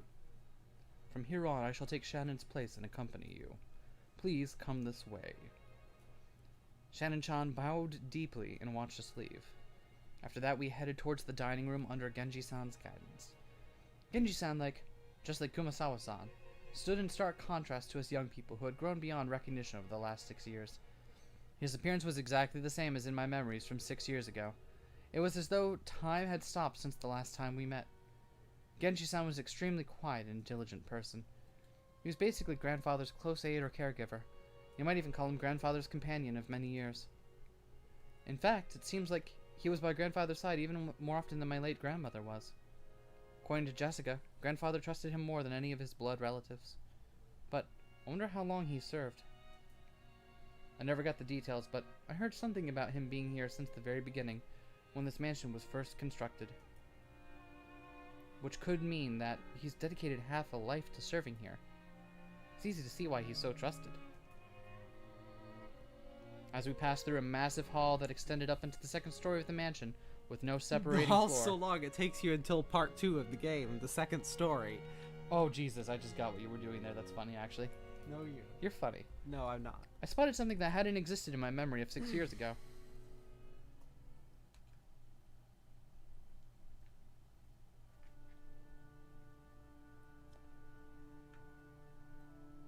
Damn, is it time? Why, hello. Is that Beatrice? Who? Listen, there's no way I could not know who Beatrice is, okay? It's an awfully big portrait hanging right in front of the stairs that rose to the second floor. Without thinking, I stopped walking, captivated by it. Since I stopped so fast, Maria, who was following me, ran into my back. Oh, sorry, Maria. Hey, Jessica. Has that picture always been there? I pointed at the big, prominently displayed portrait in the hall. Everyone else stopped too. Oh, right. When you last came here, that hadn't been hung yet, had it? When was it again?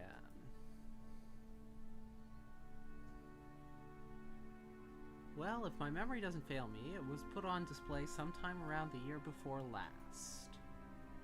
You are correct, sir. In April of the year before last, the master put it on display there, having previously ordered a painter to create it. Grandfather did that? So he paid to have it painted just for him, huh? The portrait suited this western mansion, and that woman in the elegant dress gave off a sense of refinement. I couldn't have guessed her age, but her sharp eyes and the strong will she seemed to possess made her look youthful. She seemed somehow different from the composed middle-aged women you often see in famous pictures. She had normal black hair. I might have assumed it was a portrait of my long-deceased grandmother in her prime. However, she had beautiful blonde hair and didn't look Japanese at all. So, just who is this lady? Maria answered that simple question enthusiastically, as though proud she knew the answer. I know, she's Beatrice. Bea what? Beyblade? You gonna... Beatrice, she's a witch. Didn't you ever hear stories about her long ago? A witch? You mean the witch of this island? Wow, I really am just straying into Tristan territory now. In a few hours, the sun will be up. I think I already said this, but Rokunjima is a small island, only 10 kilometers in circumference. However, that's actually pretty massive, considering that only the Ushiromiya family lives here. So only the harbor and the area around the mansion were set up to be lived in. Beyond that, the island remained as untouched as it was when it was uninhabited. The vast and empty forest had absolutely no lights, phones, or people passing through. To understand how dangerous that is, you need to forget your common sense as a city dweller. After all, if you happen to fall down a hole in the depths of the forest and sprain your ankle, no one would come to save you, no matter how much you cried or screamed. So who's that gonna happen to, huh? Right? Then once the sun went down, the forest would be wrapped in complete darkness since there were no streetlights. And since there were no signs, it'd be easy to get lost and confused, losing your sense of direction inside that dark forest. Nowadays, most people see a forest as a peaceful place. But to the people of bygone eras, before the light of civilization drove out the night, forests were as geographically separated from civilization as the sea. They were oceans above the ground.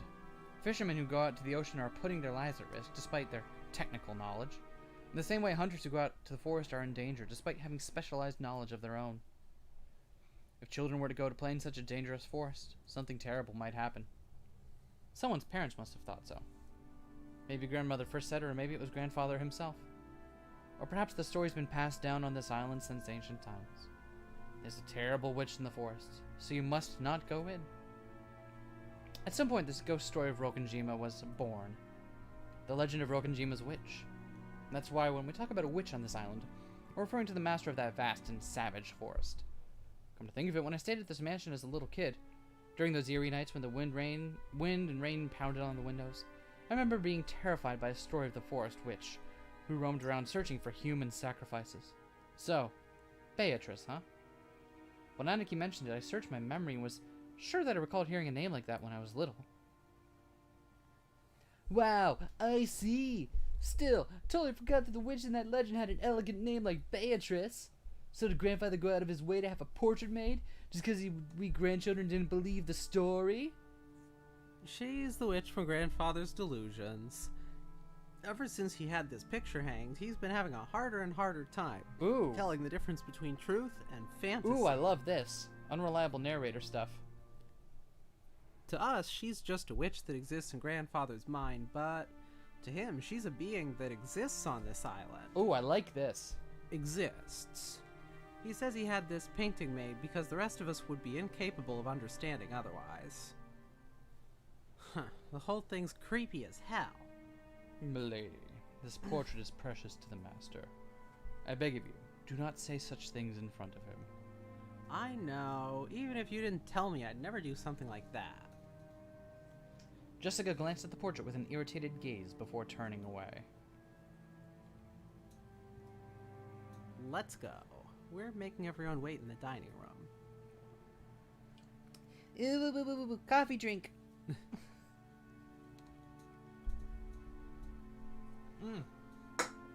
God, that's terrible. Only a small portion of this island was controlled by the Ushiromiya family. All of the lawless remainder was the domain of the witch Beatrice. Might even call her the true ruler of Rokunjima. I felt a faint revival of that unsettling sense of misfortune, which I'd felt when I'd learned of the tutelary god's shrine being struck by lightning. Why is tutelary such a good word, like toodaloo? It's very good. Toodaloo. Ha! Toodaloo. No, I can't do my Yoshi voice.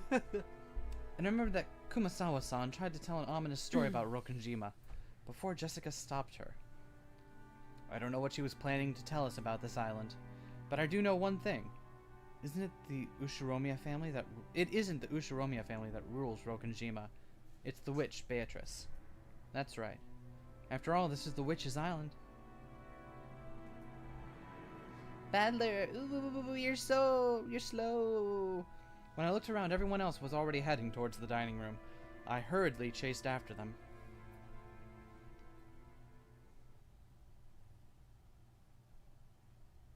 We walked up to the huge double doors that led to the dining room. Genji-san knocked. I have brought the children. Please pardon the intrusion.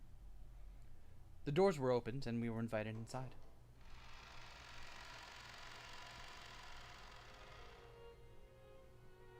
The dining room, which looked exactly like you'd imagine a rich person's dining room to be, had a super long table that was obviously positioned with no purpose other than to make the guests conscious of their rank. Our parents were already sitting in accordance with that ordering. You're late, rats. Hurry up and take a seat. The old bastard... Oh, sorry. Wow, my inner monologue. Wow, my inner monologue's starting to sound like my dad. The old bastard pressed us to sit. The only gaps in that group of people were the spots we were supposed to sit, which only made us feel our tardiness all the more. The seat at the head of the table, called the incipient's chair, was for the most highly ranked, reserved for grandfather. It was still empty. He probably wanted to show up last for dramatic effect. Did he die already? No, he just wants to show up last for dramatic Maybe effect. he died already. Maybe he died already. It could happen. From the perspective of someone facing the incipient's chair head-on, the seating order went from left to right, with the lower-ranking seats progressing in rows of 2 further away from it. So the left-hand side of the first row, closest to the incipient's chair, was where Uncle Kraus should have sat since he was second highest in rank. It looked like he hadn't arrived yet, so that seat was empty. Across from his chair on the right side of the first row sat the eldest daughter of the family, Aunt Ava, who was the third highest in rank. Left-hand side of the second row was for the fourth highest in rank. There sat my damned dad, Rudolph, third of the siblings. Across from him on the right side of the second row sat Aunt Rosa, the youngest sibling. At this point, you might expect their husbands and wives to come next. But nope, left-hand seat in the third row, rank number 6, belonged to Jessica. Are we gonna have to remember the fucking seating? Probably. Opposite her was George Aniki. I sat next to Jessica, and Maria sat across from me. Then finally, next to me on the left-hand side of the fifth row, sat Aunt Natsuhi, the 10th highest in rank. Opposite her was Uncle Hideyoshi. Next to Aunt Natsuhi, on the 6th row and the final seat on the left-hand side, sat Kirie-san. The seat opposite to Kirie-san was empty, even though silverware had been sat there and everything. According to this ranking system, that spot was where Aunt Rosa's husband should be sitting. Even though he wasn't supposed to be coming, his place was made up. Damn, this sounds like a fucking nightmare to me. Because being with this family would involve so many things that people aren't saying out loud. I would be like... Everybody's telling me to break out a piece of paper. Why?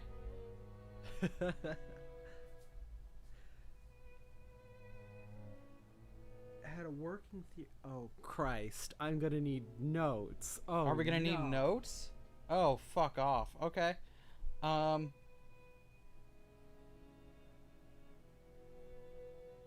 Well, tell you what, we're raw dogging it. We can go back and make notes later if we want to. Okay. It's not like we're recording this or anything, so. Oh, yeah, that is an advantage that we have. We can always go back and check our episode. Normally, ranking systems of this sort give spouses equal positions as their partners, but the Ushiromiya family system was unique. Maybe it's a remnant of male chauvinism. You start with the assumption that a woman's womb is just something to be borrowed, and the children of the direct descent would come first, directly followed by the grandchildren. In other words, spouses have no blood ties and are therefore placed at the end of the line. It's terrible, but by this system, my grandmother would be ranked even lower than me if she were still alive. Wait, there are built-in notes? What's in the right-click menu?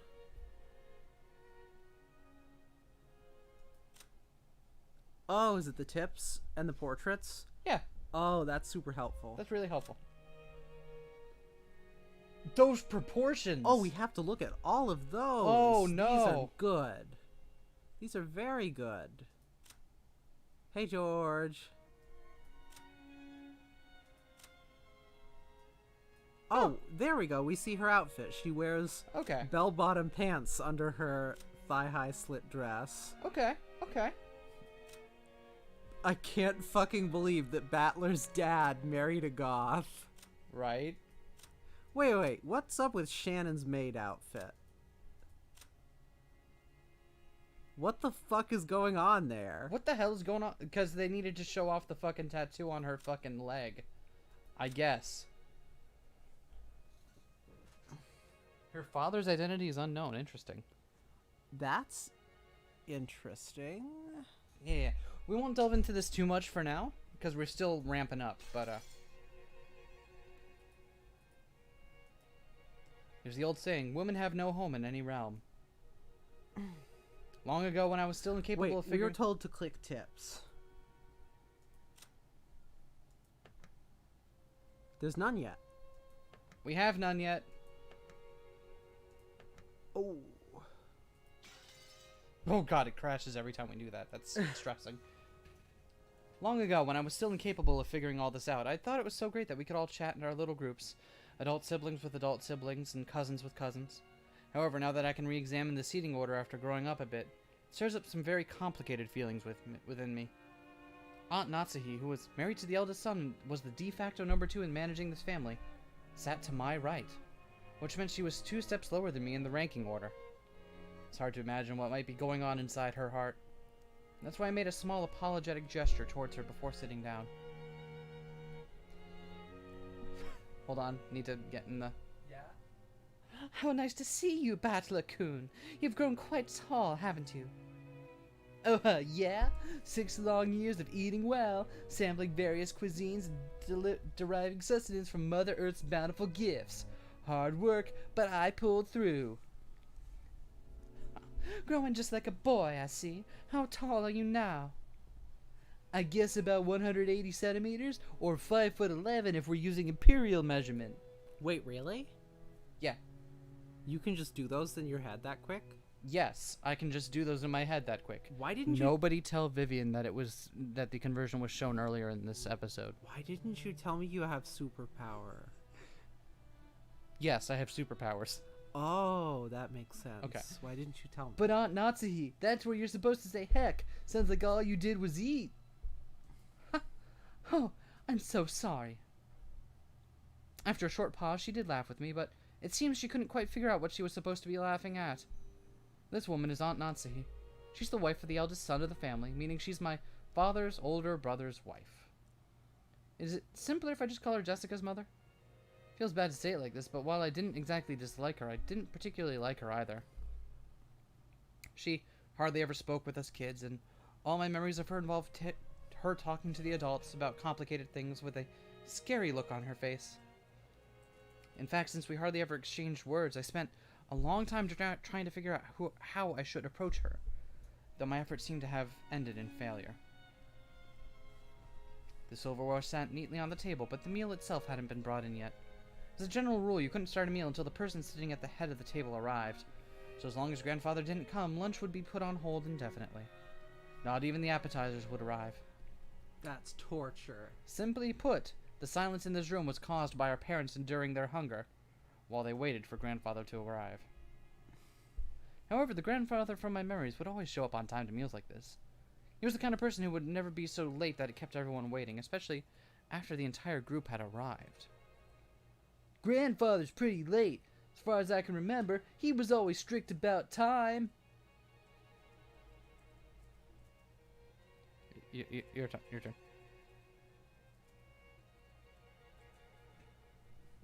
Well, that might have been true 6 years ago. But it hasn't been that way lately. In fact, he's off in his own little world so often that he doesn't even show up at family meals.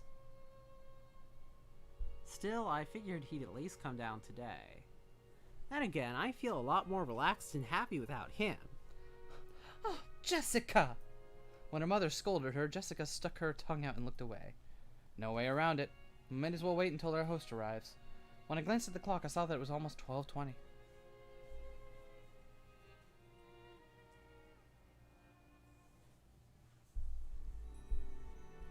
Ushiromiya Kinzo, the aged family head of the Ushiromiya head family.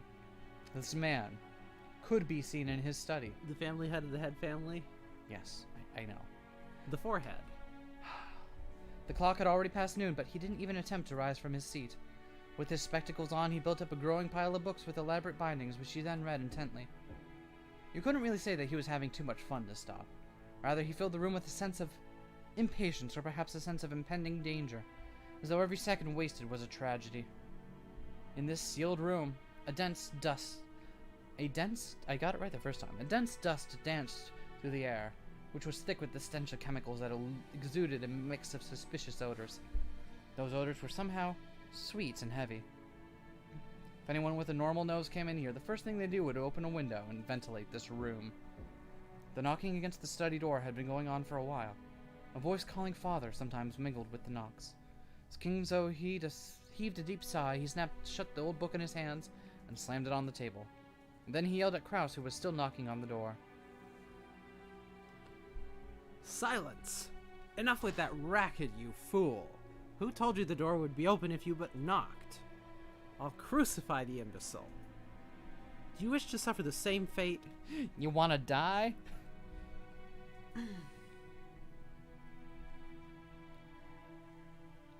Father, this is the day of the who is this? I don't fucking know. This is the day of the family conference, which happens only once a year, is it not? Everyone's gathered down below. Please come out. Oh, it's Kraus. Okay. Okay. Kraus got out to his father through the door.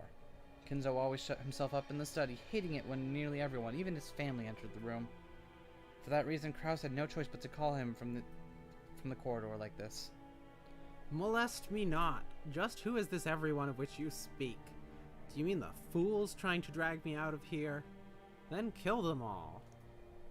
Tear them apart, use their bodies for firewood, and feed them into the witch's hearth. Put a pot in that hearth to boil the wormwood. Force the imbeciles who dare try to lure me out of here to drink the broth of the apocalypse. I will soak their dregs in liquor. Where's Genji? Call for Genji. Have my demonic absinthe prepared. The whispering of the green fairy reaches me no longer. Where's Genji? Bring him here! Having a normal one, huh? Alright. I can't believe Granddad turned into a Chunibyo late in life. On the other side of the door, Kraus, Nanjo, and Genji kept waiting for the master of the house, who stubbornly refused to come out. Oh, is that him? Is this Kraus? Yeah. Looks like he hates me to the core. My voice doesn't reach him anymore. Kraus shrugged as though saying, It's no use! Take this! And smiled bitterly. From the beginning, he hadn't exactly expected his father to respond to his calls. However, since it was the duty of the eldest son, he had tried as a formality.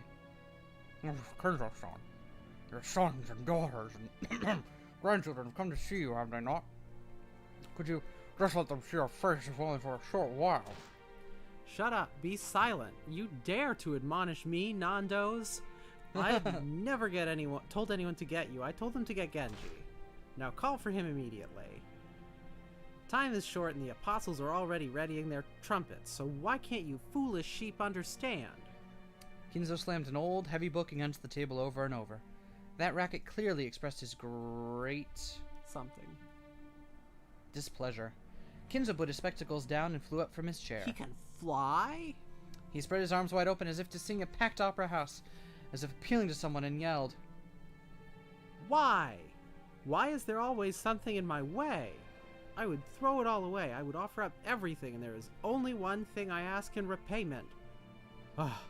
Beatrice, if I could see your smile but one more time, I would plunder the smiles of the earth and offer them all up to you. Commanders of the legions of locusts, reap the smiles of the earth. Everything is filthy. Everything is irksome. Everything is awesome. Why must I suffer this impediment on this most precious of days? Call for Genji. He's about to die. I've no idea what he's yelling about. He's probably lost his mind by now. Son, isn't it a bit harsh to say such a thing as your own father? My father is already dead. There is nothing here but a phantom of what father once was. At any rate, as long as he has no intention of coming out, there's nothing we can do. Kinzo-san. Choking coughs continued to pour from the study. I'm going back downstairs. He'll waste to let the fruits of Goda's prized cooking talent get any colder. It's one of the few things our relatives can look forward to when they come to this house. Kraus spun around. He looked at his watch, mumbling and acting as though he had wasted time doing something he knew would be in vain. Genji-san, father is calling for you. Keep him company. Certainly. Chat can't believe that Kinzo is a Genji main. Kinzo is a Genji... Wait, what? That what? Oh, yeah. From, Firewatch, right? Overwatch, right? Oh, yes, Overwatch. One of those two. They had to They're the watch. same thing. It's the same fucking game. Dr. Nanjo, let's go eat. If we stay here any longer, the sweet stench will ruin our sense of taste. Without waiting for Nanjo, Kraus went downstairs. Genji urged Nanjo to go and eat. Nanjo glanced between the study door and across his back as the latter disappeared down the stairs, then let out a deep sigh. Sorry, Genji-san, but please allow me to leave this in your hands. Yes, please leave it to me. Do what you can to avoid giving them alcohol. It's a habit that's far too difficult to break. Is Genji not here yet? Who dares keep Genji from coming? Where's Genji? Call for Genji. Please, allow me to handle the situation here. Very well. Forgive me. My jowl. Oh, I wonder what the doctor looks like in the new art, but it's too late. Oh, sorry, I didn't check. We'll see next time. Nanjo bowed slightly and descended the stairs. Genji watched him leave, then knocked on the study door.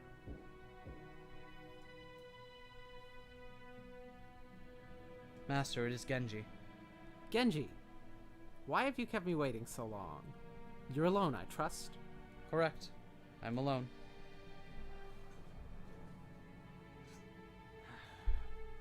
Kinzo returned to his seat in the study and pressed an old-fashioned switch on the table. After a small delay, the heavy sound of the door unlocking could be heard. Kinzo was convinced that his family wanted to make a mess of his study. Perhaps someone had once opened the window for some air and ended up scattering things that, to him, were important research materials, leaving him in a terrible mood. Kinzo had outfitted his room with a formidable lock, preventing anyone from entering without his permission, and thereby sealing himself in a jail of his own making. Genji, who him trusted the most, was relatively free to enter the room, but even that didn't always hold. If Kinzo was in a bad mood, even Genji wouldn't be able to enter. Anyone else would be limited to holding a conversation through the door, unable even to see Kinzo's face. And most of the time, what they got could hardly be called a conversation. However, this didn't trouble the rest of the family much. After all, it wasn't just worth the effort to disturb this aging family head, who was impossible to please and always stayed shut anyway, immersed in his research. Taking advantage of his refusal to leave his room, they supported his isolation, putting his care entirely into the hands of the servants. Genji, my usual. I'm busy. Yes, sir. Genji headed to a corner of the study. There, suspicious-looking bottles and boasting venomous colors were on display. They were actually liquor, but considering the shady atmosphere of the room, one might easily suspect them of being some ghastly poison. All of this talk of poison, someone's getting poisoned. Right? I mean, if they're gonna follow through on what the trope is they're setting up for, someone's gonna kill Grandpa. Okay. I mean, that's if they play it straight. There could be a curveball in here. When does Beato show up? Wrong anime. No, correct one. She's gotta show up. Inside the study, the mysterious collection of books gathered by Kinzo had grown into a mountain. They were bizarre, ancient, or banned books, all of them either forbidden, cursed, or sealed. If we tried to call them old books, Kinzo would fly into a rage and say, Call them grimoires. there are also many mysterious objects that presumably held some meaning with regards to black magic. The candles suspiciously melted and molded into strange shapes. The constellations drawn on certain celestial globe contained quite a few shapes that would draw puzzled looks from anyone familiar with today's night sky. The carelessly strewn about books contained many illustrations, all of them of a religious or mysterious nature, including some depicting demonically grotesque subjects or bizarre diagrams of various magic circles.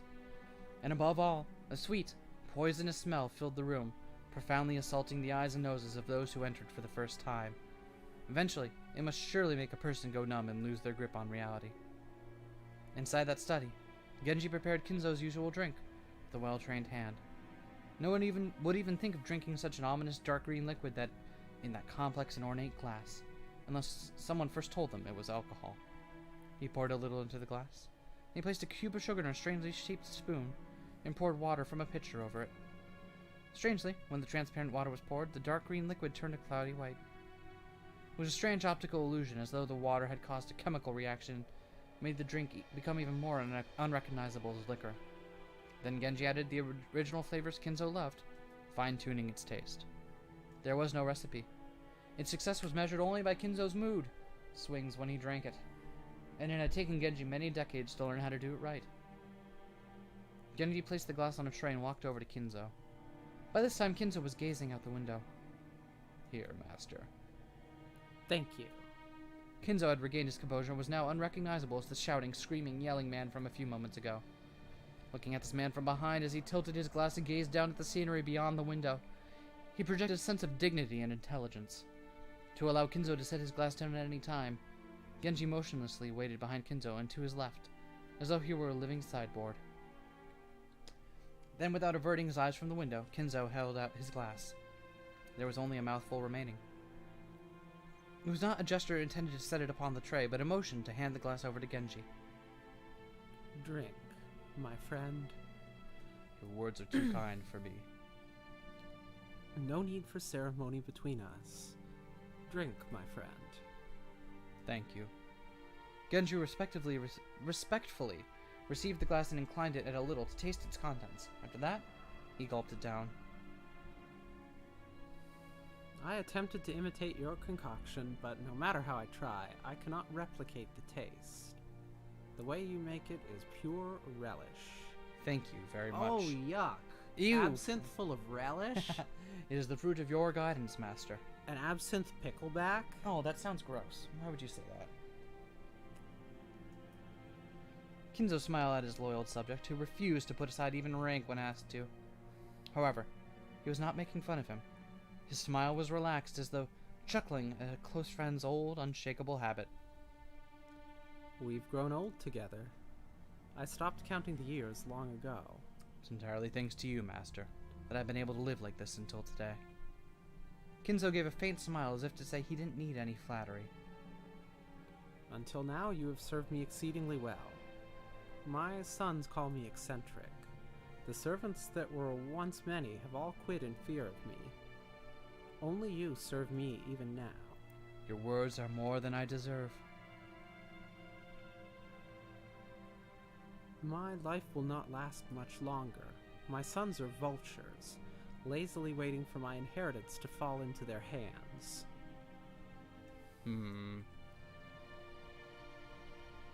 Kraus is a fool who squanders money like water, who throws away 2 gold coins to obtain 1, and then he has the gall to claim that he's earned money. Ava is a slave to money, who thinks of me as a mere chicken.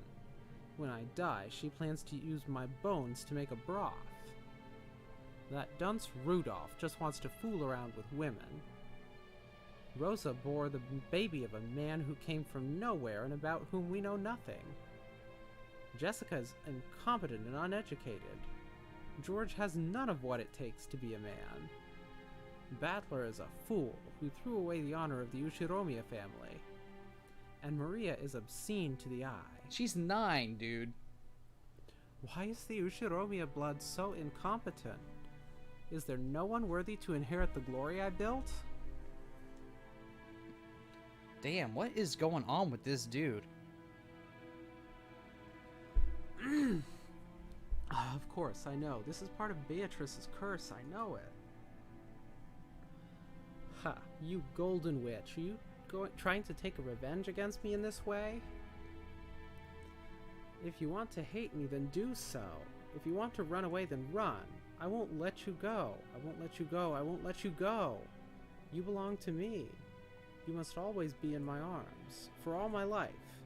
You must stay in my birdcage for all eternity, whispering only to me. Beatrice. Why won't you smile back at me? Ooh. Beatrice. Oh, whoa, whoa. After howling, Kinzo choked once again. Genji set the trading glass down and rubbed his master's back. Genji's facial expression did not change. It was always like this.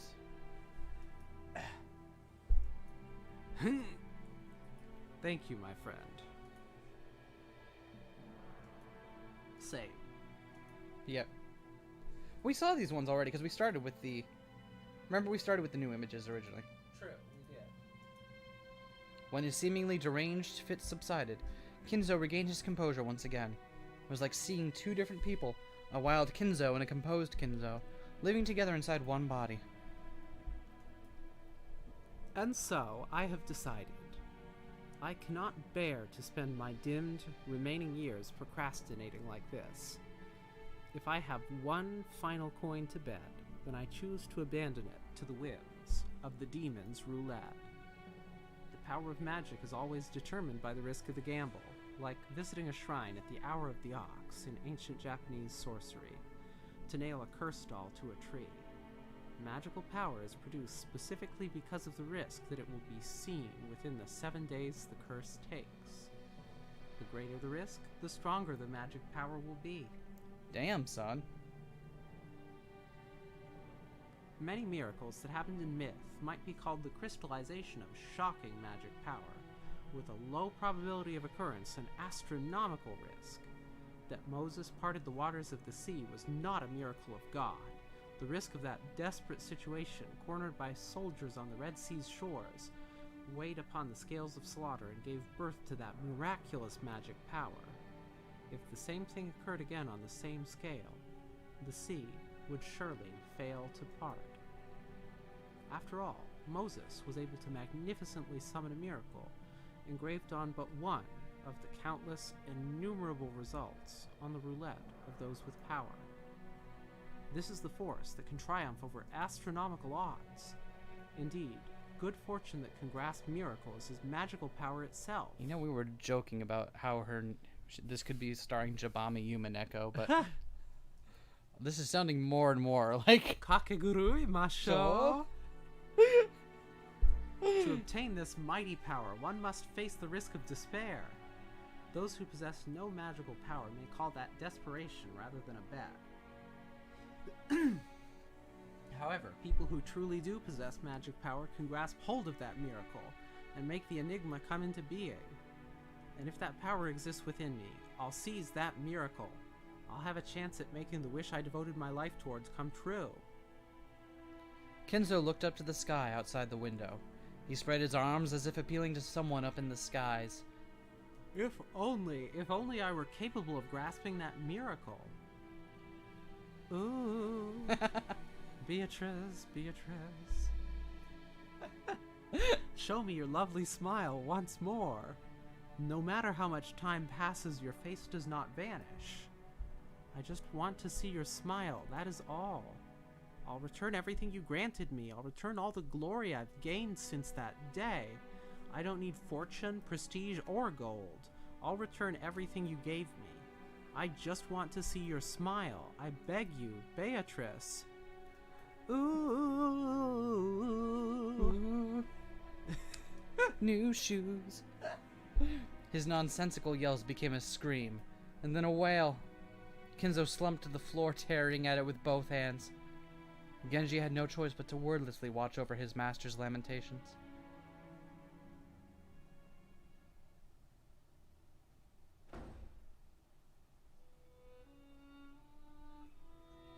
Well, ladies and gentlemen, Family Head's health is not at his best. He seems extremely sad not to be able to share lunch with you all now that you have gathered for this event that occurs about once a year.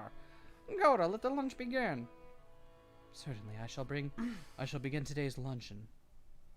Dr. Nanjo, is father's condition really that bad? Couldn't he have at least let us see his face? There's a problem of mood. What's the doctor look like in the new sprites? We've seen The that. same. We have. More problem of mood and physical condition, and for that there's no medicine I can prescribe. Hey, are we talking about his mood again? You've got to be kidding me. We took time out of our schedules during this damn busy Audie season? damn busy It's Audie season down at the car shack. autumn season just to come and find out how he's doing. And now he's... You should be happy, Rudolph. You now know how he's doing. Or what? Would you rather take my place or try to persuade our ill-humored father to come join us? Are you kidding? Rudolph shrugged.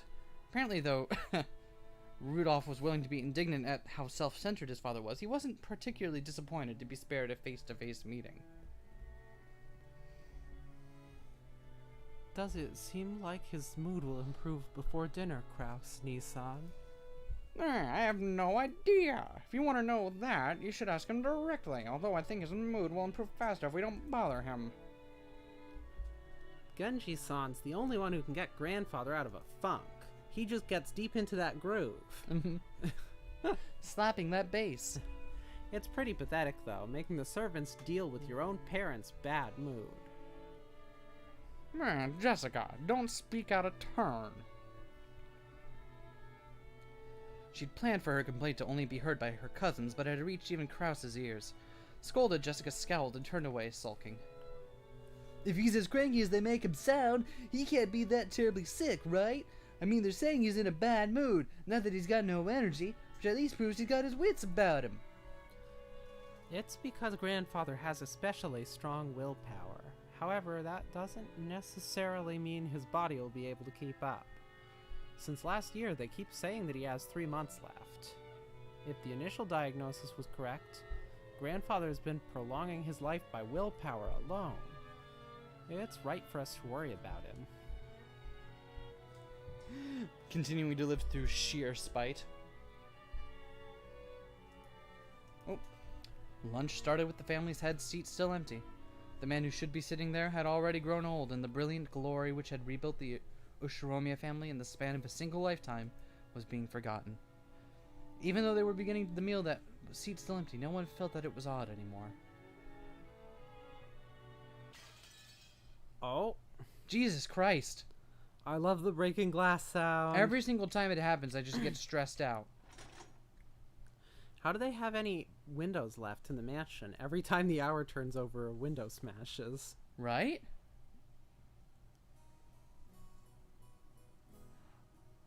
I almost wonder if this is a good place to call it. I don't know. We still haven't figured out what like the central mystery is yet. Yeah. Let's see if we can go another one. Yeah, I'm happy to keep going. All right. Do you mind if I take a quick break? Yeah, go for it. I'll be right back. I'll keep you company. I'll keep you company, chat.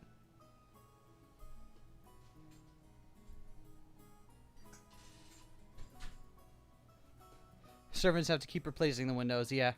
They only smash one pane at a time. They call it a conference instead of... Yeah, I guess family...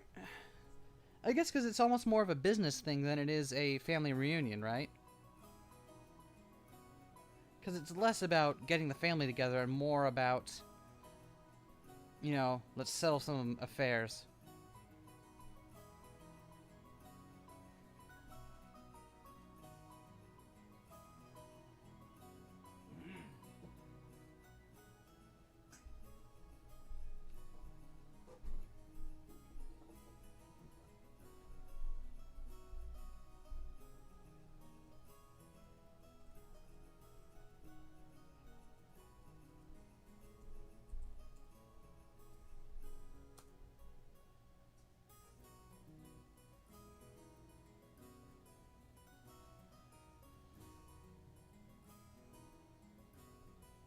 Pro tip, don't hang out with your rich family members, it's not worth it. Yeah, I believe that. I don't know, I so far, if I had to guess at what the central conceit was going to be, I still think Kinzo's going to wind up dying. And it's going to be murder of some kind. But also, for some reason, this fucking witch that everyone thinks is fictional is gonna show up. I don't know how, I don't know why, but I feel like this Beatrice. I mean, obviously, I know through cultural osmosis she's an important character to the series, but I have no idea what role she plays within the mystery itself. Who's important? Beatrice. Oh. Yeah, so I'm like, I don't know how she's going to show up or in what capacity, but I'm sure she's going to show up. Hello? Alright. The Ushiromiya Family Conference was held once every year on the first weekend of October. If a normal family were to hold a so-called family conference, you'd expect it to be nothing more than a reunion of rarely seen relatives who greet each other around buckets of sushi or something. However, part of the family's great fortune had been lent out to grandfather's children, and no one in this family was considered an adult until they had met with success in business. So this meeting literally was a conference. How much of the fortune was invested? What sort of business was conducted? How much profit was earned? As a result, how much of the fortune borrowed from the main family could be repaid? Or possibly, how much more would be borrowed for future business ventures? What lessons had they learned? What could they learn from their mistakes? It seems that topics like these were discussed very seriously in the past. My dad said it was like lying on a bed of nails. Apparently, it used to be a very serious family meeting where people were bathed in scornful and angry voices, and some people even got slapped despite their age. However, that had become a thing of the past.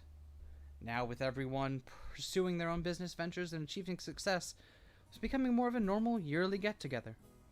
Even so, telling grandfather about recent events was extremely stressful, so while it was nothing more than a simple get-together for us grandchildren, it was still a real stomachache for our parents.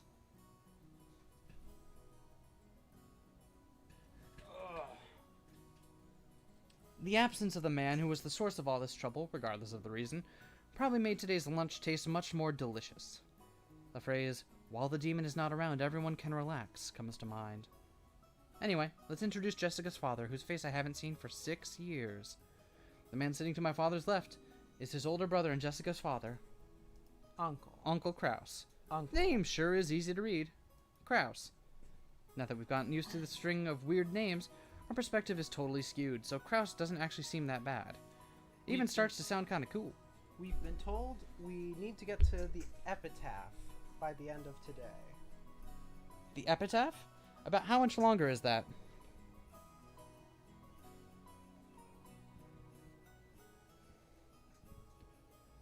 Just like with Uncle Natsuhi, I didn't have many memories of speaking with Uncle Kraus. He had never been one to chat to children, and I felt like he was always talking with the adults, just like Aunt Natsuhi.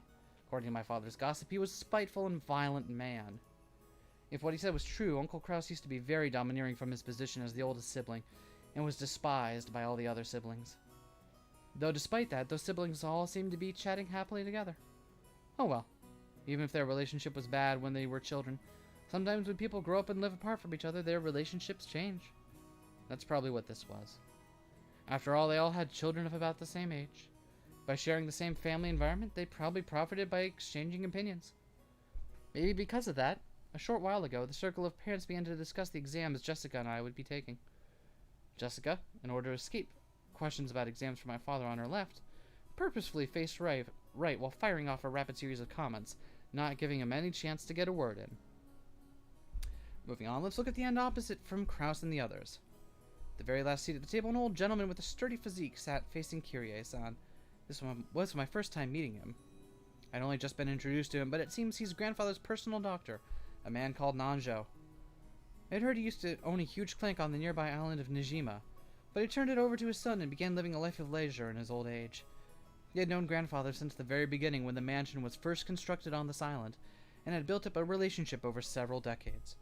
I thought at first the two of them might have gotten to know each other through grandfather's suspicious hobbies, but it seems he was actually grandfather's chess partner. I see. Kind of hobby seems very like our grandfather, what with his love of all things Western. Nanjo's probably the only person who could enter Rokonjima despite neither a family member nor a servant. He looked like a calm old gentleman as he listened to the discussion between Kyrie and the other women, who sat near to him.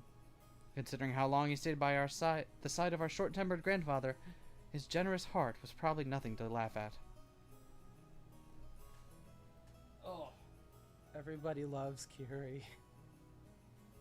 Everybody loves the goth girl. Kyrie's great. I like her so much. I still don't understand why they fucking had to blacktop her tits, but aside from that, Fucking tie clip. Jesus Christ. Still, even if he was a family doctor, having anyone outside the Ushiromiya family attend the family conference was a little odd. Made me think that grandfather's condition might have worsened so much it'd be a major topic of discussion at today's conference. After all, George said something like that just a second ago. Something about how we've been getting continuous reports since around last year that grandfather didn't have long to live. It's nasty to think about it, but consider how rich grandfather is. At the time of his death, his wealth will suddenly be released, probably along with a fair share of our parents' stomach acid. Come on, Mouse. Don't... When he dies, everyone's gonna vomit. Yeah. Oh, fucking hell. Whoa. Come on now.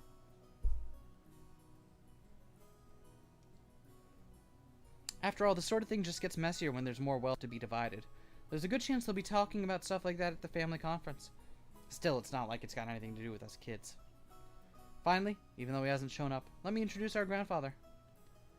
The person who should be sitting in that incipient chair is Ushiromiya Kinzo.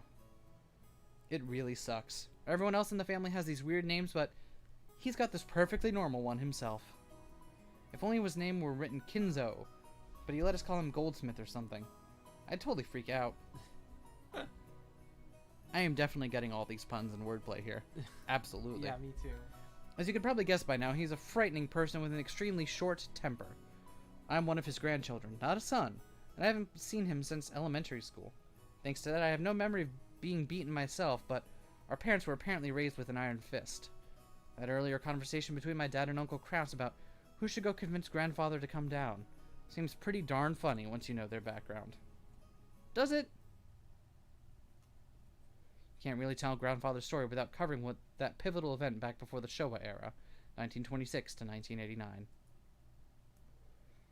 Until the Meiji, 1868 to 1912, and Taisho, 1912 to 1926 eras, the Ushiromiya family was great and prosperous. They owned several spinning mills, making them rich enough to just double over laughing every day as the money kept rolling in. Incidentally, grandfather was a member of a branch family that had pretty much nothing to do with the main family. Not only was he way down the list of people who could inherit headship, but he had hardly any contact with the glamorous main family. However, during the Great Kanto earthquake in the year Taisho 12, 1923, the mansion owned by the Ushiromiya family in Odawara was flattened. The spinning mills in Tokyo were all burned down in a huge fire, and the Ushiromiya family lost most of its wealth and family members in an instant. So once they started trying to figure out who the successor to the Ushiromiya family should be, they apparently found no one remaining except Kinzo and his branch family. In Kinzo's later reminiscences, he referred to this as good fortune so great that it overturned fate. With that, grandfather's boring everyday life did a 180. He was entrusted with reviving the dying Ushiromiya family, which had lost nearly all of its wealth. However, just because he had been entrusted with this task didn't mean he could accomplish it. Apparently, those around him weren't really expecting much. However, this is when grandfather began displaying his extraordinary talent and good luck. Grandfather used all of the family's remaining wealth, as well as everything from the hair on his head to his toenails, as collateral in order to borrow a massive amount of money. Once he'd built up a gigantic war chest, he immediately invested in businesses. It's like someone tumbling down a hill on a bike without any brakes, and then jumping onto a neighboring bike, and then another one. Just like some crazy street performance. I'll bet everyone thought grandfather had no business ability whatsoever. However, after several miracles and turns of good luck, with coincidences piling up and every chance taken advantage of, he was suddenly in control of powerful connections with the occupying forces. At that time, MacArthur and the GHQ were the ultimate authority in Japan. Grandfather, in the twinkle of an eye, began succeeding in business under the protection of the occupying forces, quickly becoming very rich. By this point, it's probably safe to say that information, not luck, saved the day. He must have made some seriously deep connections with the occupying forces. Grandfather knew beforehand about the emergency demands that would be made for the Korean War. No, it was more than that. He must have predicted those emergency demands from the very beginning when he started investing his money. The history books make it sound like all of Japan made a large profit off of the emergency demands during the Korean War, but that isn't actually true. Only a very limited number of super rich played a money game and made an easy profit. Most of the citizens remained poor. In other words, grandfather was a member of this extremely lucky group of winners. Pretty sure all this happened during the year Showa 25, 1950 or so. The Great Kanto earthquake happened in Taisho 13, 1924 or so. That means grandfather was able to revive the near-dead Ushiromiya family in only about 20 years, to a level even higher than it had ever been before. With that, you think he'd revive the main family in Odawara, but for some reason he went and did something as crazy as buying an entire small island in the Izu archipelago. Buying an entire island is not something that you can ordinarily do today. However, grandfather was clever. He contacted the GHQ and applied for the establishment of a marine resource base. He acquired this island as business property, then tossed that project aside and claimed it as his own plot of land. After the war, there were prevention measures against food shortages, and having the sponsorship of the GHQ meant that nobody could oppose him. From what I've heard, the Tokyo metropolis of that day offered this land to him practically for free. Later, Tokyo made difficulties by telling Kinzo to return the land, but the pushy GHQ intervened. Anyway, it seems under-the-table bribes did their work well. In the end, the city gave up in frustration. Grandfather, with considerable skill and good luck, managed to weather the stormy seas of that period, obtaining a vast fortune and his own island. Of course, it probably wasn't all luck. He was obsessed with all things Western, which helped him cultivate his English skills. He was able to use this to his advantage and sink his teeth into the GHQ. Nom. Nom nom nom. A mansion was built on the island soon after. This mansion, in fact, Grandfather, with his love of Western style, made this once uninhabited island a canvas upon which he could realize his dreams to his heart's content. He now had the Western mansion of his dreams, overflowing with emotion and atmosphere, and a beautiful garden featuring all sorts of roses. He had a private beach where nobody other than himself could ever be permitted to leave a footprint. I doubt it looks like that, but all right. This would be a dream come true for anybody. After that, he made good use of his huge fortune, becoming a large stockholder in the extremely stable iron and steel industry. Was able to live an easy and comfortable life just using the dividends. Well, he's just that incredible. This kind of person usually has the ability to foresee and predict the future. Or at least that is how they are portrayed after the fact. But Grandfather denies all of that, repeatedly saying that he was simply blessed with extraordinary luck. Anyway, even a lord like that can't help but grow increasingly eccentric when locked up alone on an island where all his dreams are made real. Everyone knows that he's had a Western obsession from the start, but none of our parents really know when his bizarre black magic hobby began. Did his love of black magic begin way back when he became fascinated with everything Western? Or did his miraculous stretch of good luck while reviving his family cause him to feel a mysterious power in himself? At some point, Grandfather began to make the research of black magic his life's work. He filled his study up with suspicious books, chemicals, and magical items as he became increasingly bizarre. From what I heard, those around him warmly watched over him, figuring that someone who had achieved success in life had a right to do as he pleased. But there's no way that's true. They were probably just creeped out, thinking, that's disgusting, I don't want to get involved. Anyway, that agitated period was an age of big gambles, with both opportunities and risks. This is a fucking monologue. Jesus Christ. Okay, I'm taking a glass of water. Hold on. Yeah. That's fair. And one more shot of grappa. Okay.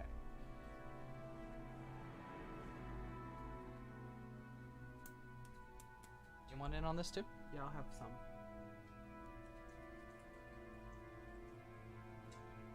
Thanks for sharing that with me. You're welcome. This grappa was actually one of my birthday gifts to myself from over half a year ago now, so I'm glad we finally had the chance to use it. Yeah. Come by. Clink.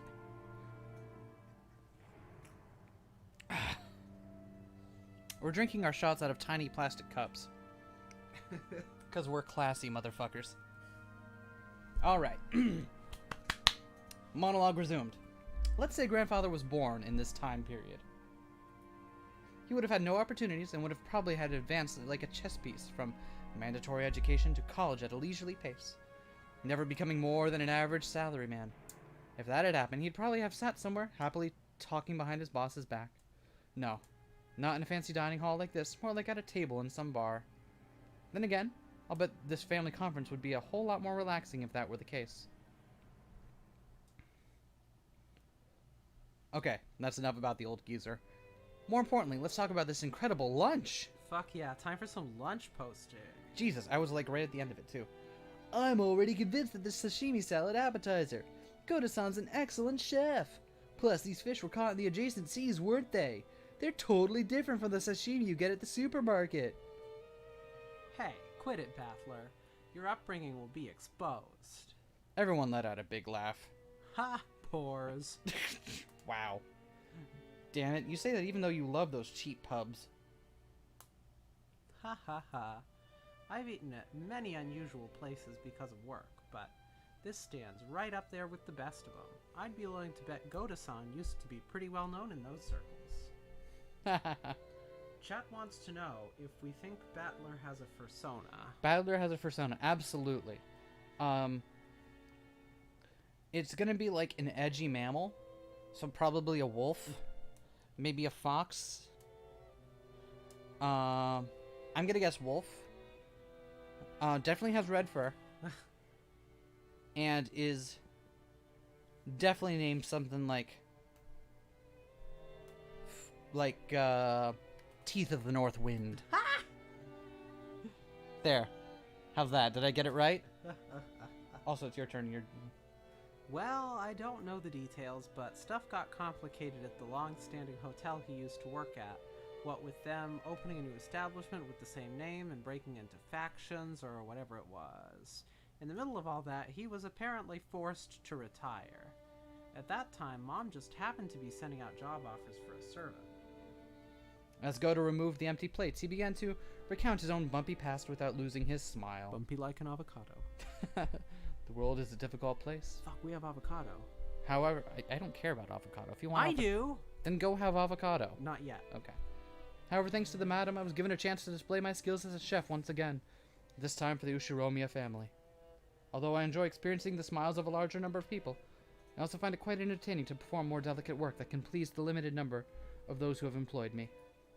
All this is thanks to the opportunity given to me by by the madam. Ah! Goda-san respectively bowed his head towards Aunt Natsuhi. That's because you were the most talented of the applicants, my dear. I can't. I'm sorry. I'm trying so hard. The decision was purely objective, not based on personal feelings, so there's no need to thank me, darling. Yeah, I deserve to get laughed at for that. Dang, why does Aunt Natsuhi always have to sound so indifferent? If only she spoke with a bit more kindness, she might leave a different impression. Shannon-chan and Kumasawa-san entered from the hallway with a serving cart. Please excuse us. We were having a smoke. Not gonna try again? No, my voice Okay. is fried. Okay. Now then, let us move on to today's dessert. Goda-san and the others laid out the beautifully adorned dessert in front of us all. I guess it's true when they say you have another stomach for dessert. I would like dessert. Me too. We should get dessert after this. Yeah. We deserve it. I thought I'd That's why already it's filled up called on dessert. thought I'd already filled up on delicious food, but as soon as I laid eyes on that dessert, my stomach started yelling more. I don't know much about desserts, but this looked really good. A white pudding-like substance was garnished with 2 shades of red sauce, and elegant rose petals adorned the dish. Normally during a high-class meal like this, you're supposed to wait for the chef to extol the virtues of this particular meal before eating. However, Maria was so completely indifferent to strict rules like that, so she got excited by this beautiful and delicious-looking dessert, jumping into the fray as soon as it was placed before her. Aunt Rosa scolded her, calling it bad manners, but George responded by saying, Now, it's okay. Ooh, this part's sour. This part's sour. Battler, this one's no good. Ooh. Maria exclaimed as she sampled the 2 colored sauces. That one's blood. What, some are good and some are bad? Okay, I'll give it a go. Ooh, this one's poison. Ooh. Apparently one sauce was sweet and the other was sour. Despite it being bad manners, I also stuck in my little finger and licked it. Whoa, one of the sauces was sour enough to make you pucker up. If it were yellow, I'd have suspected lemon, but I couldn't guess what kind of sourness would be red. Bile? No. Blood? I decided to ask Shannon, who was putting away the serving cart behind us. Yo, Shannon-chan, what kind of sauce is this sour stuff? Blood. Shannon-chan hesitated. Maybe her job was just to set the table, so she doesn't really know. Still, even considering that, she seems pretty stressed. Maybe I shouldn't have asked. Or did they use some ingredient that we'd be better off not knowing about? While Aunt Natsuhi made a gesture that seemed to indicate an oncoming headache, Kumasawa-san, who was setting the table at the opposite seat, began to chuckle. What do you think we made it out of? It'll shock you. Number 5 will surprise you. Huh? I don't have a clue. Wait a sec, Kumasawa-san. That laugh's pretty creepy. So, what is it? No, tiny one, okay? Listen very carefully. Kumasawa-san leaned across from the other side of the table. I leaned forward myself when she asked. Their interest caught Jessica, George, Aniki, and of course Maria, also with their ears closer. You... What? What? Quickly! Quickly! You see, the sour part is made from juice squeezed from a mackerel. What? Mackerel? Yuck. That's crazy, we all thought, horrified. Only Maria accepted it, nodding sagely. I don't know, if a professional chef told me that it was good, and I'd be like, I'll give it a try. A fish-based dessert seems not my style. Yeah, I mean, I also feel like a lot of Americans in general have a difficult time with non-sweet desserts. That's fair. Like, mostly because sugar is in, like, literally all of our food. Yeah. But especially as a culture, we have a difficult time with desserts that are not sweet. Ew, mackerels are sour. Ew, it's what comes out when you squeeze them. Ew. Wah. When Maria started clamoring that mackerel were sour, the adults were unable to contain their laughter. Only Aunt Rosa, her face red, whispered to Maria that mackerel sour only once prepared as shimisawa. What is shimesawa? I have no idea. Excuse me. Ah, now I totally remember. Kumasawa-san was always like this, wasn't she? I think I remember her tricking me, too, in all sorts of ways when I was young. The most lethal has got to be that one. Those flimsy black things in Chinese dishes. They're like kikurage mushrooms. She told me they were penguin meat, and I went all around school like a smartass telling everyone, didn't I? Kumasawa-ba-chan, you sure haven't changed. You know Maria's gonna believe it now, right? It's just a joke.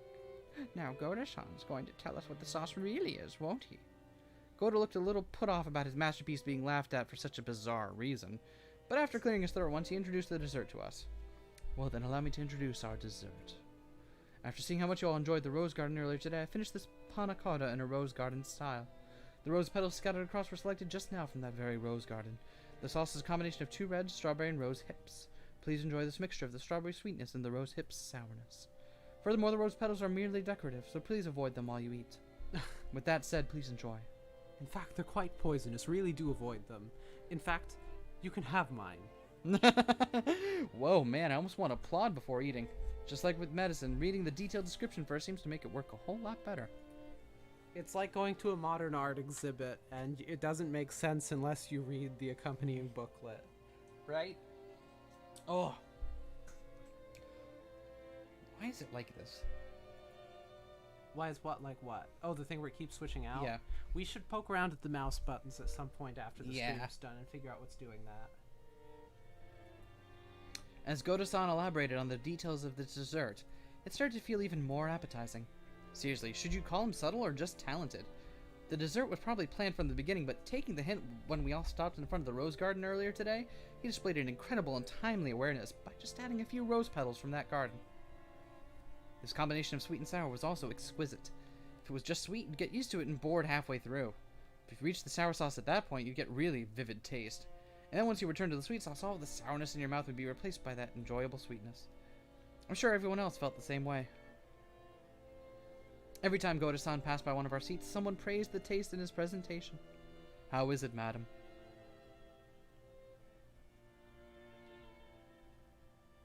What? Splendid as always. I was trying to summon the voice and I couldn't. Close enough. It is worthy of entertaining our guests. I am most grateful for your words. Madam, did you know? I've heard the rosehip has the ability to cure headaches. Thought you in particular would appreciate it, so I had it specially prepared. Is that so? Thank you. Thank you kindly. See, didn't I tell you, Natsuhine-san? Rosehip is great for headaches. So it seems. I do hope it actually helps. I have to like pause for a moment to remember how that accent is supposed to sound, and that at least I can approximate it, you know? Ha! Goda-san, I love ya. Hey, later on, why don't you tell me how they're treating ya? Or, if you can't, just let me know what sort of salary you'd like. Having your talent confined to this small island is sacrilege to humanity's cooking culture. What do you think about working your craft for my company and delighting all our customers? Yeah, Hiroyoshi-san, you're trying to steal away our Goda? And that won't do at all. We'd better start treating Goda better or he'll get snatched up, see? Yes, you really should. If you don't, someone's gonna grab him and you'll be stuck with 3 meals of Kumasawa-style mackerel cooking a day, won't you?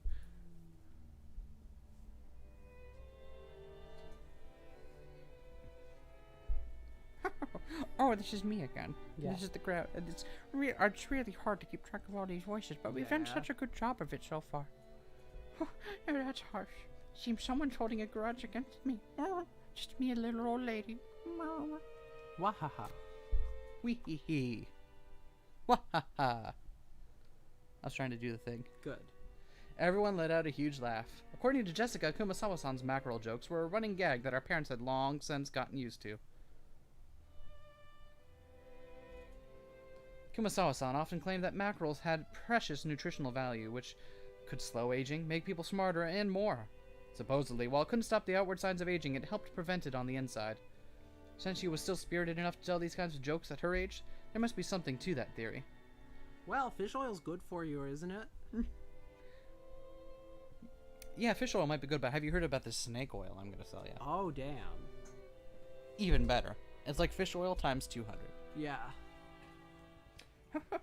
In that case, if you'll excuse me, prepare yourself for tonight's dinner. I'll be cooking plenty of mackerel dishes for you all, so you'd better look forward to it. Wahaha. Wahaha. We sure will. Can't wait to get all puckered up from tonight's Shime Saba. That sounds wonderful. I wonder if they'll be serving any good Japanese sake. Oh, we certainly will. Haven't you heard of Rogenjima's famous mackerel soju? Wahaha. Wahaha. Kumasawa-san, together with Shanan-jan, bowed and pushed the serving cart away. Jesus, all these H's. It was pretty funny to watch Goda-san, who looked like his show had totally been stolen, explain in a serious voice that we would be having calf steak for dinner. Kumasawa-san, thanks for doing that back there. As she pushed the serving cart, Shannon bowed her head very deeply. Oh, I haven't done anything like that. That requires thanks. Kumasawa may have played dumb, but she had obviously understood and saved Shannon in the nick of time. Back when Battler had asked about dessert, Shannon had unfortunately hesitated. There may have been several ways to dodge the question, but all of them would have required some quick wits.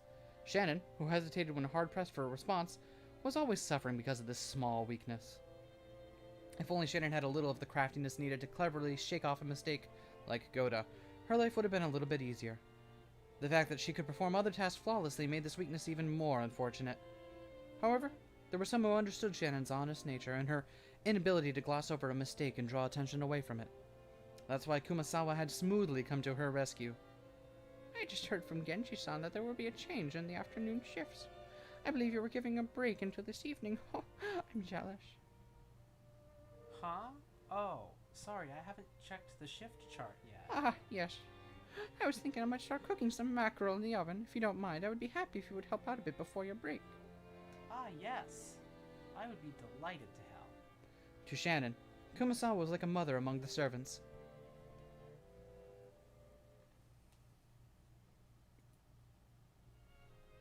The dining hall needed to be cleaned up, so we were chased out. Instead, tea was being served in the parlor. Apparently, they'd prepared the black tea that Aunt Rosa had brought for Aunt Natsuhi. Maria said she also wanted to have some black tea, but my old bastard said something before SK clicked off like an asshole. Said she couldn't. Said she couldn't and told us children to go play outside. Wahaha. Wee-hee-hee. Hey, it's your turn. You get to be part of this, too. Battler-kun, why don't we all go for a walk outside? Go ahead and take a look at the roses or something, but keep a close eye on the weather. The sky's still clear, but the weather report kept on talking about rain, though I must say, I do much prefer the dulcet tones of Mahavishnu Orchestra. This again? Oh yeah? Well, I prefer the Tony Williams lifetime. Fair? Ew. I actually don't. I like emergency, but I can't get into any of the other stuff. I want to go to the beach. Beach! Oh, that sounds wonderful. Playing on a sandy beach isn't something you get to do often, is it? Ah, good point. Okay, let's all go to the beach then. Let's all go. Let's go. Let's go. Beach episode. Beach episode. Maria, be careful not to get your clothes wet. Or your shoes. Won't get wet. I swear, she's written like she's fucking 3. Yeah. It stresses me out. That obedience is so cute. Battler-kun, make sure you keep an eye out for Maria-chan, okay? Hell yeah, that's me. Sure, leave it to me. Battler-kun. Hey, you're pretty obedient and cute yourself, listening to Kiri like that. Dad, did you just call me cute? I sure did, son. I don't know how to deal with that. Why don't you also listen to me obediently for a change? Ha! Hell no. Let's go, everyone. Come on. The children flew out of the parlor. They can fly too? Everyone can fly. They were replaced by Genji, who pushed in a serving cart and prepared to serve the tea. The parlor was filled with a sublime aroma which delighted everyone while they waited to sate their thirst. Oh!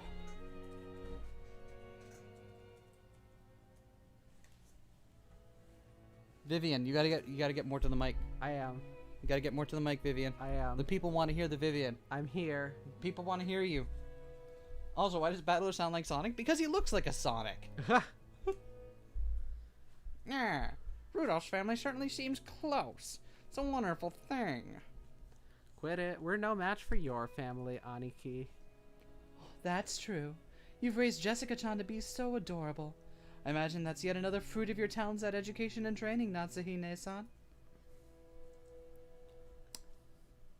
My stars, thank you very kindly. Natsuhi answered coldly. The conversation broke off then, and the parlor fell silent. Maybe Hideyoshi couldn't bear the silence because he broke it himself with an exaggerated gesture. Still, they sure do grow fast. Unlike the speed of this text progressing. I'm sorry. I thought they'd be kids forever, but they start getting huge all of a sudden, and then they're adults like us. Battler-kun looks like a completely different person now.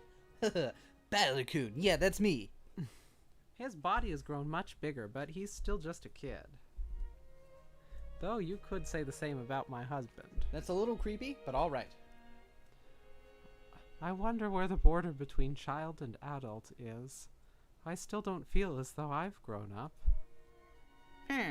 Isn't that pitiful? That's not something the mother of a child should say. That's right. We're not children anymore. We're all adults now. So I wish we could talk together on an intellectual level rather than an emotional one. When Eva smiled with sharp sarcasm, everyone seemed to get more tense. It felt as though that pleasant tea aroma had been tossed out the window.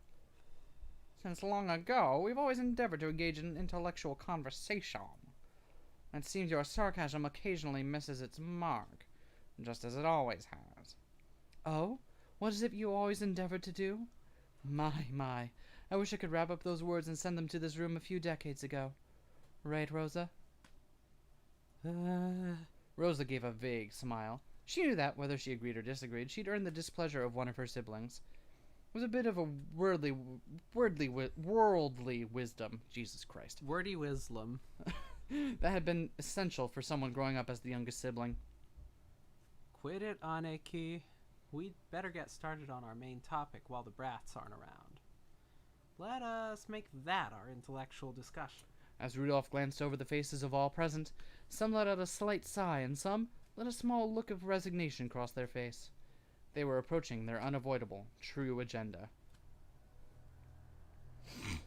Last year, his life expectancy was estimated at about 3 months, which I guess means he's got negative 9 months left now. Should we take that to mean it might suddenly happen at any time? The family head is still alive and well. The fact that you bring up such an inappropriate topic under the light of day makes me doubt your sanity, Rudolph-san. Still, Natsuhi-san, This is the sort of thing you can't put off until after something happens. He's still healthy now, which makes this the perfect time to talk about this while we've still got time to plan. It's just a bit of financial etiquette, you might say. Yeah, it seems father is the focus of everyone's concern. Dr. Nanjo, could we hear the details from you? That appears to be what everyone else is waiting for, after all. Nanjo, who had been standing by the window and staring out at the rose garden, let out a single cough when he realized that he was being called. Dr. Nando's, how is father's condition? Well, to begin, allow me to start with a revision, since my estimate last year had only 3 months left was not borne out.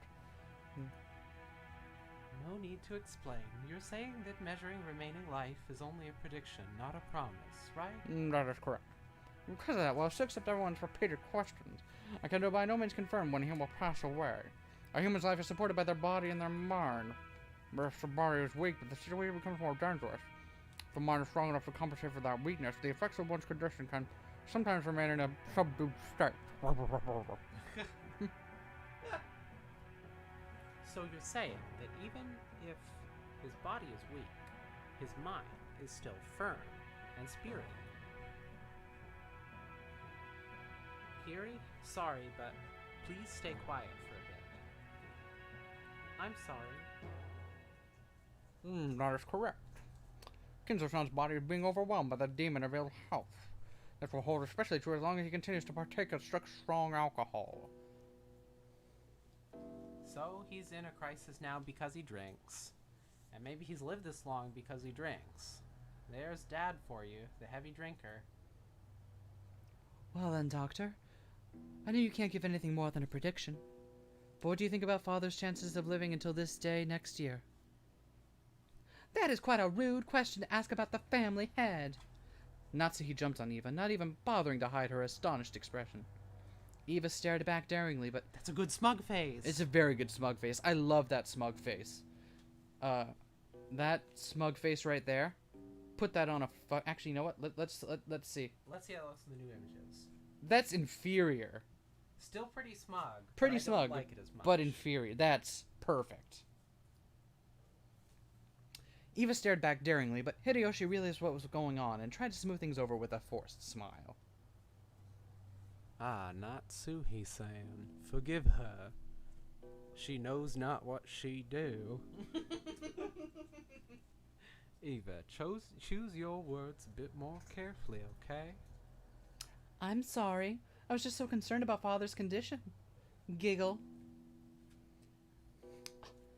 Is that so? I hadn't realized. Dr. Nanjo, please tell us, for the sake of the beautiful love of a daughter worried about her father's lifespan. Kraus laughed sarcastically, and Eva, smiling sweetly, returned an identical chuckle. Yes, but he will be slightly healthy next year. But as a doctor, it's very hard to say. Because while I do think his law and condition will continue for a while, if he suffers some kind of fit, there may be nothing we can do. After all, Rokinjima is a solitary island. As long as an ambulance could quickly jump in to save him. Normally I would want to have him placed in a large hospital on the mainland, but... Father stated he does not want his noble research interrupted. That seems to hold a grudge over the way he tried to force him out last year. Apparently, he strongly suspects he'll be shut away in some hospital if he goes outside. And that's how things are now. Sorry. Has Dr. Nanjo been examining him? Father trusts Dr. Nanjo. Seems he can be examined in one of his better moods. I can examine his condition, but if I try to recommend medicine or hospitalization, he refuses to listen. Wait, isn't that not true? We know that he's taking medication recommended by Dr. Nanjo. Yeah, but he's also kind of a shit about it. Okay. I've really only been able to take a look.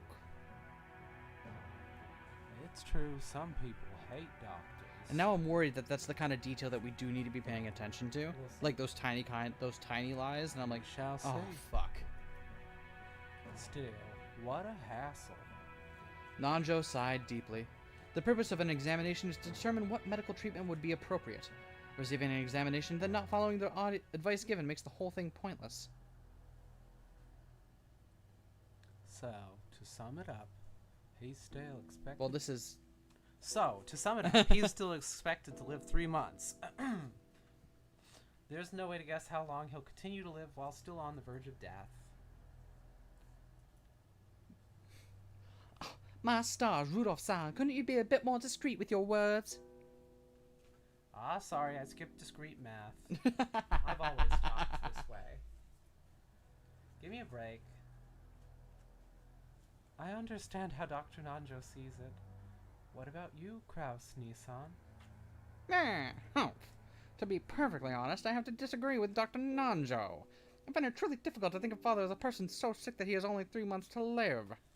His yell's as healthy as ever, and I still get chills about the thought of his fist raining down on me. Pushing the care of your father solely on the shoulders of the eldest sibling is far from fair. Meh. Meh. Meh. Meh, meh, meh. In the next world, get born after me. Nailed it. Okay, let's get back on track. So in the opinion of our impartial and neutral doctor, it wouldn't be odd for him to go any time. No offense to you, Aniki, but I'd rather trust the opinion of an expert in his field. Which means it's definitely not too early to start talking about Dad's assets. Father's personal funds probably reach as high as several 10 billion yen, right? It's a really weird way of phrasing that. But it's not as though that's all neatly gathered as ready cash. It's not as simple as simply cutting a birthday cake with a knife. That's an interesting way to put it. That's right, you sometimes get strawberries or chocolates on top of the cake, making it hard to cleanly cut it into equal parts. Given that, don't you think it's important to discuss beforehand how best to stick the knife in? Oh, he's gonna murder someone. You don't just drop a phrase like that mid-conversation unless you're about to murder someone. I cannot understand how you can all openly discuss this as though the family head is dead even though he's still alive. My stars. Come now, don't you see how important this is? After all, when the time comes, the inheritance of his fortune must be carried out immediately, right? Moreover, the glorious Ushiromiya house's wealth is vast. Don't you understand that careful discussion is necessary beforehand? There's a huge difference between this family's resources and your family's wealth. Wow, rude. How rude! My birth family has nothing to do with this. Natsuki responded indignantly, though in a low voice, and the already dark atmosphere grew even more hostile. Give it a rest, Eva. Natsuhi-san, forgive us. Pardon her rudeness. Hideyoshi tried to smooth things over by glancing at both with a forced smile, but it only resulted in making the hostility between Eva and Natsuhi even more intense. So, Alex, if you're wondering why I keep saying stuff like that all the time, it's because I have, like, certain turns of the phrase in my head that I'll use to get in the correct mindset for a certain accent before attempting to do it. Which is why I'm not pretending to be a voice actor or anything. I'm clearly not, but if I'm gonna at least kind of fumble at it while we do stuff like this, I want to get it as close as I can, you know? Yeah. It seems I'll just be getting away if I can stay any longer. Please excuse me. He didn't even stay for the main course. Wait, no, they finished. Never mind. They finished. Nanjo rose from his seat and exited the parlor. To an outsider, it may have seemed like a normal act of courtesy, but his back was watched by several glances of envious of his ability to escape. I can't read anymore. Oh my god, I'm failing the reading test. Nope. You're good. After the doctor had exited and his footsteps had disappeared into the distance, Kraus recrossed his legs. In other words, what you all would like to say, Father's remaining life is short. You want to quickly enter a practical conference concerning the distribution of the inheritance. Why are you so eager, I wonder? Certainly, as you say, estimating and distributing the Ushiromiya family's wealth is no simple task. In that case, shouldn't we all make careful and deliberate calculations, say? Seems to me that you're all impatient to split up the cake tonight, say? See? We're pretty far from the epitaph. Oh no! Oh no. Okay, we might not get to that then. Well, we'll see where we get. We'll see where we get. If it's that much longer, we might have to take another break if we're even gonna think about getting there. It seems to me that y'all are impatient to split up the cake tonight. Isn't that true, Rosa? What reason is there to be hasty? Well, it's one of the best spells. The action economy is just too great. We aren't being hasty. However, we need to have an agreement between the siblings. It doesn't matter when we do that. But if the day Father's condition worsens is approaching, discussing the matter beforehand hardly seems hasty to me. Rosa shot a glance at Ava and Rudolph. As the youngest sibling in the family, it was hard for her to be cross-examined by the eldest. Oh, is that your true opinion? I didn't expect that the most honest and pure-hearted of the siblings would say something like that. I wonder if those two told you to say it.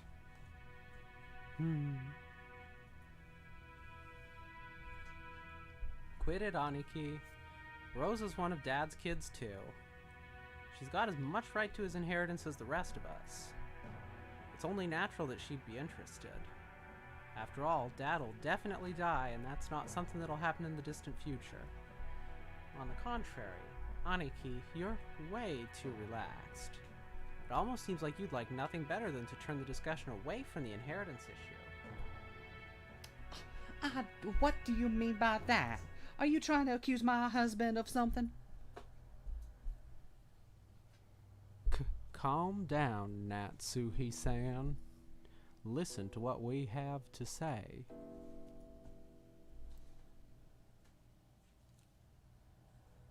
Oh wait, this is me, sorry. Yeah.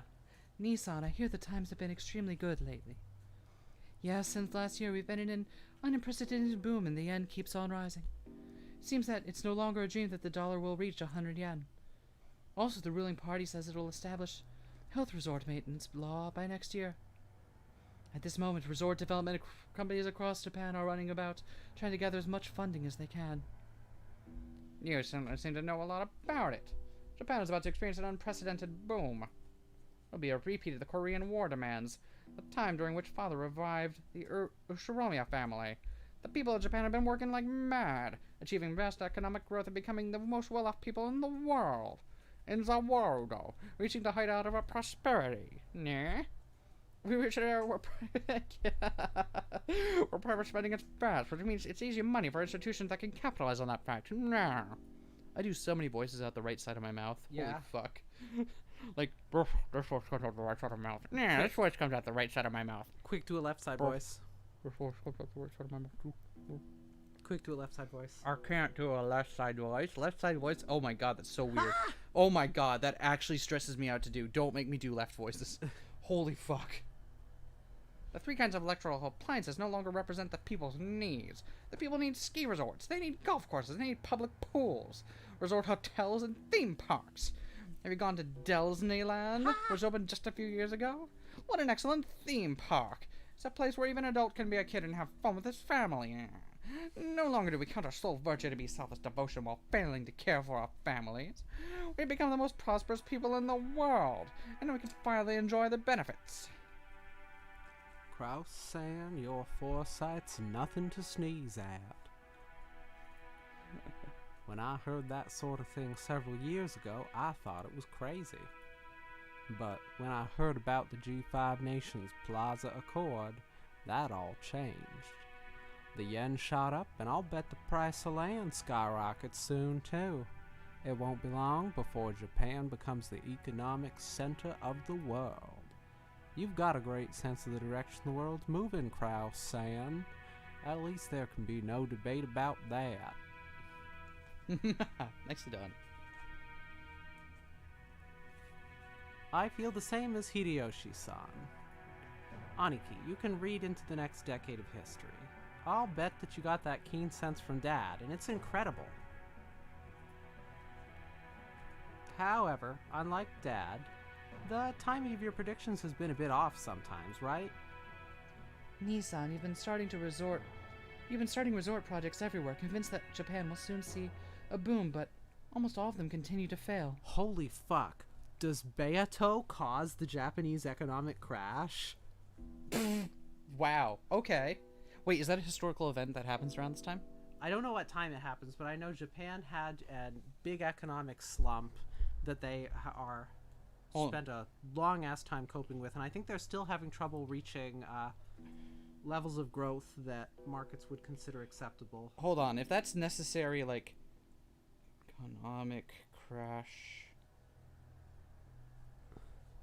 If that's necessary background to understand, like, Well, 1991. So 1990, we're a few years so we're like ahead. 5 years ahead of that. Okay, that's A few years ahead of the last okay. That gives a whole new layer to this, knowing that in 5 years the economy is going to crash. Beato caused the lost decade. Oh wow, holy fuck.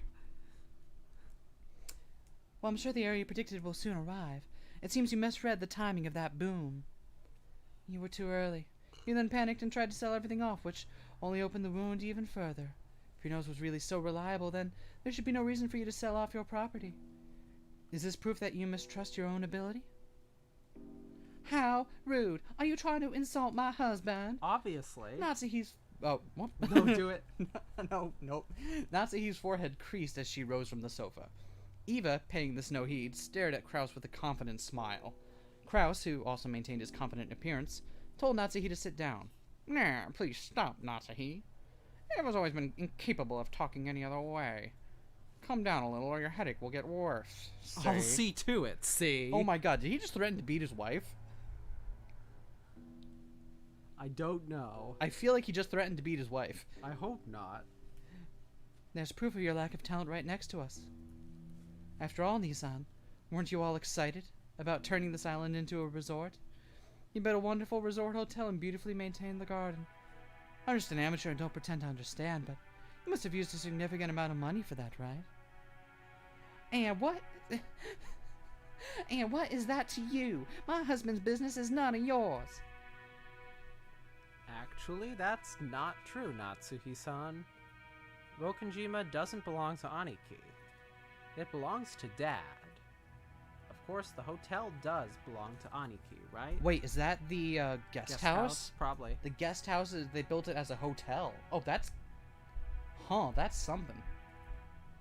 In fact, we'd be more than willing to pay lodging fees for tonight. What do you think, Rosa? Well, if what I have on hand will suffice. Yeah, if I can make it into a resort, this island's financial worth will rise. Sure, that expenses have piled up, but we can expect a large harvest in the future. When that happens, all of you stand to profit as well, do you not? I understand that. If the value of this island rises, that'll increase our portions when we distribute the inheritance.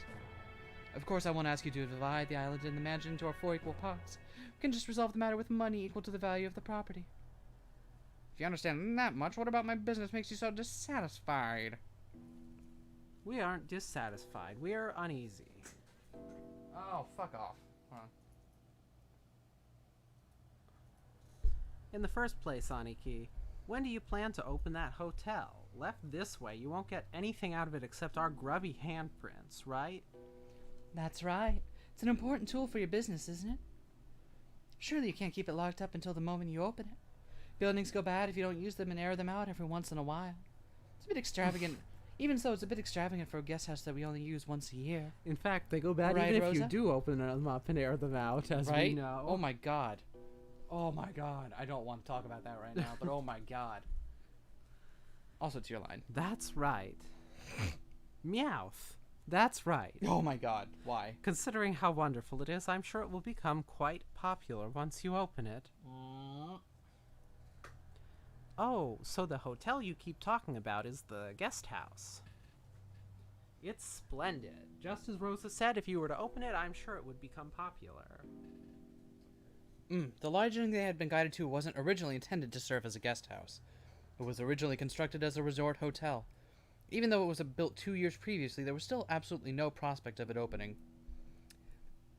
Oh, I just finished the rest of my grappa in one swig, and oh, it's hitting me at once. You okay? Yeah, I'm good. Nissan, it's just like all of your other enterprises.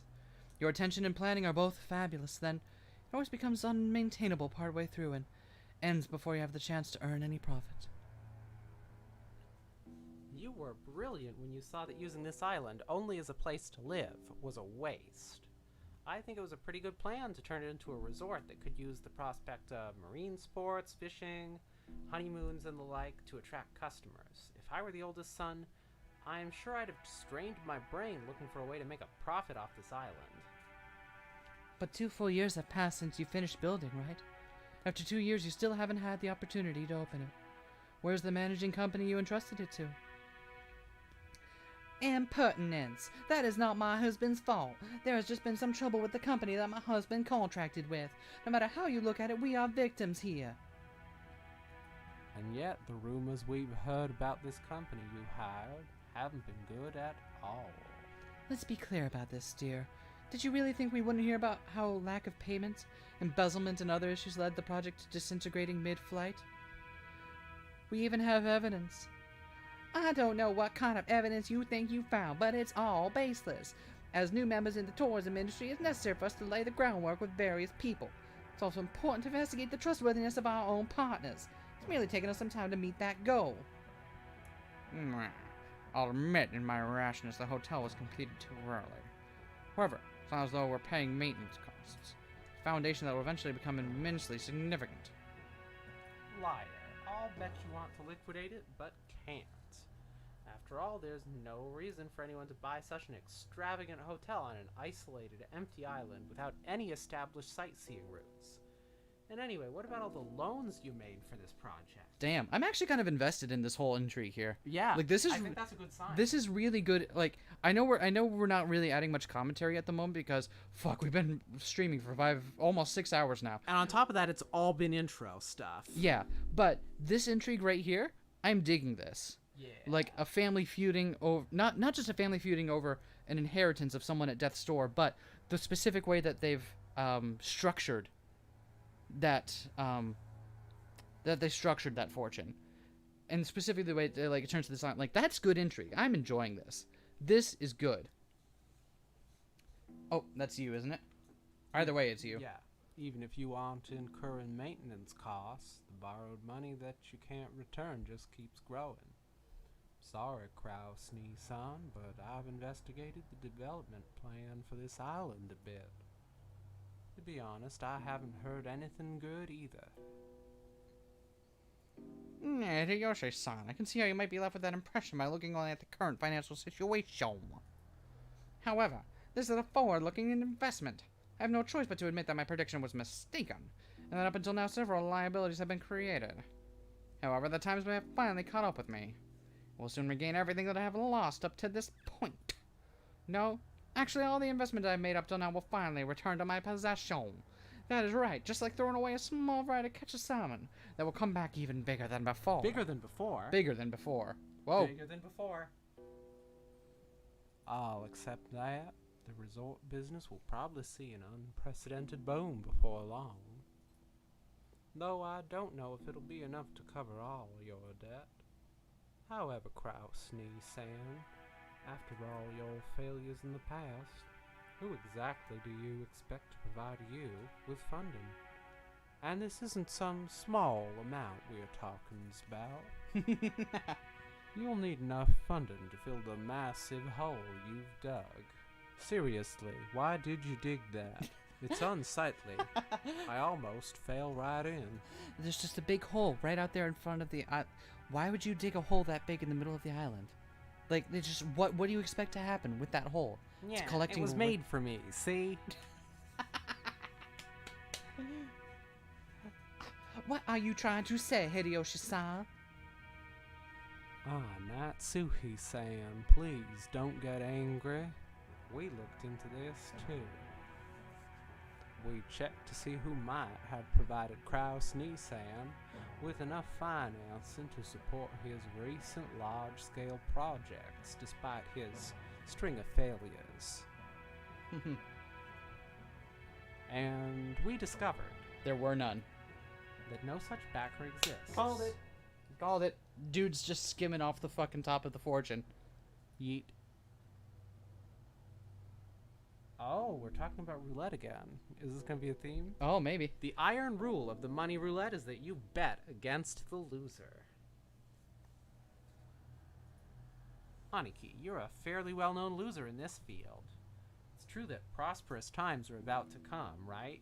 But Right. when we looked for people who considered that enough to overlook your string of failures and also had enough for the investment, We found no candidates. So, the big question now is where you got that money from. Ha ha ha. Now isn't this intriguing, eh? Dear, how long do you plan to let these ridiculous remarks stand? Sit down, Natsuhi-san. Let's cut to the point. Aniki, you've been diverting Dad's private funds for your own businesses. There's pretty much no room for doubt. If you think we've made some kind of mistake, please feel free to explain. Rudolph, don't call it diverting funds. This is embezzlement, plain and simple. A huge crime that can be criminally prosecuted. This sort of rudeness will not be tolerated in my home. How can you face the successor to the Ushiromiya head family and level these absurd accusations? They aren't absurd. They're right on the mark. I'm sure he'd like to somehow make his business succeed and recover his losses, but his debt keeps getting bigger. He's just trying to cover up the failure of one gamble by making an even bigger one. Well, that is an ongoing theme, because that was what old Grandpa was talking about. Kakegurui, mashou. Kakegurui, mashou. It's only natural that he'd try to grab any source of funding close at hand. Let me be frank, Nissan. What you're doing is embezzlement. You're betraying Father. You know that we'll have the court settle this after it's all over, right? Do you think that that kind of person has any right to call themselves the successor? Oh my god, I've been reading for 6 hours. Give me a break here. Do you think that any kind of person... Do you think that... Alright, one more time, last time. I believe in you. We all believe in you. Alright. We're all on your team here. We can do this together. Do you think that kind of person has any right to call themselves the successor to the Ushiromiya head family? Of all that, you dare... Oh wait, no, that's... Of all that, you dare to claim that he has betrayed the family head? You no longer have the right to straddle the threshold of the glorious Ushiromiya family. Leave this place at once. Now. Get out. Natsuhi, who had already reached the limits of her anger, shouted at Eva in rage. She then pointed alternatively at Eva in the hallway, demanding that she leave. Eva took out a folding fan and fanned herself with it, glaring maliciously at Natsuhi as though... I'm your biggest fan. Silently daring her to repeat what she'd said. Thank you for the support, chat. Thank you for your belief. It strengthens me. I can do this. We're filled with determination. It fills me with determination.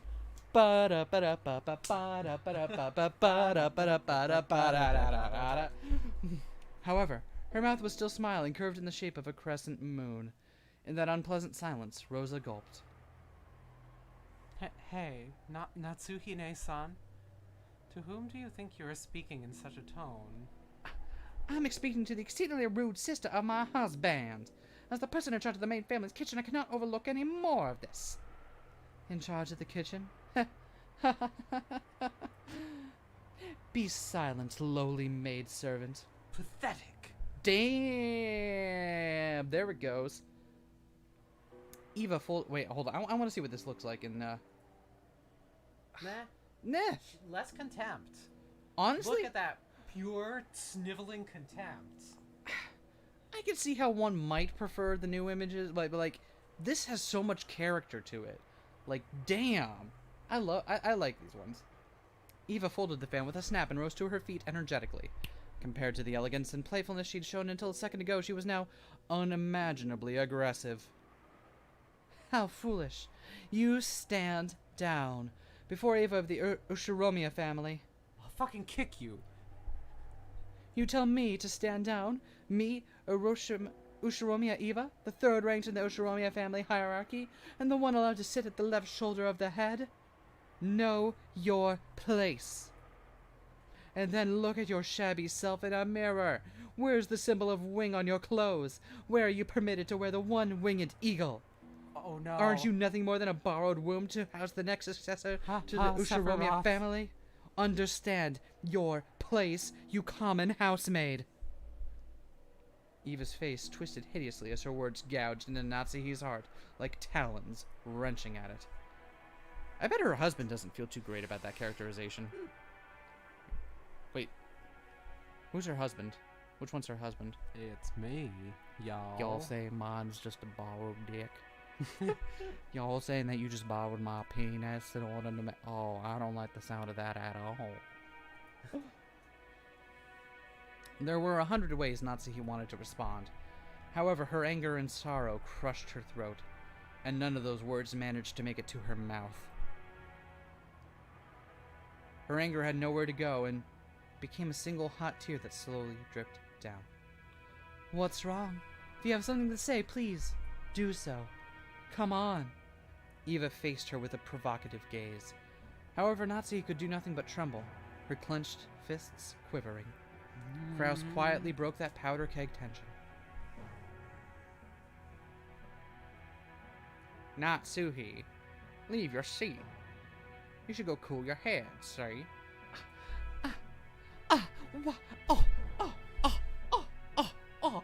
Well, I never. Well, I never. My stars.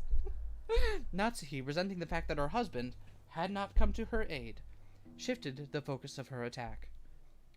Dear, don't you understand what they're saying about you? These people are basically calling you a traitor to father. They're making light of the fact that we protect the glory of the Ushiromiya family, even though we're constantly expending effort to earn that glory from father. They trample all that underfoot with their hateful rambling. And you don't even try to fight back. Why? Why? I'm only standing up for you because you won't, but you've been putting the entire burden on me for some time now. And now you tell me to go cool my head? It is always me. Even though I've always considered this family's affairs so seriously, you've... It just makes me so mad. Natsuhi was already unable to hide her tears.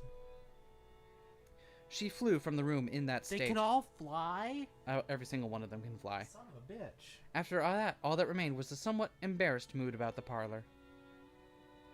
When the sound of footsteps grew distant and silence returned, Kraus shrugged his shoulders slightly. I apologize for my wife. Yeah. She has always been bad at controlling her emotions, like the women folk, you know what I mean? You know what we all know what I mean, right? Right, gentlemen? Gentlemen, we all know what I mean? Yeah? It's been rough for me. If that's what's been managing your household, you must suffer to no end, Nissan. Giggle, giggle.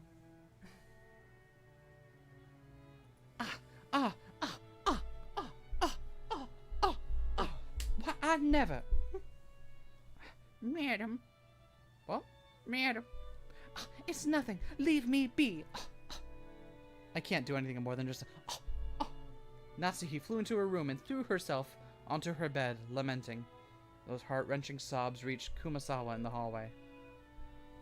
Poor Madame Natsuhi. There's a deep enmity between her and Iva-sama. Explaining their relationship would be very trying for me as a woman. The Ushiromiya family holds blood in high regard, but if a woman marries and leaves the family, they are normally removed from the family register. Thus, under normal circumstances, Iva-sama should have been removed when she married Hideyoshi-sama. However, there's no one deserving of blame in this matter. The madam certainly bears no guilt. There's nothing to call it other than the whim of God. Kraus-sama and Natsui-sama were not blessed with children for some time.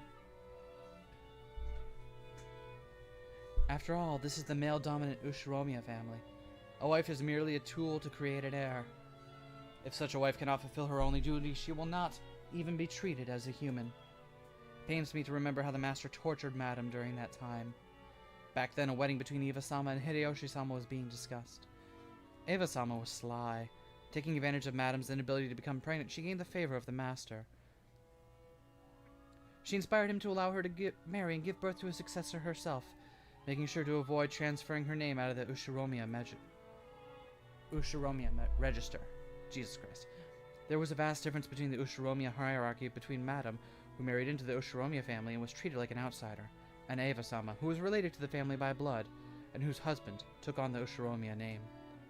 Furthermore, Eva-sama actually gave birth first, and to a boy. As for how much weaker Madam's position was than Eva-sama's, well, I believe you could see for yourself. I'm sure Madam is tormented by the thought that, if only she had gotten pregnant earlier, the master wouldn't have accepted Eva-sama's request to keep her last name after marriage. And Eva-sama wouldn't have been permitted to act as arrogantly as she did today. However, that was not Madam's fault. All of the blame lies with God's whims, and the stork that delivered Jessica late. Even so, Madam won't allow herself to see things this way. She probably can't help but cry bitter tears as a woman, at her inability to carry out the duties expected of a wife. How sad. I cannot do anything except watch over her from the shadows. I love Okay, how it's one- like, I can't explain the bitterness between these two 50-page thing explaining the Explaining it. bitterness. Oh, goodness gracious. Okay. I don't understand what this clock means. I assume we'll know once something happens. It'll become important, I'm sure. Because we just moved back in time. We're switching to the kids. Probably, yeah. Whew. Okay. How you feeling? I'm feeling okay. I am gonna need Water. Okay. water. I'm gonna need water. Yeah. It's fair.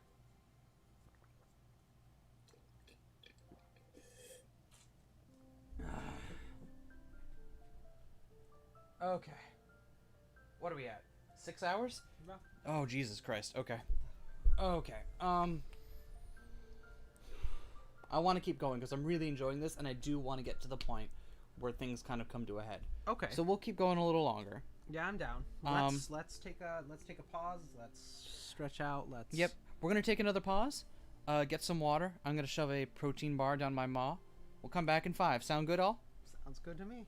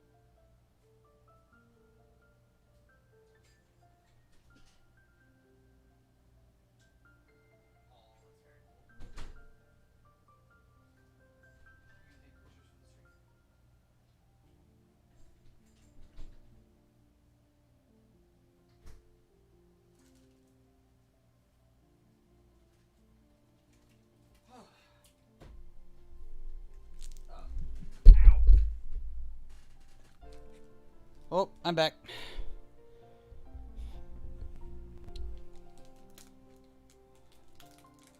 Whew. If you haven't done so yourself, get up and walk around a little bit, take a stretch. I'm gonna eat a... What is this? A fruit and nut food bar. While Vivian's away, it is now the SKAMA. Anything you wanted to know, ask me now. It is your time to know. Can't hear it, but Vivian just shouted, "I want to know!" from the bathroom.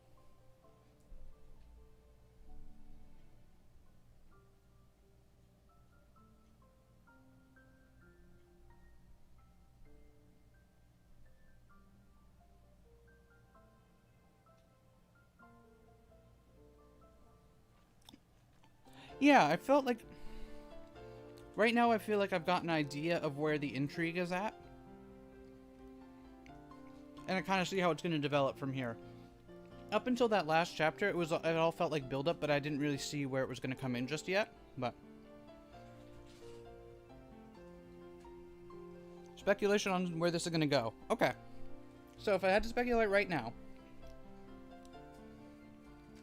If it follows the kind of, trope it is setting up. One of them's going to wind up murdering their dad, although it's going to be unclear who. Or rather, the dad is going to wind up being murdered at about midnight tonight because of the clock, right?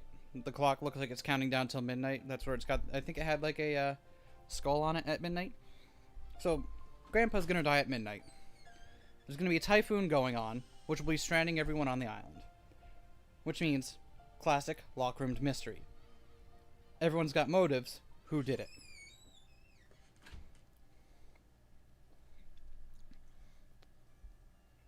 My favorite character... I kind of like the grandpa. Honestly. I like his characterization. I think he is... I think his weird eccentricities are distressingly believable. As for like favorite character I'd actually want to hang out with, like Jessica seems the coolest out of the bunch, honestly. Also, still headcanon that she's trans. It's canon now.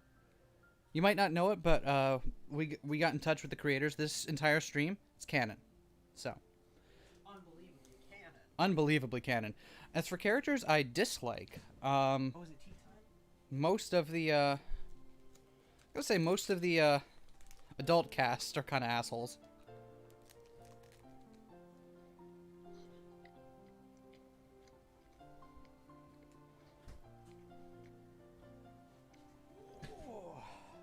It's canon, not canon. Good call, Autumn. Canon, not canon. Umineko confirmed to have gender feels. I've heard that it does, though. Wait, it does? I've heard about that. I don't know. Wait, for sure. Umineko has actual gender feels in it? I've heard that it does. Okay, wait, you know what? No. I'm not looking at chat. Don't tell me. If it has actual gender feels, don't tell me. It's just one of those things where I've heard from so many trans people specifically about it, but also avoided getting spoiled. Mm-hmm. But I feel like it does. So, don't tell us who. But if that's true, I'm gonna flip my shit.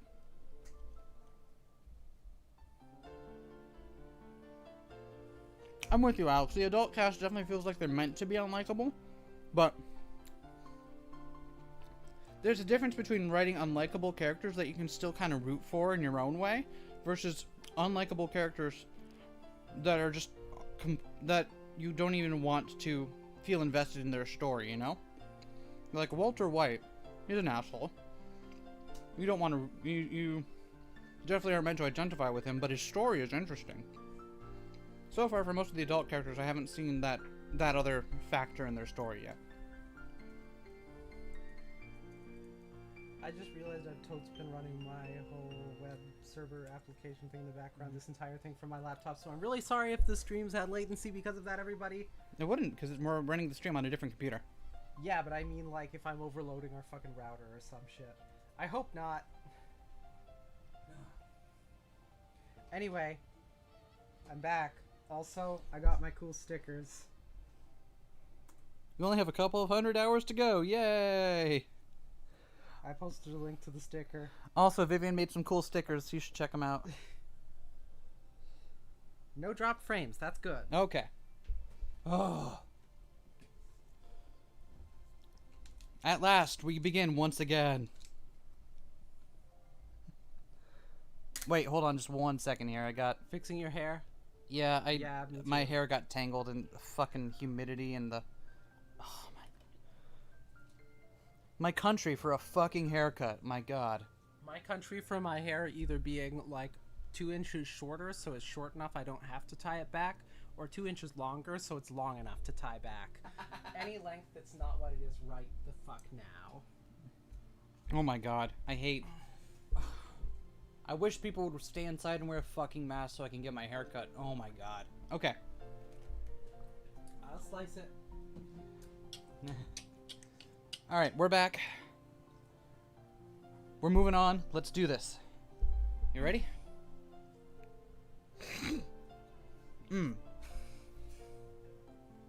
We crossed the hall again and on our way to the entrance. As we did, we once again spotted that witch's portrait. However, spotted is probably not the best word to describe that experience. It was more like our eyes were inexorably drawn to it. That woman's eyes, with their sage-like glamour, definitely had the power to make those who viewed it stand rooted to the spot. So this is the witch, Beatrice. Wonder if that story's true. Oh hey, the kids are here too. Oh I my forgot. god, thank god. Battler doesn't believe in the... Back when he had asked what this picture was, the first person to tell him had been Maria. Wait, why is the what? Why is the narration no longer Battler? Interesting. Has that always been the case? No. No, don't like think I thought for sure. Me too. For sure that at least the first scene was narrated from Battler's perspective. Yeah. But now we're switching to an omniscient narrator? Let's see what's happening. Okay. Therefore, when Battler showed signs of doubt, Maria must have felt that Battler didn't have faith in her. Of course, that isn't what Battler meant. Maria ran up to the portrait and began banging on a plate hanging below it. Maybe Bang. the title of the portrait was written Bang. there. Stop it. Bang. Maria, trying to prove that she wasn't lying, obstinately continued to hit the plate. Sorry about that. It's not like I doubt anything you said, Maria. Battler believes. Fucking face. When he patted Maria's head and apologized, she seemed to accept it, sticking out her chest and proudly oohing. I wonder what the plate is. What's this? My beloved witch... Oh wait, is this Battler still? Oh. Oh, what's this? My beloved witch Beatrice! Behold the sweet fish river. What's with this weird, huge epitaph? Mmm. Wait, is this the epitaph we were waiting for? I don't know. We'll find out. The plate did have the title of the portrait written on it, but it was much too big to contain only that. Let's read that one more time. Behold the sweet fish river. My beloved witch Beatrice. Behold the sweet fish river. What's the rest of the epitaph? What's with the... Oh, there's more of it. Okay. The sweet fish. It's funny that we were talking about sour fish earlier, but you know. The plate did have the title of the portrait written on it, but it was much too big to contain only that. Beneath the title was what appeared to be a long epitaph. Now I have King Crimson stuck in my head. I don't remember that. Epitaph? Which album is it on? Court of the Crimson King. I don't remember how that It's one of 5 tracks on that album. Come on. Yeah, but it's not the one that goes, Court of the Crimson King. Yeah, okay, fine. If you That's just the skimmed only over it, one I remember several from that unnerving words would jump out at you. Hot take.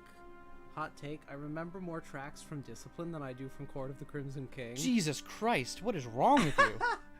Okay, but actually I remember more of Red than I do Court of the Crimson King, so you're not wrong. Yeah. Moonchild kind of sucks, if I'm honest. I don't remember any from that one. No, I mean the song Moonchild off of Court of the Crimson King. Also, it's your line. Read your fucking line. Incredible, isn't it? Grandfather had that made. Pretty deep, huh? Ew, I know. It's the place where the gold's hidden. Ugh. Wait, is it that story about the Ushiromiya's family hidden gold? Now there's another thing I remember hearing from long ago. Hold on, Anarchy. Is this for real? Grandfather had this made, but he never said anything about this picture or the epitaph. Even so, amongst the family it is often whispered that it indicates the location of Grandfather's hidden gold. Oh my god, we're really doing this, right? And that he will relinquish the inheritance and the gold to the person who solves the riddle. Really? Let's solve that fucking riddle. I didn't... Really? I don't know whether or not I'm like... Whether I think this development is cool or if I think it's a bit too, like, tropey. Okay, but consider. We're in arc 1 of 8, so it's clearly not going to be that simple. Okay, It's fine. clearly not going to Fine. be that simple. That's my prediction, at least. I'll allow it. Ew. I heard that too. Lots and lots of gold. Well, something like that. Something like 10 metric tons of gold bars, specifically. 10. Okay, good to know. I think it's fake, though. Still, when you read about an epitaph like this, it almost seems real. I think I already explained Grandfather's upbringing, but let me also mention the Ushiromiya family's Legend of the Gold. Are we suddenly back to Battler? Or had it switched to another... I do not know. What if it wasn't from Battler's perspective to begin with? No, it definitely was from his perspective to begin with, because he was clearly narrating stuff, like during the chest-grabbing bits. Yeah. But, what if when we switch back to the household, it was no longer him? Who is it from now? Because someone's saying grandfather. Is it one of the other... Maybe it's one of the other... I've got an idea, but it might just be chucking darts. What's your idea? This is Beatrice. I don't think that he's Beatrice's grandfather, though. No, but she might address him as grandfather. I don't know. I'm just taking shots in the dark. Maybe it's just a bad translation. Or maybe it's Jessica, or what's his name? Yeah, Jeff, John, George. Grandfather succeeded in using Ushiromiya family after it was destroyed in the Great Kanto earthquake, and by successfully riding the stormy seas after the war, he managed to accumulate great wealth. That much of the story everyone knows. However, this is where strange part begins. Part of it involves Grandfather's black magic obsession, so its credibility is extremely low, but... Well, wait until the end before you doubt or make fun of it. After the war... Maybe this is Jessica. Grandfather correctly predicted what the future would hold and won in a huge gamble, accumulating a vast store of wealth. Knock knock. Hello, it's the wealth store. Would you like to buy some wealth? But there's a mysterious legend about how he gained his initial funding. Grandfather came from a branch family and had no connections in the business world or the financial world. Even though he later built connections within the occupying forces, he supposedly started as a nameless person who hadn't yet gained anyone's trust. It takes trust to gather money. There's no way anyone would lend money to someone they didn't trust. How did Grandfather, who had no reputation at all, manage to obtain his vast chunk of funds? When asked that question, Grandfather supposedly answered like this. Excuse me. On a certain day, I encountered the Golden Witch, Beatrice. Grandfather then went on and on about his continuing research into alchemy and techniques for summoning demons in order to become a great magician. And the entity summoned as the result of the demon calling ceremony was the Golden Witch Beatrice. He then apparently made contract? Make a contract with me? Contract? By which he would receive fortune and honor in exchange for his own soul. The witch then granted Grandfather 10 tons of gold. Grandfather used this gold as collateral to prepare a vast quantity of funds, which he then used to multiply his wealth many times over and revive the Ushiromiya family. Seems this story is so old that even our parents were told it when they were still children. So back when our parents were young... Okay, yeah, it is. They explored this island in all sorts of ways, believing that the gold Grandfather had received from the witch might be hidden somewhere. However, since there was the danger of them getting lost in the abandoned forest, it's only 10 kilometers, come on. Grandmother began to... Alright. It's only 10 kilometers over the course of literal fucking decades. Okay. Okay. Okay. You telling me you couldn't have gotten a surveyor out here in any of that time? Come That's on. fair. They're rich as fuck. They could just pay other people to do that shit for them. Yeah, honestly. Objection withdrawn. Okay. Since there was the danger of them being lost in the abandoned forest, Grandmother began to spread the story that the witch lived in the forest and approaching it was forbidden. I remember that old story. When we were little, we also went over the island searching for treasure after our parents told it about. Blah, blah, blah. Didn't we get lost in the forest once, then start crying until one of the servants found us? Our parents got so mad. Damn, that takes me back. We sure were idiots, weren't we? After all, Grandfather only bought this island after using those funds to get rich, right? That means he must have had the gold before coming here. There's no way the gold's on this island. That's not necessarily so. Maybe the gold was hidden on the island from the beginning, and he bought the whole island, just to ensure that it would be his, and his alone. There was a whole 10 metric tons of it, right? It seems more realistic he'd try to secure the place where it was hidden rather than to try to move it all. Yeah, okay. I can buy that. This epitaph was made 2 years ago, and since Grandfather wrote it himself, yeah, it does make the legend of the gold seem more believable. The so-called witch's gold that revived the Ushiromiya family weighed 10 tons. Maybe that's sleeping somewhere, ready to be turned over to whoever can solve Grandfather's riddle. Maybe that's why he did it. I guess that sounds like Grandfather's style or something. Damn it, this was Battler.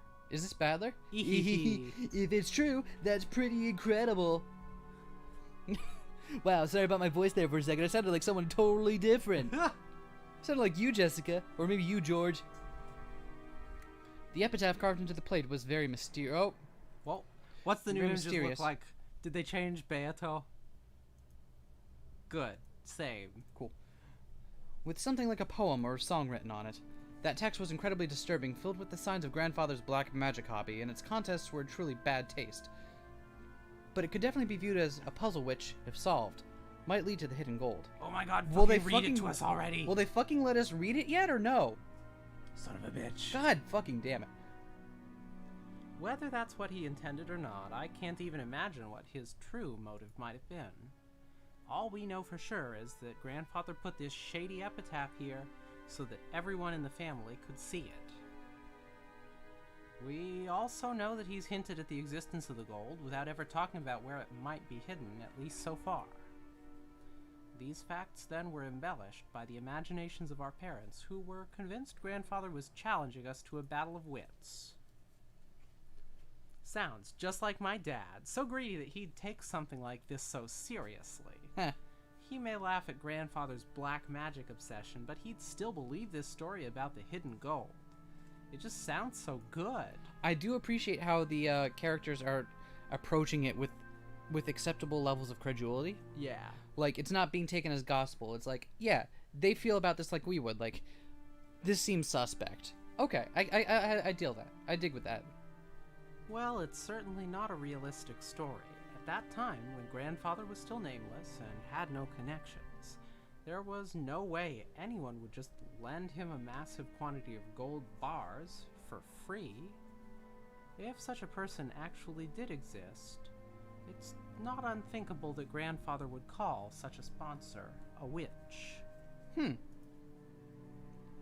Yeah, but it's 10 tons.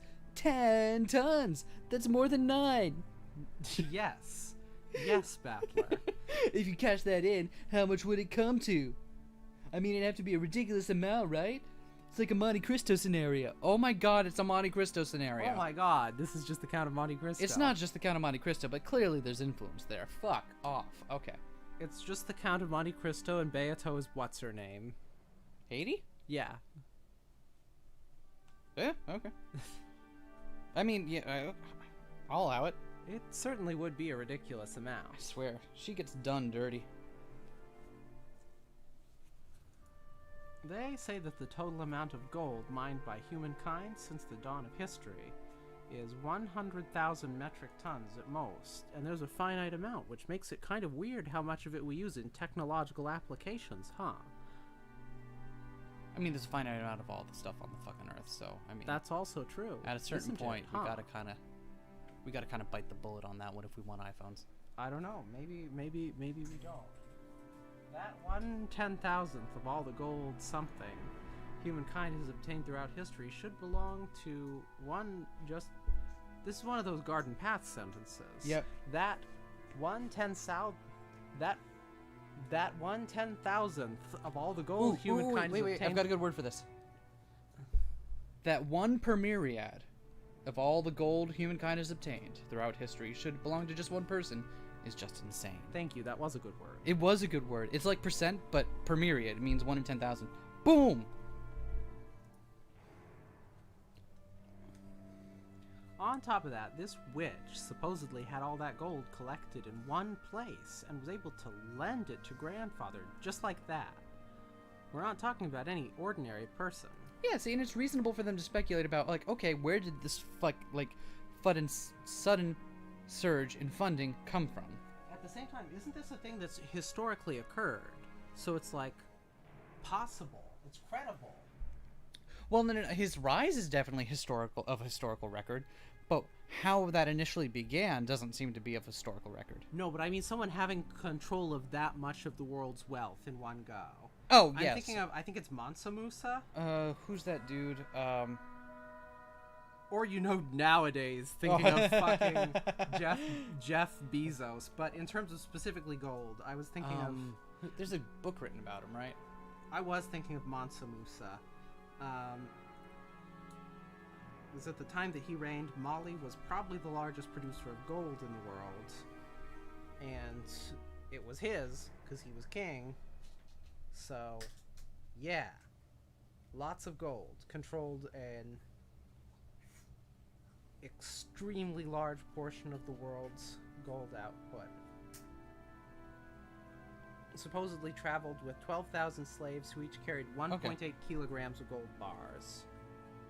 Chad's making a good point. It's less that he had control of the Earth's gold, and more that a demon just made it appear. That's true, that's true. That's pretty weird, that's right. Yeah. But presumably, our cast here are, I'm just about this up. Presumably, our cast here are looking for a non-magical explanation for it. Yeah. Because presumably, they are credulous enough like we are. Are you going to read your line? Oh, it's my line. Sorry, I was reading about Mansa Musa. It's been your turn for a while now. Yeah? Well, you read the history, I'll read the lines. Well, to me, that 10 tons number seems pretty fishy. After all, no one's actually seen it except Grandfather, right? Even if we assume that some generous witch existed and lent him some gold, maybe it was closer to 10 kilograms than 10 tons. Even 10 kilos would be a pretty incredible sum, right? 10 kilograms of gold is how much? Maria, who wasn't following the story and felt like she was being spoken to in riddles, finally found a place where she could ask us a question. It was a question I also wanted answered right then. Whether it was 10 kilograms or 10 tons, it still felt like a huge amount, but I had no idea exactly how huge. George Aniki folded his arms and tried to remember the market price of gold, which is something that he has on hand at all times. Obviously. Mm-hmm. Well, even the value of gold is affected by the market, and the value of physical gold can change depending on its purity and the trustworthiness of the foundry. You'd also need to pay handling fees to cash it in. However, that doesn't change the fact that it's a precious metal, and some people estimate that humanity will mine all the world's gold within half a century if gold mining continues at its current rate. Anyway, Ron Paul. Gold standard. Just guessing haphazardly, I think you could expect a price of about 2 million yen per kilogram. Jesus fucking Christ. Whoa! Just now I randomly said 10 kilograms since it sounded smaller, but even that would be worth 20 million yen, wouldn't it? I weigh 28 kilograms. Which means that if we had Maria-chan's weight in gold, we could estimate its worth at over 50 million yen. Which is still not a lot on today's standards. I don't know, that's a lot of money, I think. Let's see, 50 million... Well, I'm thinking in comparison to, like, the richest people in the world today. Yeah, that's fair. In nowadays yen and nowadays dollars, it's 472,182.50. But... Yeah, like... let's adjust that for inflation. Okay, alright. I'll read while you do that. That's just unbelievable. How much would 10 tons be then? 10 kilograms is 20 million yen, which would multiply by 1,000, so, 20 billion yen? What the hell? That's still not enough to be richer than Jeff Bezos. Staring at camera. How much is 20 billion yen actually worth? We can only measure it relative to our own pocketbooks. Anyway, let's say a person's wages over a lifetime are about 200 million yen. You grow up and work like crazy, sacrificing your life for your company, and you're finally freed as you approach old age. It's a cool million, a little bit over. Everything including retirement money might add up to about 200 million yen. In other words, it's the amount of money that'll be made throughout a human's life.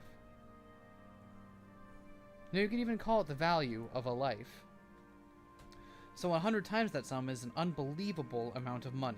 If you work from age 20 to age 60, that's 40 years of work, so it's equal to 4,000 years of work wages. If worked every day starting from the Jomon period, you'd only reach that number about now. Yeah, but is 20 billion yen a lot? Heck yeah, it's a lot. Maria, you love shortcake, right? You can buy more shortcake than you could possibly eat for the rest of your life. Way past school. However, while that might be possible with 20 billion yen in cash, I don't think it would be very realistic to have that much in gold bars all in one place. Just as I said, gold is extremely heavy, so it isn't exactly convenient as a method of storing wealth. Sure, you could imagine someone gathering their fortune together as incredibly high-value stocks or precious gems. You often hear of people who traded their wealth for precious gems so they could carry it around with them during the chaotic times of the war. But you don't usually hear stories of people exchanging their wealth for gold. Except on InfoWars, where we'll tell you about this excellent gold exchange deal. Cash for gold. Cash for gold, gold for cash. It may be heavy, but it's the most trusted and stable form of wealth internationally, so maybe that was important? For example, bonds are just scraps of paper if the whole country goes under.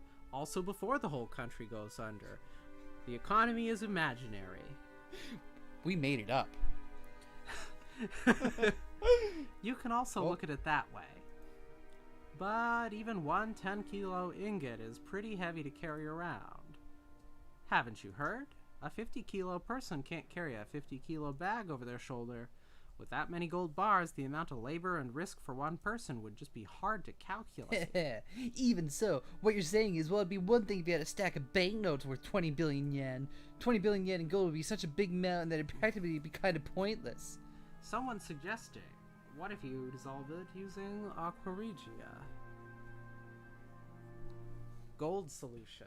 I imagine it would still be really inconvenient to transport, especially if being immersed in toxic liquid. That might solve the problem of the practicality of the volume it is stored in, but that doesn't solve the problem that it's still a huge mass. You know what I mean? And in fact, probably slightly more now. Yep. If you think about it logically like that, it sounds obviously fake, but who thinks about things logically? Right? Haha. Kind of brings you back down to reality. I hate reality. Yeah, reality sucks. Anyway, that's grandfather for you. Maybe he exaggerated the story of how some kind, wealthy person gave him a loan by saying he got 10 tons of gold from a witch. Even the number 10 tons feels pretty symbolic. Yeah, it's like a nice... one of those Acme weights. Like, it's a nice round number, right?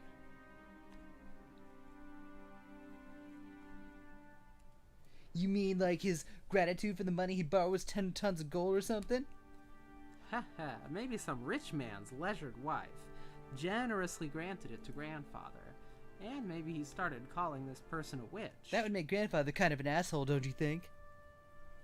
I see. Jessica's example isn't bad. So it's not Jessica. So then it's George. Okay. Someone who generously lent a huge sum of money to grandfather when he still had no reputation might as well be called a witch. Furthermore, grandfather actually did use that money to build a vast amount of wealth later on. The fact that this person was so great at judging people might also justify calling her a witch. Also, since she went to the trouble of lending all that money, she might have enthusiastically overseen how it was spent. The decision to unexpectedly get involved with the occupying forces and profit from the Korean War demands might have been inspired by the witch herself. That might explain why he claimed to have received both wealth and honor from her. Oh my god, Beato is responsible for American proxy war in Asia during the Cold War period. Oh no, oh no. Beato did Iran-Contra. So, in other words, this witch lent grandfather the funds necessary to revive the Ushiromiya family, and he owed her big time. Beato did MK Ultra. Stop this. No. He felt so grateful he had the huge painting drawn and displayed. Yeah, it's not that crazy a story. It's even possible this person was an old granny who looked like a witch. Maybe grandfather idolized her, and that's why he had her drawn to look so beautiful. See, now here's the thing. They're being properly credulous about this whole story, which makes me believe that they're setting up for it to be literally true. Yeah, it's absolutely going to turn out to be true. Beato is going to be real, and she's going to show up, I bet. Like, at a certain, there's a certain amount of credulity with that kind of thing where I'm like, okay, this is good and this is alright and it could go either way. But if you're spending so much time deconstructing how this myth could possibly come to exist, the payoff is going to be that it's literally true. Yep. Whoops, I didn't read my line. Oh, that's you now. Haha, that's possible. The name Beatrice sounds pretty Western, and if you think about how everyone in our family has Western names, maybe even the... like Battler. Battler's definitely a Western name I've heard before.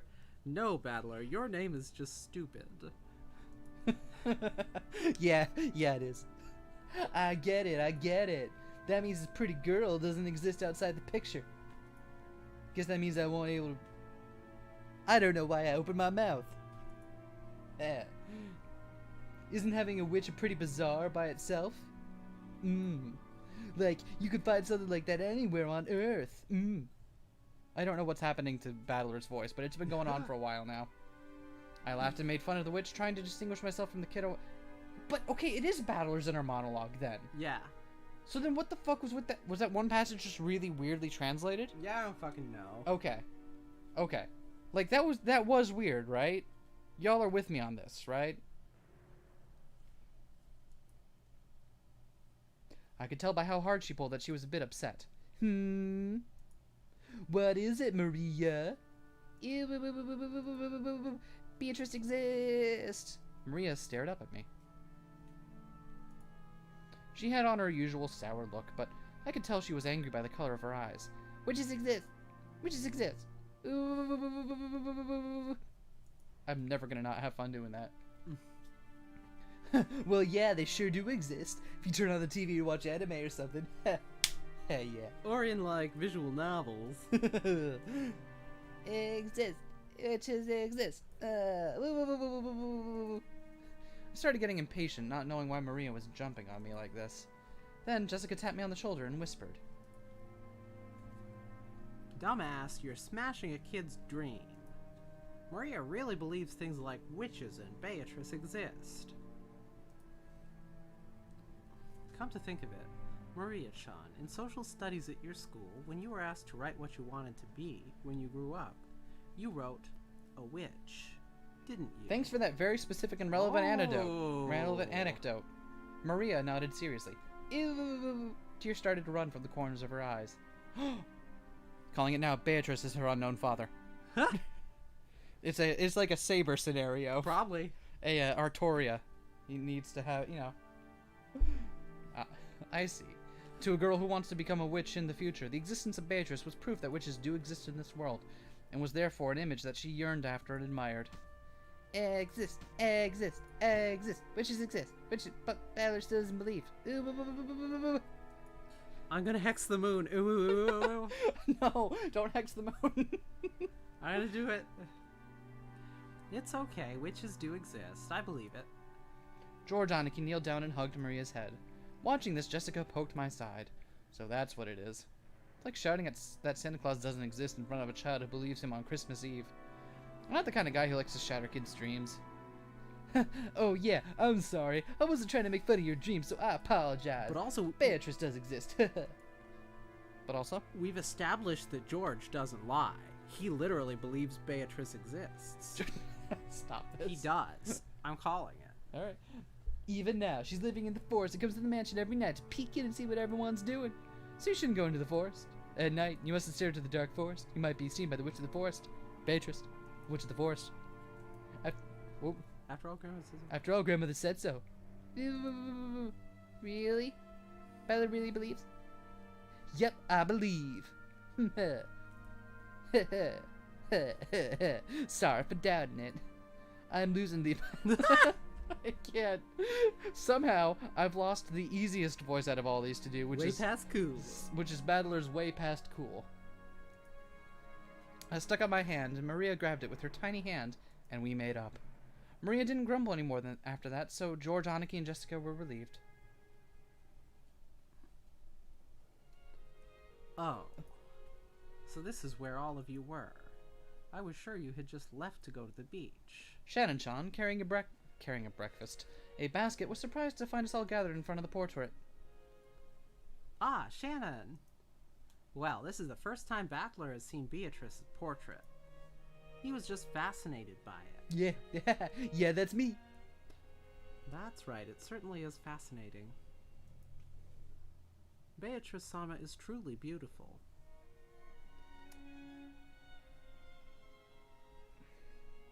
Just thinking real quick here.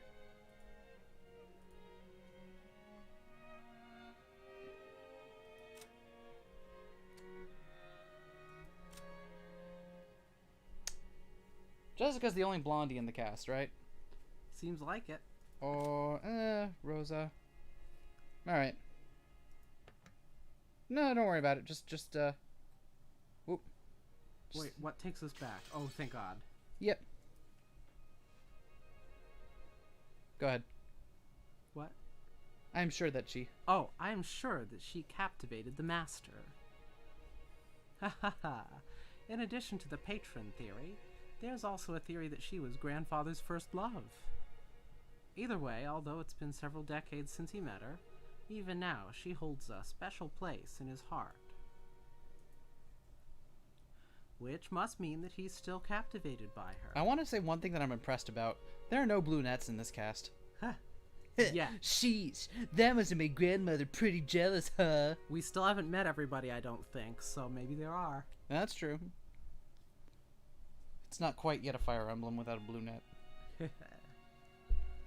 I'm not really sure, but that might actually be true. Apparently, grandmother believed he was cheating on her with some blonde. Ooh, good smell. Good smell coming from Shannon. Ooh, Maria, sniffing, approached the basket Shannon-chan was holding with interest. After hearing that, I noticed a fragrant scent with a touch of vanilla. I apologize. I was told by Kumasawa-san to bring this to everyone. It's mackerel with vanilla. Oh, why would you make it mackerel? Who's talking? This is George. What is it, I wonder? George of the jungle.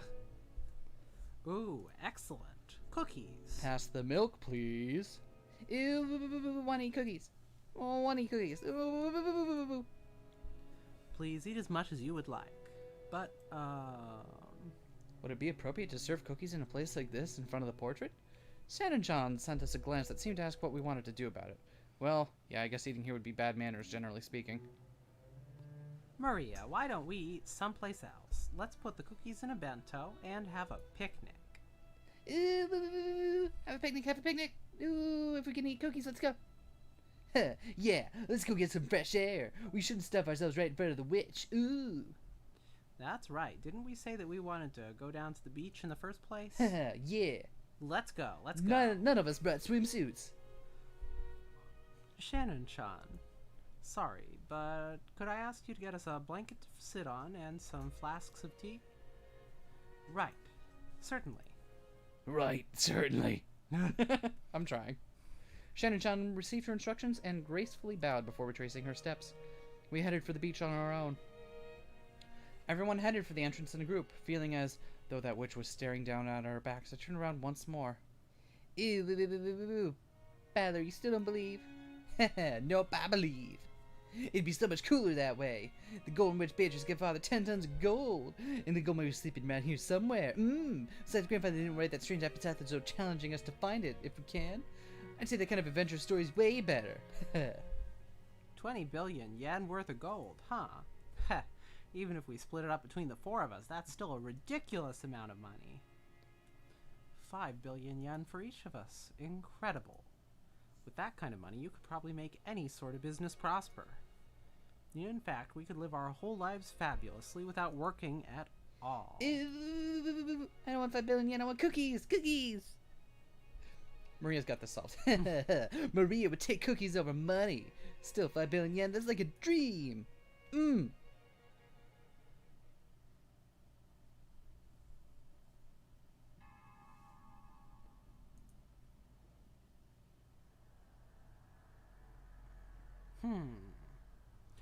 I don't know who this is. Yeah, so. me neither. Ridiculous. Is it possible that you all truly believe in Father's legend of the gold?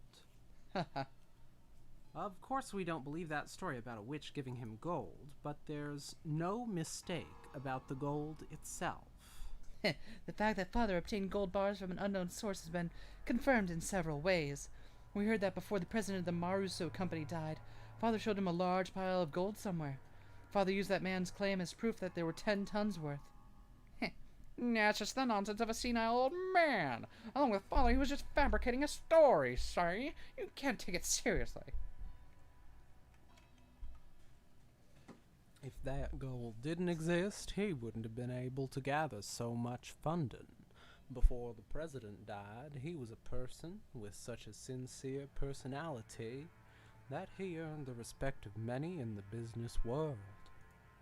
He wouldn't have become a partner to such fraud.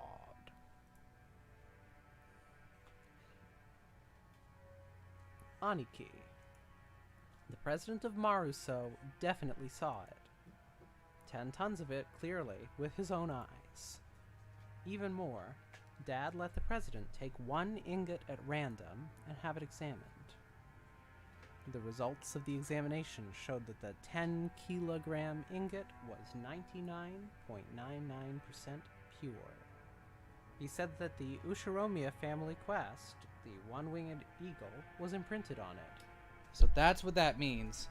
I kind of just The found it one-winged angel. while I was looking I was looking up the logo for this game, and I noticed that this was in the background. I'm like, oh, cool, that'd be a cool thing to put in the background of the stream, and all the bumpers and stuff, without really understanding quite what it meant.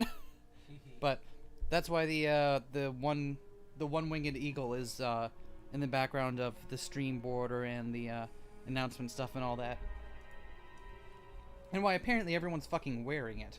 Yeah, except for the ones who aren't Ushiromiya by blood. Yep. Almost instantly, the Ushiromiya legend of the gold spread amongst the fixers of the business world. Gold from an unknown foundry has a poor rate of conversion into money.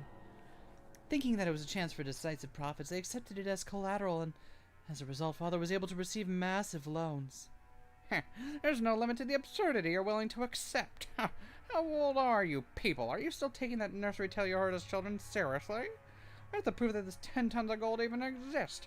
Are you just parroting the lies of Father and a few close to him? Of course it's just a story, but still, Aniki. The amount of money Dad raised required a suitable amount of collateral. Even if the gold itself was just a rumor, it's an undoubtable fact that he showed them a treasure of comparable worth. It's all just an illusion of money created by our penniless father. He acts as though he actually had gold that didn't exist, fooling his sponsors. Probably the gamble of a lifetime. Luckily, his use of those funds proved successful. If the Korean War demands hadn't come in, the Ushiromiya family had not been restored, Father probably would have been hounded after his crook of the century. So, are you saying the gold never existed and Father made it all up? Of course. And because of that, the illusion of gold became a mere inconvenience once he had achieved enough success. That's why later on Father added all about that witch and black magic, weakening the credibility of the entire story. In other words, he revealed that the illusion of gold was a fabrication. A fabrication. If he claimed to have received the gold from a rich, no one would believe that it existed at all, right? I love how many wildly different theories we're already getting about this. Oh? Yeah, like you mean from amongst the cast? Yeah, everybody has their own totally different take on it, and clearly none of them so far are going to be right. Right, and like they're all, well, one of them might be, because there's a bunch of, and they all seem like very reasonable. Like if you start from the premises that they're all starting from, then Yeah, this seems like a reasonable way to interpret the story. It's also possible he said it for all your sakes. Nevertheless, here comes some stupid offspring wanting to divide up this non-existent gold, along with the rest of the inheritance. Also, don't tell me that you even believe in a fabrication like this. No. I can't prove whether or not Father really had the gold. I just want to claim my rightful share as one of Father's 4 children. Nah, oh. Seems even you've started to talk that way, Rosa. I see, so that's what you're all getting at. Nah. Trying to claim that I'm attempting to keep all the gold for myself. Nah. Nissan, you've gathered a massive supply of funds. That's a fact. If you rule out the possibility that you've been embezzling Father's personal funds, then there's only one possibility left, right? Aniki, we've been thinking that you might have found those 10 tons of gold bars. Nah, ridiculous. Such a thing never existed in the first place. Then explain yourself. Was it embezzlement of Father's assets? Or Father's hidden gold? How could you have gathered so much funding by, if not by one of these methods? Even I have many friends in the political and financial realms. Never in the cooperation, nothing more. And on that matter, I have no responsibility to explain myself to you. You understand, do you not? Nah. There are some topics that ought not to be spoken of. If you insist on that point, that's all well and good for now. Oh. But, Aniki, Dad doesn't have long. Nobody can ensure that he'll live to see this day next year. The inheritance process will begin at the instant of Dad's death. We'll arrange for lawyers and accountants who are impartial to all of us and have them inspect Dad's financial situation. And if at that time it comes to light that you've unjustly interfered with Father's money, you understand, right? Nah, I don't have a clue what you're talking about. Making me start to feel as indignant as my wife was. Huh. Thinking about characters having motivation for the theories that they're proposing. Interesting idea, Reina. Yeah, well, yeah, I mean, that's what I was talking about. So clearly, like, they each have different reasons for the premises that they start with to get there. Like, the kids is all just like a fanciful story that they're believing for different reasons. Like, because I'm convinced that fucking youngin', what's her name, Maria can actually see supernatural shit. But for the rest of them, it's because they want to keep Maria happy, and, you know, it's a fun story to tell. For Kraus here, the way he's interpreting it comes from the fact that he doesn't want the rest of them prying into his own finances, and the way that the rest of them are interpreting it comes from the fact that they see something suspicious as fuck going on, and want to make sure that they're not missing out on their cut of the inheritance because of one person's malfeasance.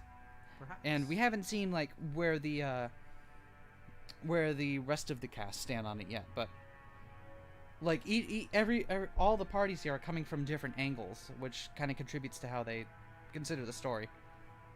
Anyway. Of course, Father's gold is part of Father's fortune. We understand it's money you can't reveal openly. But the 4 siblings should have an equal right to it. In other words, we're going to have your financial situation investigated as well as Dad's to determine whether you're hoarding the gold even or Hoarding, not. yeah. Isn't this a great opportunity? Right now, prove the existence of your so-called support from friends and acquaintances. That way we can sportingly apologize for foolishly doubting you. Right, Rosa? That's right, Meowth. Kraus, Nissan, you are the one who's dodging the issue. If you were guiltless, you could just prove that you were in the right, but you aren't even trying to do so. However, Aniki, we still have to consider your position here. As Dad's representative, you're probably bearing a larger share of the burden than we are. We've been living terribly relaxed lives until now, so it wouldn't be fair for the rest of us to complain without taking your efforts into account. Seems you cannot make up your mind whether to flatter me or slander me. We were Please thinking get of to the point. alternating, just like switch off each time. Basically, randomly investigating nitpicky aspects of Father's wealth seems like a pretty crude way to go about it. As you said, Kraus Nisan, there may have been movements of money that are difficult to explain. We've come to consult with you today while fully aware of that point. Both sides stand to gain from talking about this now. A consultation? Oh. When the inheritance is divided, you'll be rewarded for your years of hard work taking care of Dad by an agreement that's generous in your favor. Don't misunderstand us, Nissan. We aren't saying that we'll abandon our rights. But when we make our claim for what we deserve, we might as well offer a generous understanding of your position. That's what we mean. In other words, if you accept our conditions, then when the inheritance is divided, we'll leave the investigation of Father's financial situation to you, Kraus Nisan. All the siblings from Eva downward suspected that Kraus was trying to steal their father's wealth. So letting Kraus report the state that the wealth was stated that wealth was extremely contradictory and a huge concession. If, as they claimed, Kraus was actually embezzling money, Kraus would be able to hide that fact. Besides which, it'd be impossible for him to control the distribution of the inheritance in a manner favorable to himself. Kraus, realizing this sounded too good to be true, couldn't help but be suspicious. Thank you for spelling out the intrigue going on here. He couldn't help but worry about what they'd ask for in exchange. Ha ha! For mistrusting me completely, you now say you're willing to restore your confidence in me as the eldest sibling. So what is it you want in return? Just what we deserve as siblings. You aren't the kind of person who'd steal Dad's property, but you also aren't being financed by some patron. Considering all that, there is a certain explanation that'd satisfy the rest of us. Nissan, you found 10 tons of gold, and used that as collateral to gather some funding. Just like Father did in the past, right? If that's the case, there won't be any funny business in Father's finances. You've always been a good son looking after Father. Why'd we mistrust a person like that? Haha. You're being so roundabout I can barely understand you. Please speak clearer in more practical terms. Our first condition... Thank you. I'm with you, Kraus, on this one. God damn it. So much intrigue, and it's so much easier to talk about if people are like, okay, yeah, let's cut the crap. Aniki, you must admit that you found Dad's gold. Ha! You asked me to admit I possess gold that doesn't exist. Our second condition, you'll acknowledge that each sibling has a right to the share of the gold, and you will pay out those shares. How foolish. That non-existent 20 billion yen of gold, that would be 5 billion yen per person. You're telling me to pay a total of 15 billion yen? Ridiculous. Keep listening till the end. We know that much money can't just pop up out of nowhere. We're not asking you to make an impossible deal. Of course, regarding the portions of the gold, we plan to reward you plenty for your hard work until now. Our third condition, the portion of the gold to the one bearing the title of successor to the Ushiromiya head family will be 50%. The remainder will be considered the fair share of the siblings and divided up. Of course, this also includes you, Kraus Nissan. Of the 20 billion, 12.5 billion will go to hell? Aniki. 2.5 billion will go to Eva Ne-san, 2.5 billion will go to me, and 2.5 will go to Rosa. What the hell? That's... Huh, that division scheme makes me so grateful I could cry. She's saying for the sake of the gold that doesn't exist, I must pay you 7.5 billion yen. What's wrong? Nissan, your share is 5 times the size of ours. These are such good oh, I see. Because... Maybe I've been going at this all wrong. Maybe they don't actually suspect much about his funding, and they are just trying to extort him for that much. Oh. But are dressing it up in this tale. My thought is, they definitely don't believe that he's found gold. They believe he's just embezzling from Dad. But they're willing to give him an out and save face as long as he pays up with hush money. Like, he's been skimming off the top of Dad's fortune. I understand. He's gonna give us a cut of that Yeah. if he wants us to stay quiet and not turn him in. So that's what's going on behind the scenes here. It's not that they believe that this story is true. And they're willing to entertain it and let things slide as long as he makes it profitable for them. and the whole idea of him getting 12.5 billion yen that doesn't actually exist is just made up out of whole cloth. That's so cool. I like that. That's really good. That's some baller ass shit right there.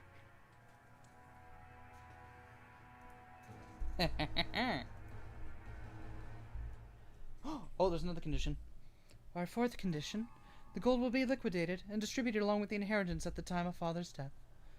However, as a deposit, 10% of our portions are to be paid to us promptly. These payments must be made before March of next year. Wait, how does that jive with what we just... Largely, they want it in a timely fashion. Okay, yeah. So they don't want it to wait until Dad's death and everything gets portioned up with the estate. They want skimmings. They want start of it now. Yeah, okay, I get you. What do you think, Kraus Nissan? This is an ideal chance. Oh, hold on. This is an ideal chance for you to restore the trust regarding your handling of father's assets, isn't it? Of course, it might be impossible to get a whole 7.5 billion before father dies, but it should be possible for you to manage a deposit of 75 million, right? This probably is someone else now.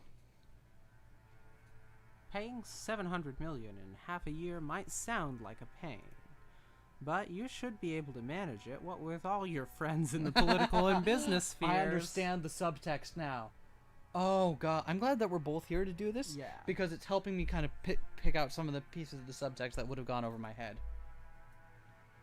Normally we'd hope to receive the 7 billion right now all at once, but out of concern for you, we'll show our sincerity by asking for only 10% of that for the time being. That's so good. The remaining 90% can wait until the inheritance is distributed.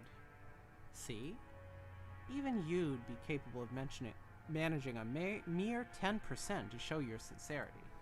So what they understand there's no gold. They understand there's no way for them to get that full amount now. They are trying to extort Kraus to pay them hush money now in an amount that he could pay. That would be debilitating to his finance, but he could do it. And then to give them a bigger cut of the inheritance once the inheritance comes due. That's so cool. But they're dressing it up to seem like, oh, you're getting the big share of the gold, and everything's okie dokie, everything's fine. So cool. I like that so much. That's so good. So you're trying to sell me the right to assess financial situation for 750 million yen. How impressive. You all certainly have grown. Think that I'm now the one being offered deals. Nissan, if you accept these terms, the rest of us siblings will leave the investigation of father's assets to you. However, the results of that investigation will be subject to scrutiny. It's only natural, right? You'd be so sad if you managed things so that our 7.5 billion shares shrank. Ha. We'll avoid complaining as a general rule. Just make sure you do it neat and tidy. As long as you don't try anything that's blatantly obvious, we've got no intention of stirring things up. We want our inheritance quickly, too. We don't want it to get all drawn out and left hanging. If a complaint is made, who would carry out the investigation? We don't mind if it's you. This is probably the first and last chance for us siblings to reach a consensus. I believe it won't come to that. Cackle, cackle. Looks like even you can speak up now and then, Rosa. By this point, it's obvious that Kraus wasn't at all trusted as the oldest sibling, so there's no need to go into detail. The formerly tyrannical oldest brother had always abused his privileges and violated the other siblings' shares. It was in response to this that the other three, now adults, were finally teaming up and striking back for the first time. Sorry, but there's more. Our fifth condition. This decision must take precedence over Father's will. Later on, we don't want some will to appear and make this decision completely irrelevant. I see that you're very cautious. Let me ask, if the gold really were found, what would you do? Since you'll be making payments to us for what the gold's worth, the rest of us, really don't care if we ever see the gold or not. You can think of our share as an advance payment. It's good to have dreams, isn't it? You plan to turn this island into a resort, right? You might stumble upon the gold by chance during construction. Eva let a high-pitched laugh. Kraus watched but didn't even flinch. Wait, we dropped from 5 to 7? What? 5th condition, right? Yeah. That's Oh, weird. maybe this is the implied 6th condition. Okay. Right there, right? In a situation that any sampling other than myself finds the gold, they will immediately turn it over to me. Yes, of course, we'll hold on to it for you. Giggle. It was a play on words. Of course, there are others who were forcing Kraus to pay money for some non-existent gold. Wouldn't save Kraus his portion if they actually found it. From the beginning, his deal had been nothing more than a threat directed at Kraus. Regardless of the actual facts, it was still extremely likely that Kraus was embezzling his father's assets.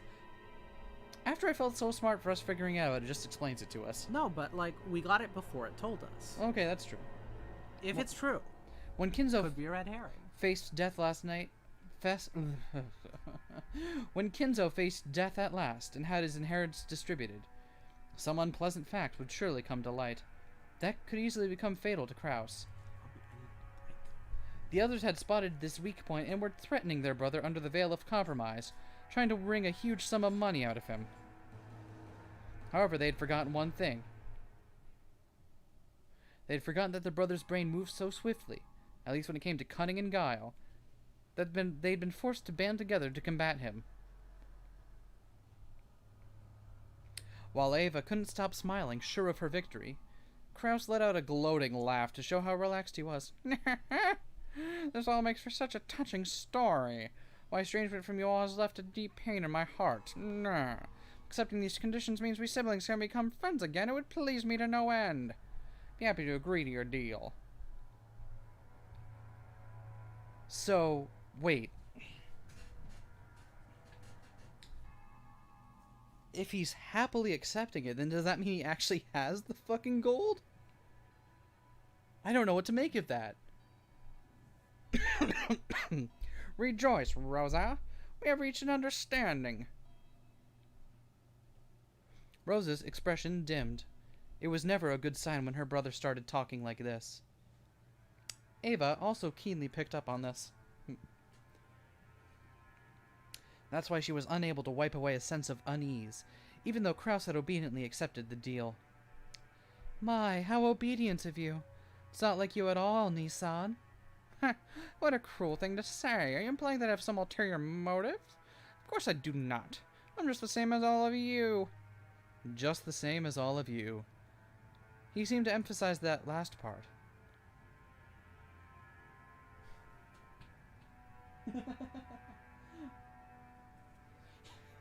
The color of Rudolph's face darkened. To him, it sounded as though Kraus was saying, I have a plan similar to yours. So Rudolph panicked. He rushed to bring this nearly resolved discussion to a conclusion. Then we're good. Taking over for Vivian for a moment here.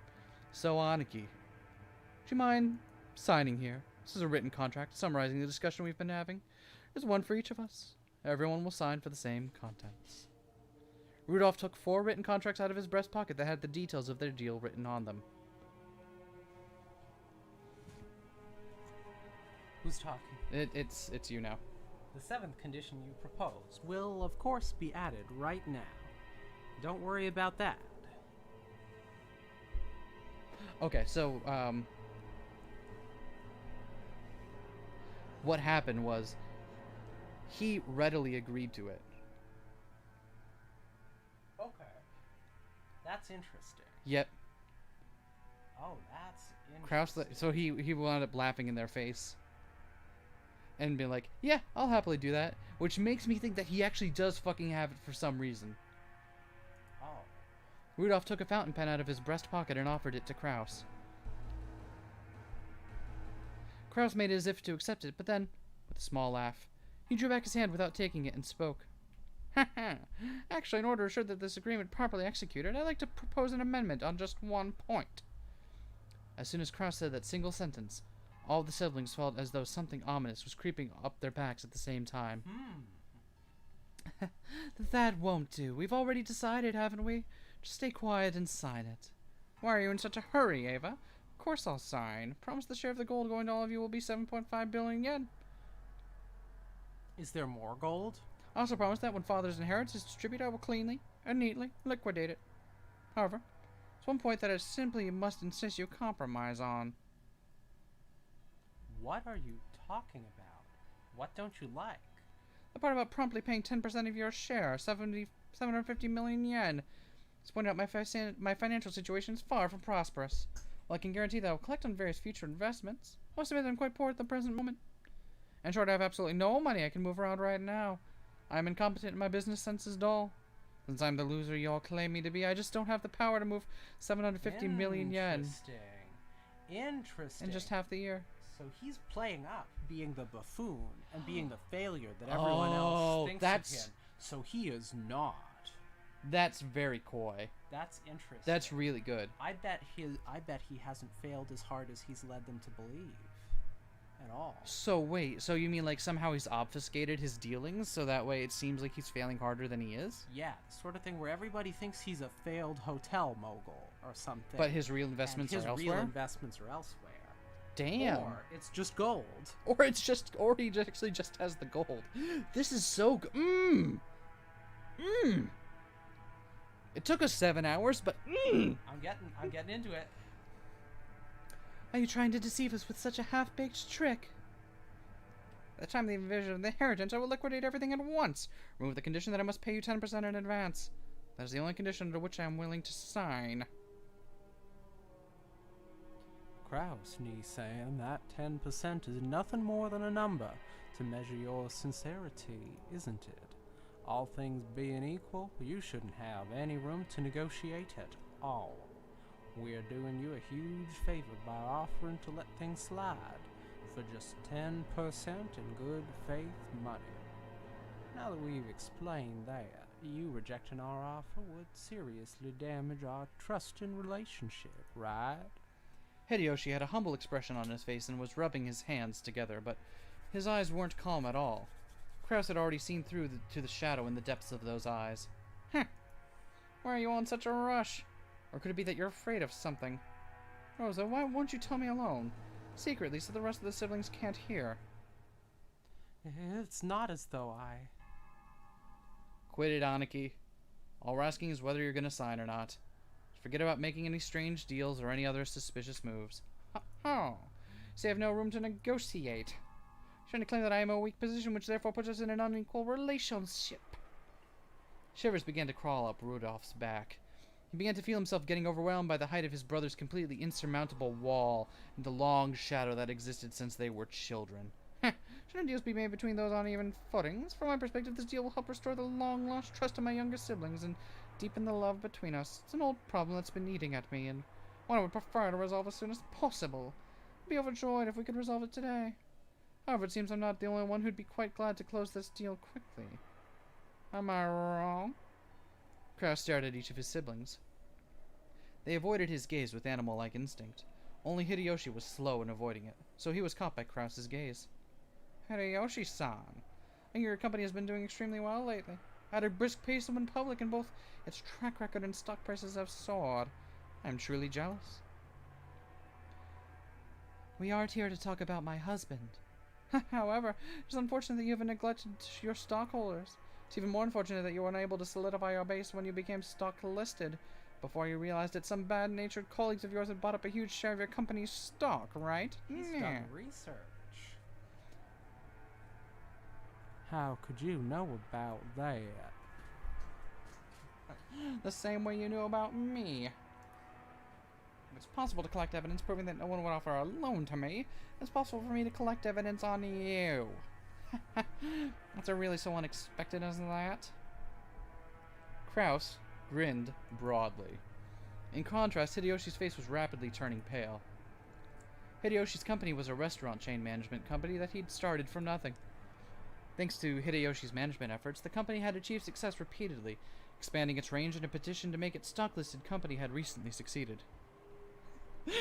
We're getting chat. Stonks! Stonks!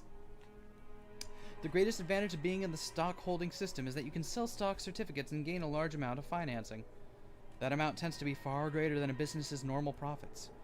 So this is an extremely effective way to gather massive funds to expand a business even further. However, in exchange for financing the company, the stockholders gain certain rights. They're given rights that allow them to observe and guide the company they've invested in, leading to profits even greater than their original investments.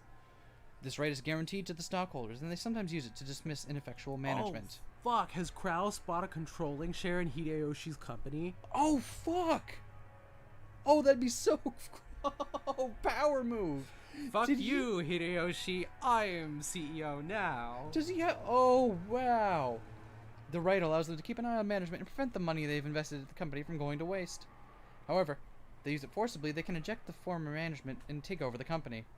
After all, dismissing management and nominating the new management are powers held by the general body of all Yes. shareholders. Yes. Stonks. Stonks. That power is determined by the majority decision of the stockholders, and people who hold more stock get to cast more votes. In other words, if some person or group holds the majority of the stock, they can freely chase out the old management and make the president anyone they'd like. If they want, it's also possible for them to make themselves president. Most companies take defensive measures to stop malicious people from buying up their stock and threatening their position, like ensuring that lots of stock is bought by those close to them, such as company employees. However, Hideyoshi's company had only recently become stock listed, and he had had the time to strengthen those defensive measures. Or maybe Hideyoshi was so engrossed in the management of his company that he couldn't properly understand the dangers of being stock listed. I can't believe this is just that fucking Wall Street movie. It's hard to say whether he should be viewed as a kind-hearted manager immersed in the work of management, or a foolish manager who had his feet swept out from under him. What is the Wall Street movie is just called Wall Street. I was trying Nice. to remember what it's called. Also, it's from 1987. Is that when this is set? A year before that. Okay. This is 86. In other words, there existed some people who wouldn't let him get away with that naivete unscathed. They began repeatedly buying up stock in Hideyoshi's company, rapidly gaining such strength that they couldn't be ignored. They then sent anonymous documents to the shareholders in an attempt to gain control of a majority. The documents read, the current management continues to make pointless investments and is ignoring the needs of the stockholders. That has forced the current management to retire, cut the current wasted investments, and let this company be born again as one that gives more back to the stockholders. It's very difficult to make the actual state of a company's management known. The fruits of Hideyoshi's sleepless nights and constant concern for his company were cruelly distorted, and he lost the trust of his stockholders. Thanks to these efforts, this group had almost collected a majority of the company's stock. At that point, even Hideyoshi noticed and started to buy back the stock, but the stockholders realized that the company was undergoing an acquisition maneuver, and each demanded a ridiculous price for the shares that Hideyoshi was trying to buy back. Oof. They continually tortured Hideyoshi, who had no leeway in the negotiation of the price. One of the certainties of capitalism is that the price will rise when two parties vie for the same thing. And one of the certainties of democracy is that the majority controls everything. Whoa. Oh, sorry. So in the end, whoever manages to buy up the most stock wins. But another way, whoever has the most money wins. Unless Hideyoshi could obtain a large sum of money at this critical time, he could easily lose all that he had built so far. Therefore, more than anything else, he wanted a lot of money right the fuck now. He couldn't wait for the division of Kinzo's inheritance, since no one knew when he would die. And you, Rodolph, have been quite a lot of trouble lately too, haven't you? You always hear people say it's terrifying overseas, but it seems really is true. American trials are settled quite emotionally. They never hand down generous judgments to foreigners. Weren't you advised by your lord that making a settlement with the other party would be more economical in the long run? What's all this about? Well, it's just some trouble from work, no big deal. Nothing you can't settle with money. Kyrie immediately guessed the meaning behind the subtle expression on Rudolph's face. Her husband had got wrapped up in some kind of trouble without her knowledge, and had been worrying over it alone. Ha! That's right. In this world, anything can be settled with money. After all, can even buy back the broken bonds between siblings. Eric is very fussy about the violation of rights, but with money, anything can be settled. Long live capitalism. The rumor has it that in the settlement money could still be as high as several $1 million. Wow. This is really happening. Okay. Wow, indeed. Rudolph had been building a large amount of wealth with a certain type of niche industry. However, a niche is a niche. Definitely wasn't a business exposed to the light of day. Oh. American corporate giant was trying to accuse Rudolph's company of violating their rights. For various reasons, it was thought the victory for Rudolph in this trial would be extremely unlikely, and he was being forced into an all-out surrender. But even so, there was a way for this to be resolved, with money. If he could just pay that money, it might still be painful, but he'd be able to pick himself back up. But if he didn't pay, he'd lose everything. Therefore, more than anything else, he wanted a lot of money right now. Oh god, they're absolutely just gonna fucking kill one of them. They're going through person by person and establishing what their motive for killing Kinzo is gonna be. So all of them, it's either not going to be them or it'll be a different motive. Ooh, this Rosa, you're a good and noble little sister. You wouldn't get yourself involved in a dangerous money game. However, your soft-hearted nature's brought you trouble, hasn't it? In my opinion, becoming a co-signer for anything isn't something one should enter into lightly. That's none of your business, Kraus-Nissan. Rosa uncharacteristically laid bare her emotions and yelled. Ah. After all, no one was supposed to know that. As Kraus watched, he let slip a muffled laugh. Without exception, every one of them, more than anything else, wanted a lot of money right now. In other words, the situation had been reversed. After all, the person the younger siblings were threatening was the only one who had no urgent need for a large sum of money. The other three, however, wanted a lot of money quickly, no matter the cost. They're not going to explain what happened with Rosa? Okay. Something secret. In other I'll words... sign something. Yeah, but I mean... They're not going to give us like a cool little... Alright. Send a kid to college. There you go. That's all. In other words, the longer it took to establish this deal, the better position Kraus would be in. Kraus was extremely sly. He had known of their Achilles' heel from the beginning. Even so, he had not been certain. Therefore, he had hidden his knowledge until the very end, striking back only after analyzing their attitudes.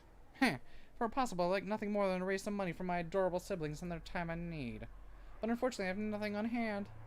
If you know of any sponsors that might be able to raise the whole $750 million, I suggest you try there first. Kraus's elated words were so obviously detached from what he actually felt. The other siblings could do nothing more than listen, grinding their teeth. Grind. If they could think of a sponsor that convenient, they wouldn't have kept up this charade. They had entered this huge battle specifically because they had exhausted all other options. However, if you do insist on relying on your big brother, I wouldn't mind using my influence to help you find such a sponsor. Oh wait, I do believe you said that I had no influence. Well then, I'm afraid I won't be of much help to you. Kraus's low, gloating laugh began to fill the parlor. The younger siblings, who had been driving the oldest brother into a corner until a moment ago, could do nothing more than grimace and grind their teeth. Ava. Don't make me laugh, as if I'd ever put myself in your debt. Don't make me laugh. Don't make me laugh. If we relied on you, how exactly would you help us? I told you, didn't I? All I can do is find other sponsors for you. Of course, I will need to negotiate for the highest interest rate possible.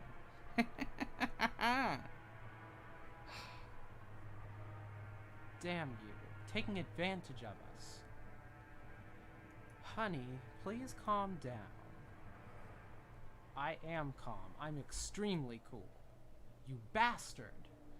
Kyrie grabbed her husband's hand. Oh, but that action made him feel even more pitiful, so Rudolph shook it off. Kraus laughed as though watching something highly amusing. In times like... Have we seen what Kraus looks like in the... Oh, that fits. That seems about right. That fits so well. I do like this older one. I still like the older style, though.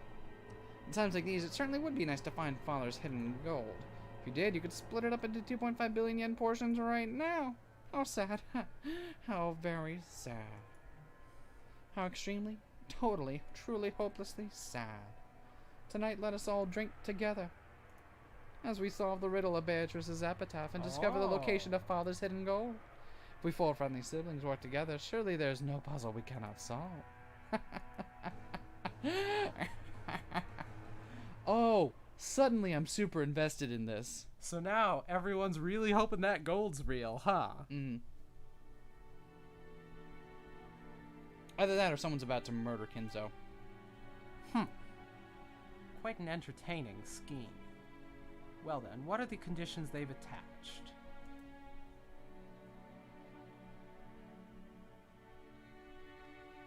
Is that gonna be, Genji? Oh, I thought this was Kinzo. I don't know, maybe it still is. Well, Go whether for or it. not I've talked so Kraus-sama much. actually discovers the gold, he'll pay Eva-sama, Rudolph-sama, and Rosa-sama a total of 7.5 billion What is yen this piece of music? for their shares. This sounds like a Mahler symphony. I don't know. However, 10% of that will be paid before March. Kraus, you dunce, to think he would have his feet swept out from under him by his younger siblings. How truly amusing. It does sound like Mahler. It's gonna bother. I'm gonna look it up later. But it sounds as though they tripped when going in for the kill, yes. Yes, sir. Kraus-sama exposed the fact that Eva-sama and the younger siblings all have an urgent need to get money.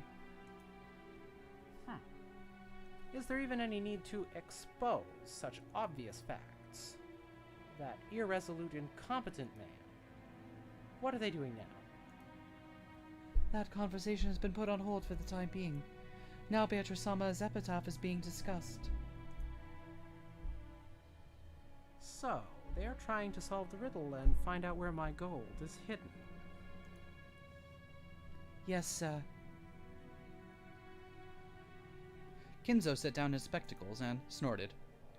Will the miracle be fulfilled first, or will those fools expose the gold first? What a show this will be. At the very moment those fools solve my puzzle, I will suffer utter defeat. They can suck my corpse down to the last fragment of bone. The greed of fools can allow great magic to bring forth a miracle. And yet, if the fulfillment of the miracle comes first, if it comes first, Beatrice will be resurrected again. The smile I have been chasing half my life will be restored. What the fuck is going on now? Ooh. Beatrice, soon will come the sacred night when we shall bet upon a miracle, and the game of demons shall begin. I will surely prove triumphant and survive. I'll let you have the lives of all those others. I don't need wealth or honor or assets or gold or anything. All I want is to see your smile one last time.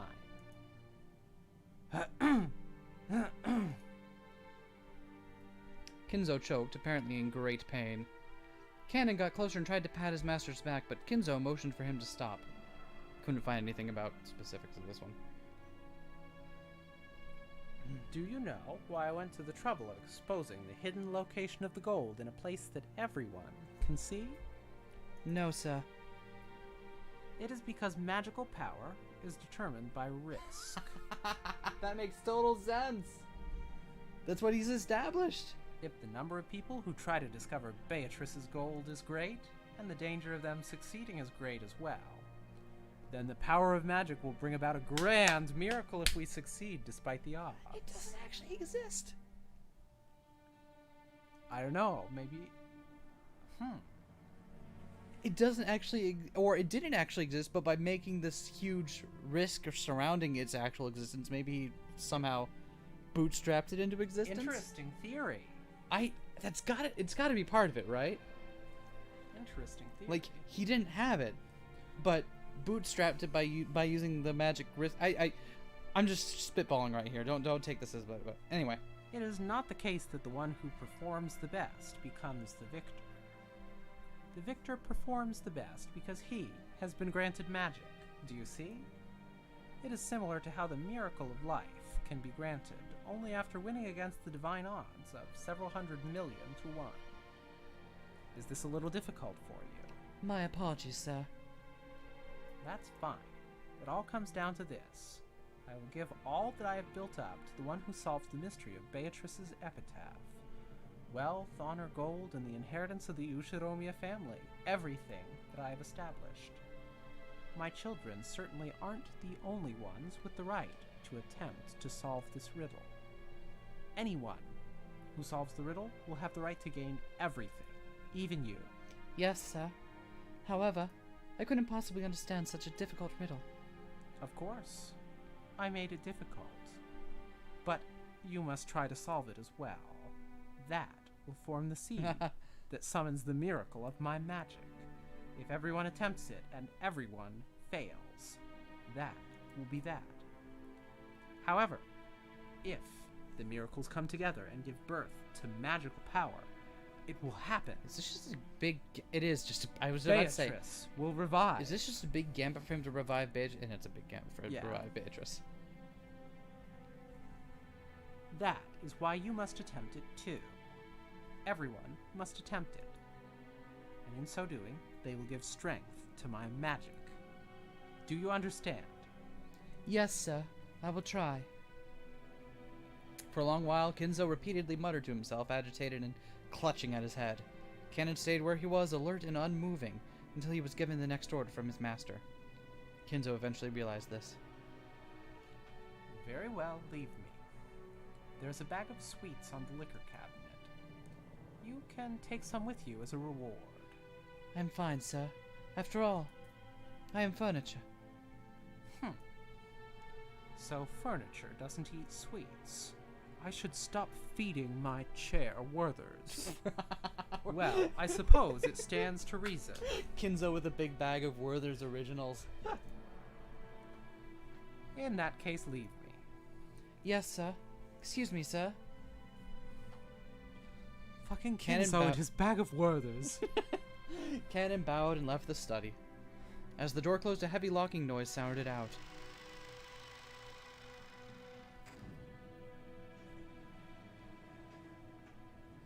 I love this. Yeah. Like, I feel like this is finally ramping up. But it was not the sound of Cannon locking the door. It was the door locking automatically. No one could enter without Kinzo's permission, and once they left, no one could enter again. So how is he gonna die in there? Yeah. So it's establishing this now because Kinzo's about to die in that room right after Cannon leaves. Yep. Right? It's a mechanism that Kinzo, unable to trust his blood relatives, had created to seal himself up in his own study and isolate himself from the outside world. He was already unable to trust anyone accepting not the children who shared his blood, but those servants who called themselves furniture. I'm calling it now. Beato is real, and she's gonna be the one that kills him. Alright. She's a witch. She can get through locked doors and shit. I mean, here's an important question. Yeah? Doesn't the study have, like, windows? Yeah, that's true. Nanjo-sama, how are you feeling? Oh, Genji-san. Oh, it's just that there's no place for me to be anymore. With a bitter laugh, Nanjo turned to face the door to the parlor. That look was apparently enough to tell Genji what Nanjo wanted to say. For the most part, Genji also understood the family's situation. It must have made him want to frown, knowing that right now, in the lounge, the master he served was being discussed so disrespectfully. But it would have been very difficult to gather that from his indifferent expression. Still, I don't understand. Why did Kinzo-san have something so provocative written, I wonder? Nanjo looked at the portrait of Beatrice. No, he actually directed his gaze beneath the portrait, at the plate with the epitaph. Oh, please. Are we finally going to get the fucking epitaph that everyone's been discussing? We won't. Okay, fuck. Rule of threes. Yeah. I do not presume to understand the master's thoughts. However, I'm sure he had a deep reason for doing so. Since long ago, when Kinzo-san played chess, he always would prepare his moves according to some far-reaching judgment. Yes, even sometimes to make moves I couldn't understand. For an average person like me, it was impossible to see through whatever he was planning. Sometimes I wonder if this might be some kind of will in the master's eyes.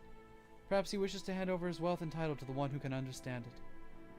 So thinking he may have wanted the four siblings to work together and solve the riddle, before some outsider like myself solved it. Kinzo-san may speak of his children in insulting terms, but perhaps he also wants them to repair their relationship.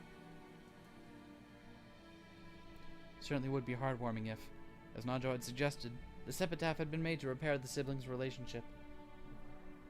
However, both Nanjo and Genji knew that nothing could be more impossible than this.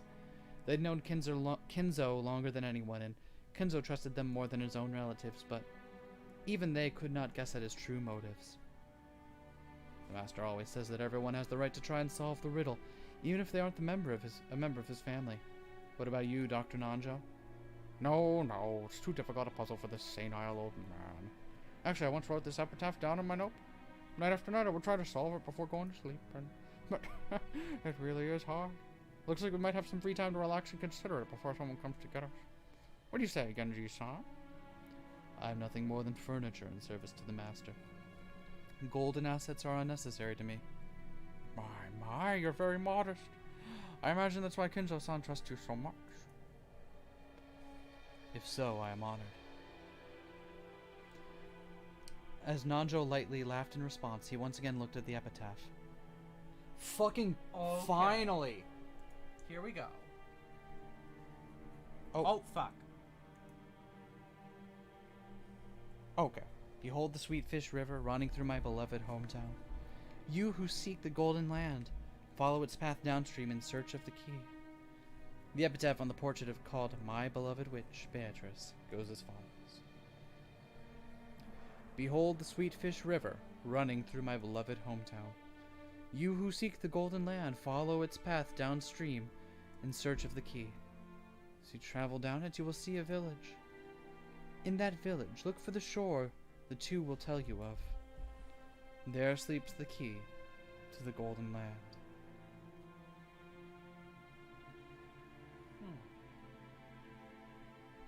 Interesting. The one who obtains the key must then travel to the golden land in accordance with these rules.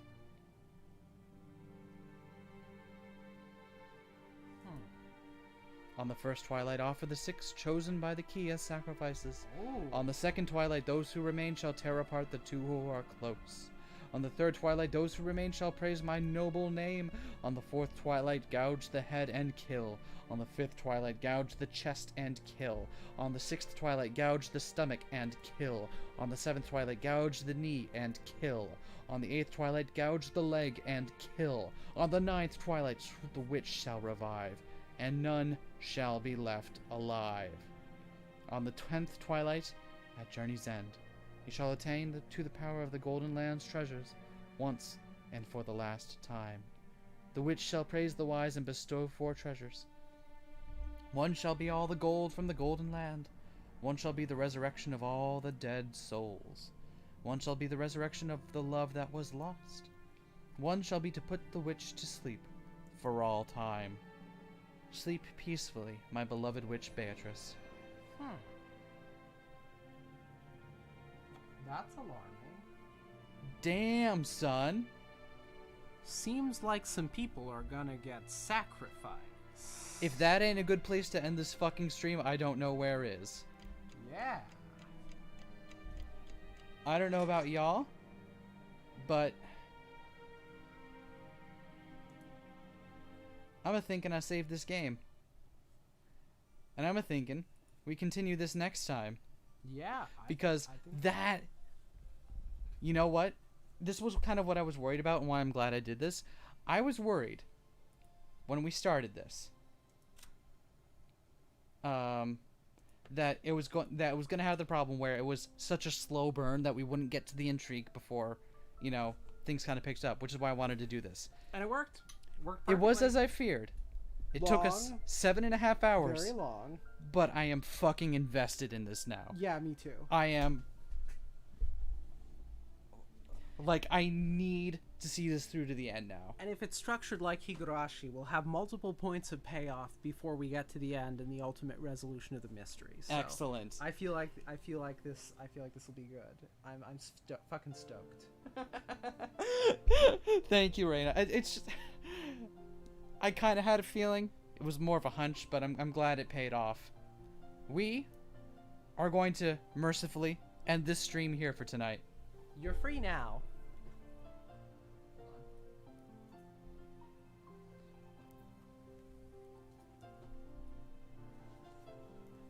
Let me just say, before y'all go, thank you to every single one of you who came out here for this. Even those of you who aren't here right now because you only came for part of it, or, like, every single one of you that comes out to watch us do this shit, it means the fucking world to us that we can sit here and read a fucking visual novel for 7.5 hours and still draw this crowd of people to watch it. Yeah. You have no idea how happy it makes me to know that we are affecting the lives of other people like this. Sincerely,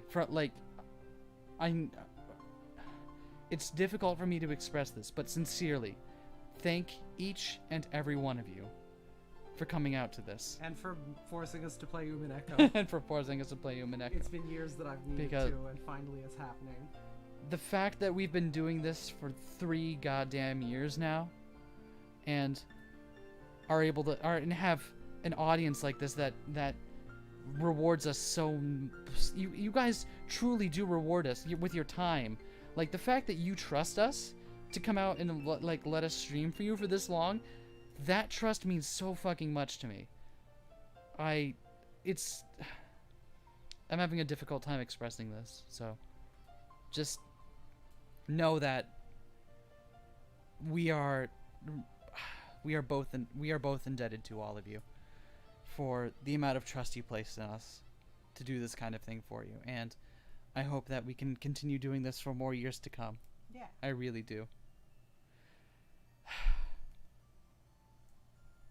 I'm taking tomorrow off for the SK stream so I can get some sleep. I will be streaming again on Thursday. Regular 2 Queers Play episodes will resume on Friday. Yeah. It's not going to be Umineko. We're not going to do back-to-back Umineko. We could. And We won't. But we could. Yeah. And the new Patreon potpourri will drop in the middle of this week, so you can look forward to that. Thank you all again. Have a great evening wherever you are, or time of day, or whatever, and I hope you continue to watch the rest of this story with us as it unfolds, because I gotta fucking know. Where is the gold? Anyway, y'all have a great night now. Ciao. Bye.